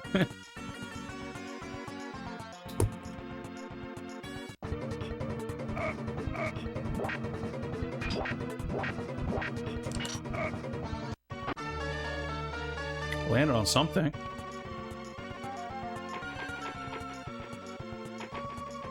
What's to my left?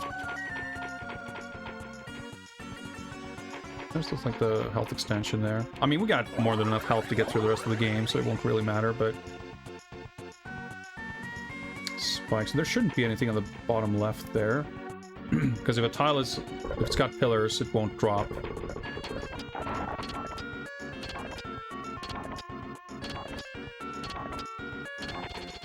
Yeah, stuff like this where there's a one tile width gap with different sort of platforms like this. It's a very cool construction. Like, making those jumps feels very good.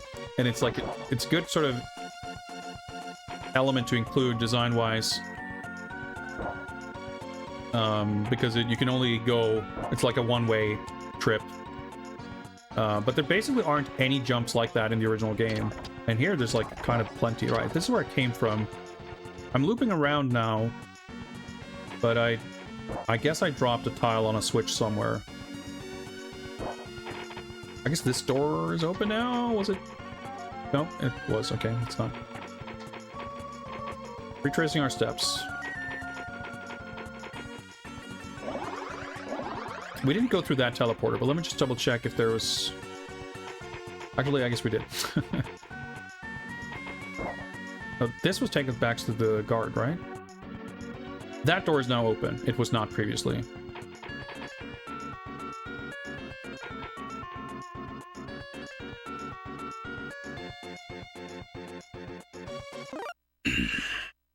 I want to say that there's something to my right. Would be kind of stupid, but that's my recollection. But I might have just had the same instinct and been dead wrong. Let's find out.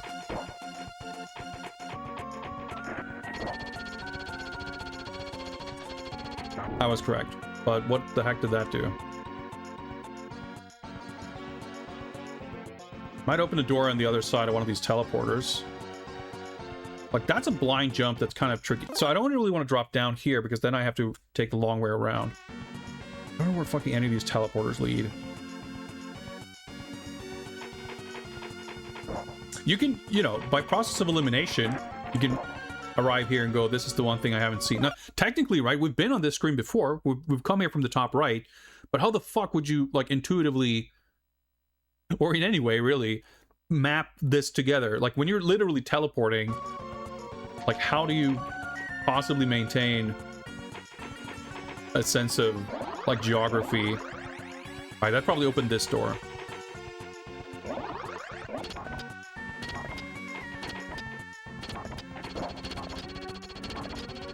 So it might actually even be that this level has, like, permanently opening doors. Because this is a totally original level.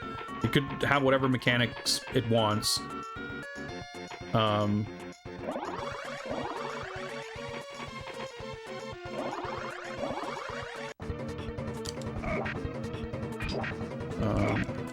This, okay, I probably doubled back to the other teleporter that I didn't go through before. So I think for me, like, this game, when it comes to level design, I have to judge levels based on sort of philosophically how I feel about the design on one level, and sort of just double check something. Yeah, see, this door is still open now, which means the switch I hit behind that O door is probably also still active. But I'm assuming that does something. So right now I'm kind of using my latent, like, old memories of doing this level previously, because I'm kind of lucky guessing everything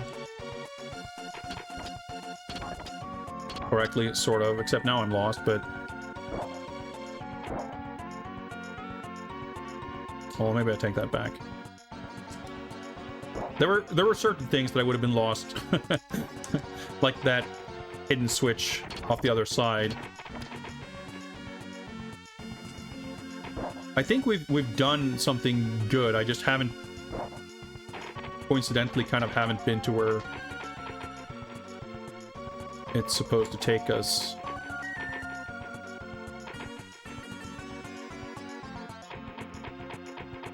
So what the heck did it do then?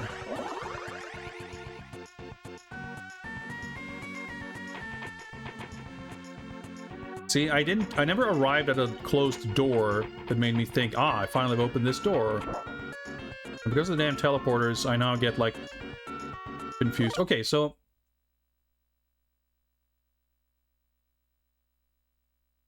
have I actually dropped down here is the question. I'm starting to think I haven't.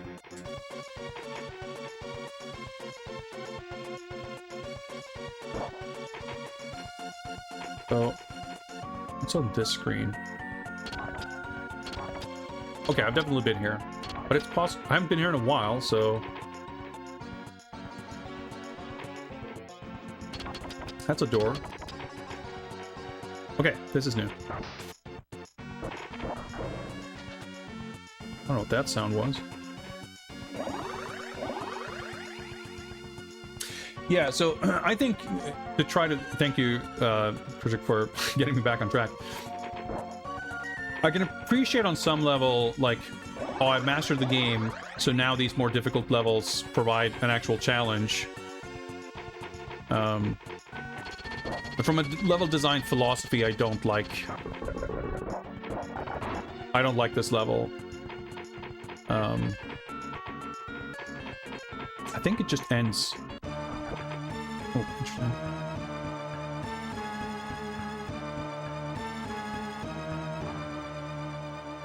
I'm misremembering. Gonna drop the bridge, of course. I was gonna say, I think maybe the level ends with just a sort of,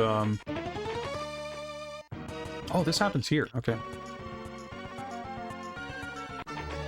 Right, that makes sense. I was thinking about the bridge. There we go. That's our final showdown with the Shadow clone. And it does, yeah, that's what I was remembering. I was trying to get there. That the level ends with, like, touching the edge of the screen. Man, this is so different. Then there's so much more of the game left, because in the original, the reuniting with the Shadow happens literally at, like, the end of the final level. Down.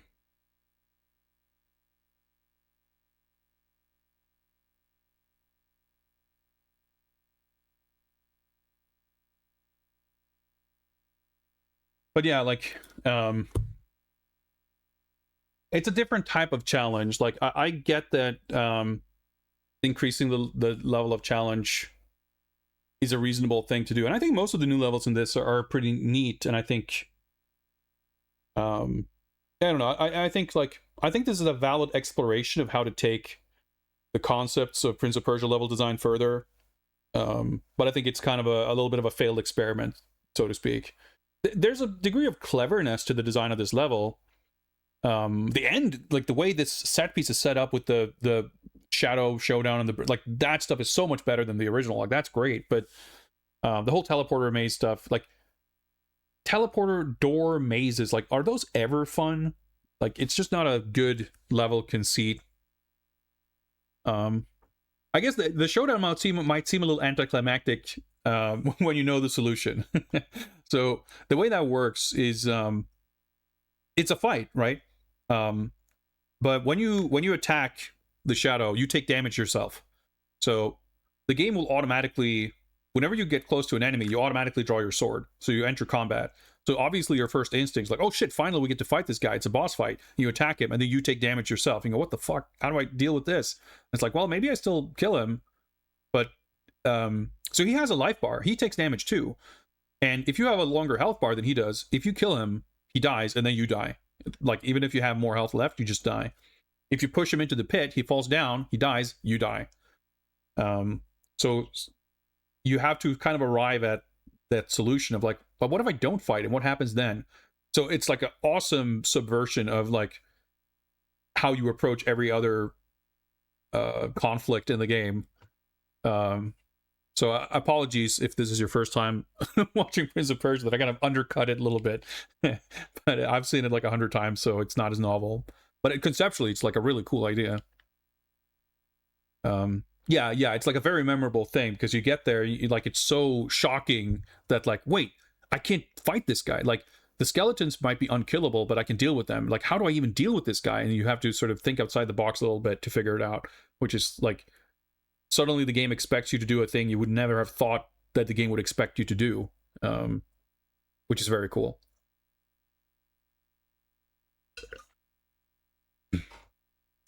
Like, I think a door maze level can be good, but if it's good, it would generally have to be in spite of being a door maze level and not because of it, I sort of feel.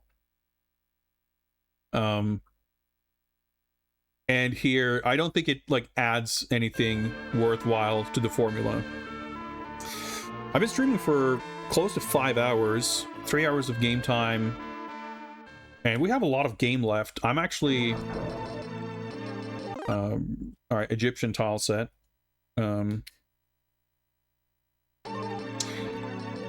Actually, this would be totally fair.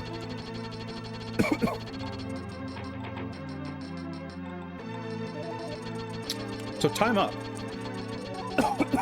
As I said, it's a new level, by the way.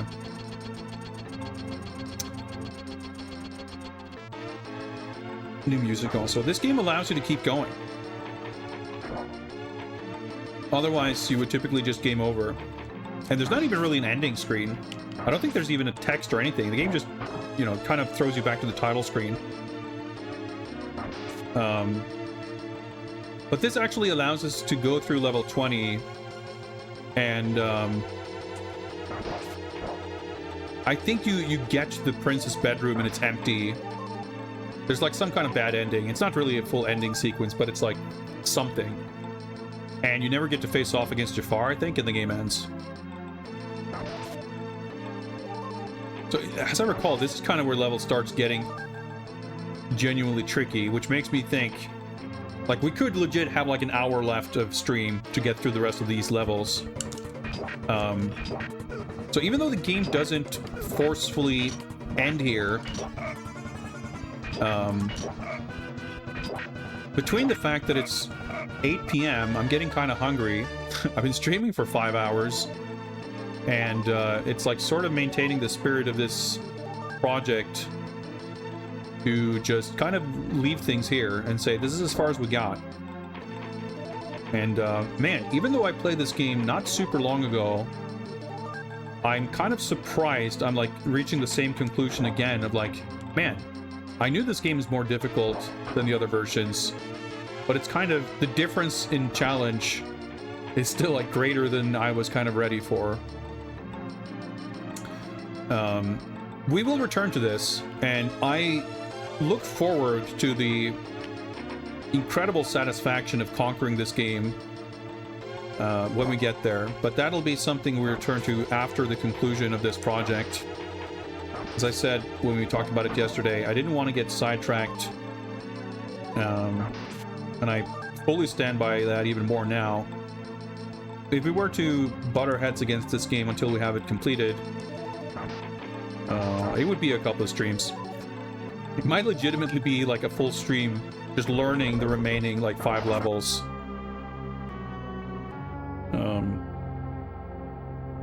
I don't have the energy to do that right now. But we're not going to continue from here next stream. This is as far as we got. I have the password. If and when I want to continue from here, I can.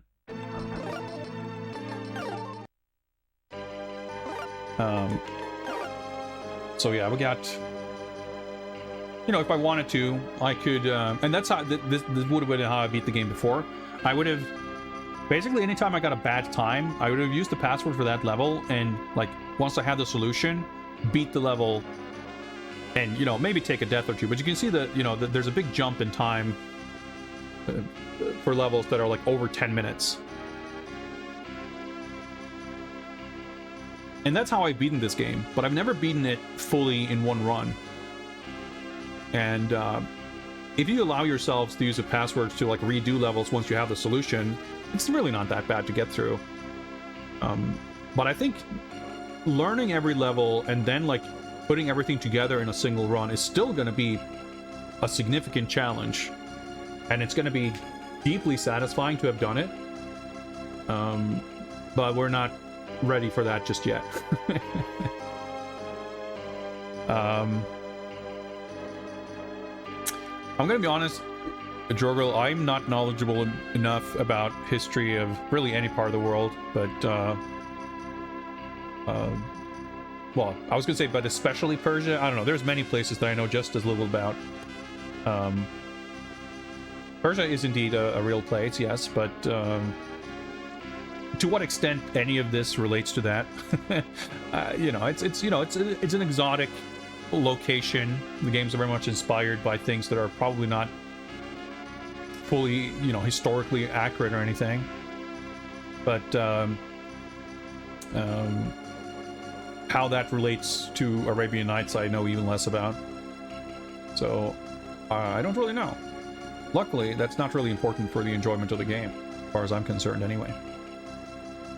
But yeah, this game is incredible, but man, it is such a like massive step up in challenge from every other version.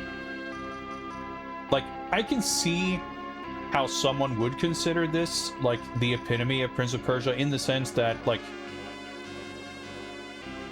the time and effort it takes to learn how to complete the original and like get comfortable and being able to do that consistently, I think is like dwarfed by the additional effort required to do the same thing in this game after having mastered the original. It's not like you beat the original and then it's like, oh, now it's easier to get through this game. I mean, it is, but learning the original feels so small and insignificant compared to this.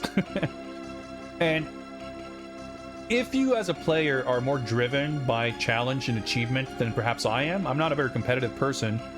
I can see how the original game might not give you as much satisfaction as this one.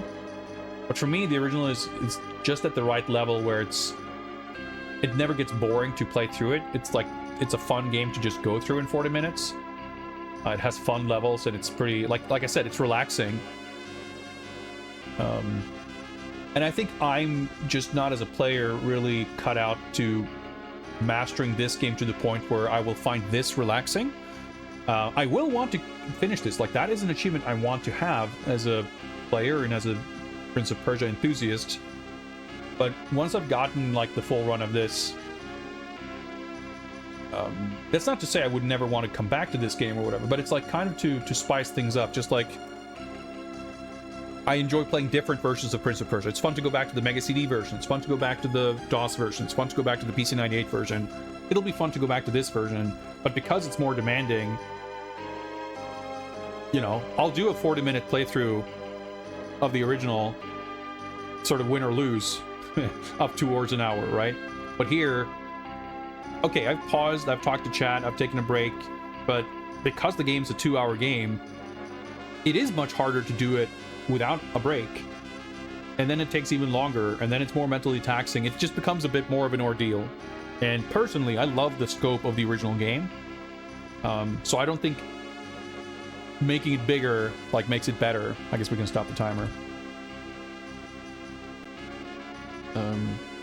But it's awesome. Like, I love that this alternate version exists. I think it's cool. I think it's an excellent, excellent, excellent game. I think this in its own right is like a masterpiece. But I think in some ways, I think this game is actually the game that people make out the original to be, in terms of it being like a difficult game. I don't really think the original Prince of Persia is difficult. Like, it has a learning curve to understanding the controls, but if you understand how to control the game, mastering it and completing it doesn't take that many hours. I mean, I like to think that if I can do it, anyone can. Like, I'm not good at games, but it, you know, I think that game's kind of easy, you know? Once you learn it, you've learned it, and it's kind of, sort of fine. But this is trickier, it's more challenging, it's a little more rude, and the fact that it is so much longer and so much grander makes it easier to make mistakes, which are sort of more punished and costly. And obviously it's just going to be a matter of taste and preference where you want that level of challenge to be. Personally, I'm not really a sucker for you know, for difficult games. I can enjoy a challenge, I can enjoy overcoming an obstacle, but it's a lot more common for me to quit playing a game because it was too difficult for me than for me to sort of get bored with a game because it was too easy. But it's still, it's a different type of game. It's a different type of experience in a way, but very good in its own right. I guess we can leave these jams in the background for a little bit as we. I guess if I do that, the jams disappear. Okay, fair enough. Well, shutting off the Super Nintendo then. Let us then. Okay, and my monitor here. Yeah, right. And let's do a final bit of housekeeping then before I go make a little bit of Easter dinner and bring up the game list. Game number 14, the Super Famicom version, has highly unsurprisingly ended with a skull. we did a playthrough of sorts. We did the 2 hours, and we did not rescue the princess. For the most part, you can see on this list the little trophy means we completed the game. The skull means we didn't. And up until this point, Super Famicom Prince of Persia is the first game we didn't finish because it was too difficult. Or, well, that's not fair. I guess the better way of phrasing it is every other skull is the game's fault. We didn't finish them because they're fucked up and broken and don't function properly. The Super Famicom game is just more difficult by design, not by accident. And of course, the institutional knowledge of knowing the level designs in the original doesn't really help us the same way in this game. But I think there's several different metrics by which this game is just significantly more difficult than almost anything on this list. And rarely it's actually in a good way, or at least a valid way.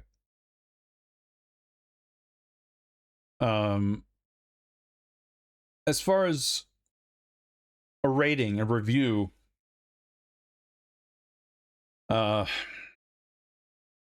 it's not my personal favorite, but it's really, really cool and awesome in a lot of ways. I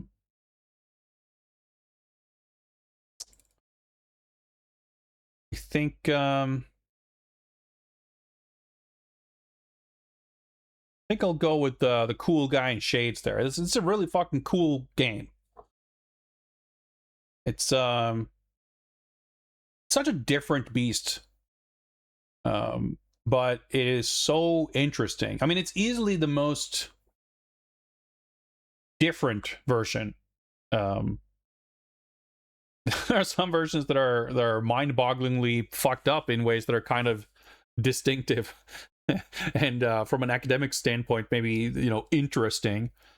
But the Super Famicom version is interesting in good ways. It, like, everything it does isn't for the betterment of the game, but it adds something. It's not subtractive and it's not fucking things up. Like, it's, I don't really like the teleporter maze level, but that's, it's still interesting, and it's still, part of a package that altogether is really cool. A great game in its own right. It doesn't quite align with my tastes as well. Like, for me, it's like too difficult, I guess you could say. But at the same time, like, it still provides a very interesting experience that I can't really get anywhere else. Like, if I want a real challenge, that's the version I go to, because I can pick the other versions that are really difficult, but they're all difficult for fucked up, annoying, unfun reasons, and I don't want that. So it's still really cool, and it controls really well. It's got some things like the slowdown and things like I'm not a huge fan of, but like I said, it's a masterpiece for sure. It's really, really good. It's just not the go-to version for me. It's not my, like, comfort version. It's the version I play when I'm like, when I have the mental fortitude to take on a real challenge. The Atari ST version is really cool. I love the graphics. It has great graphics and sound. It looks much better than the DOS version. The one thing against it is that it also suffers from slowdown, but I think it's much cooler than the DOS version for sure. It was one of the versions I was the most excited to look at because I knew it had unique graphics. But I didn't really know anything else about it. And I mean, there's many versions that have slowdown. Obviously, the ones that run at a solid speed are more enjoyable. But I wouldn't be surprised if there's some way to circumvent that. I don't know much about Atari ST or emulating it, but it's an interesting version. It had the grunts and screams or whatever during the combat, which was a really cool touch that I, since experiencing it in the ST version, I now kind of miss that in most other versions. But yeah, it's worth a look for sure. And you can find my previous VODs on my YouTube channel, which I guess probably there's a link to if I do that. Actually, that might be an old link that might be broken. I should probably update that command. But it's not going to be that difficult to find, I think, if you look for it. The most recent VODs from yesterday and today are not on YouTube yet. I mean, this is still live, so of course this isn't there yet, but it will be probably shortly.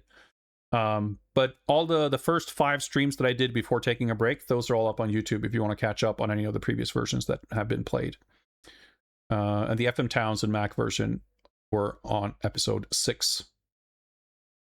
But yeah, I'm exhausted. I'm hungry.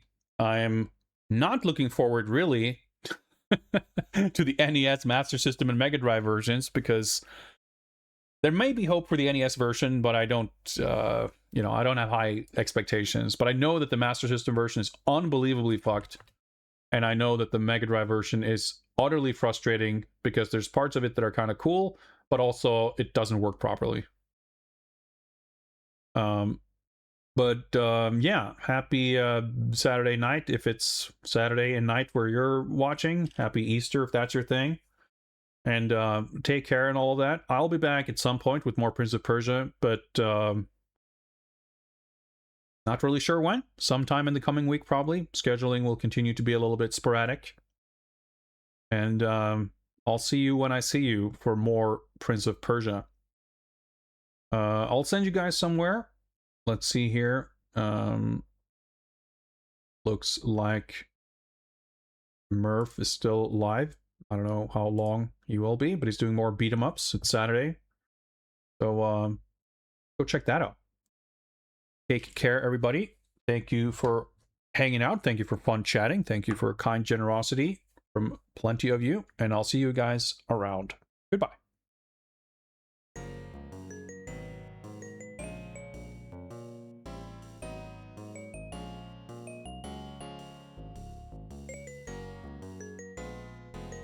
Look, you!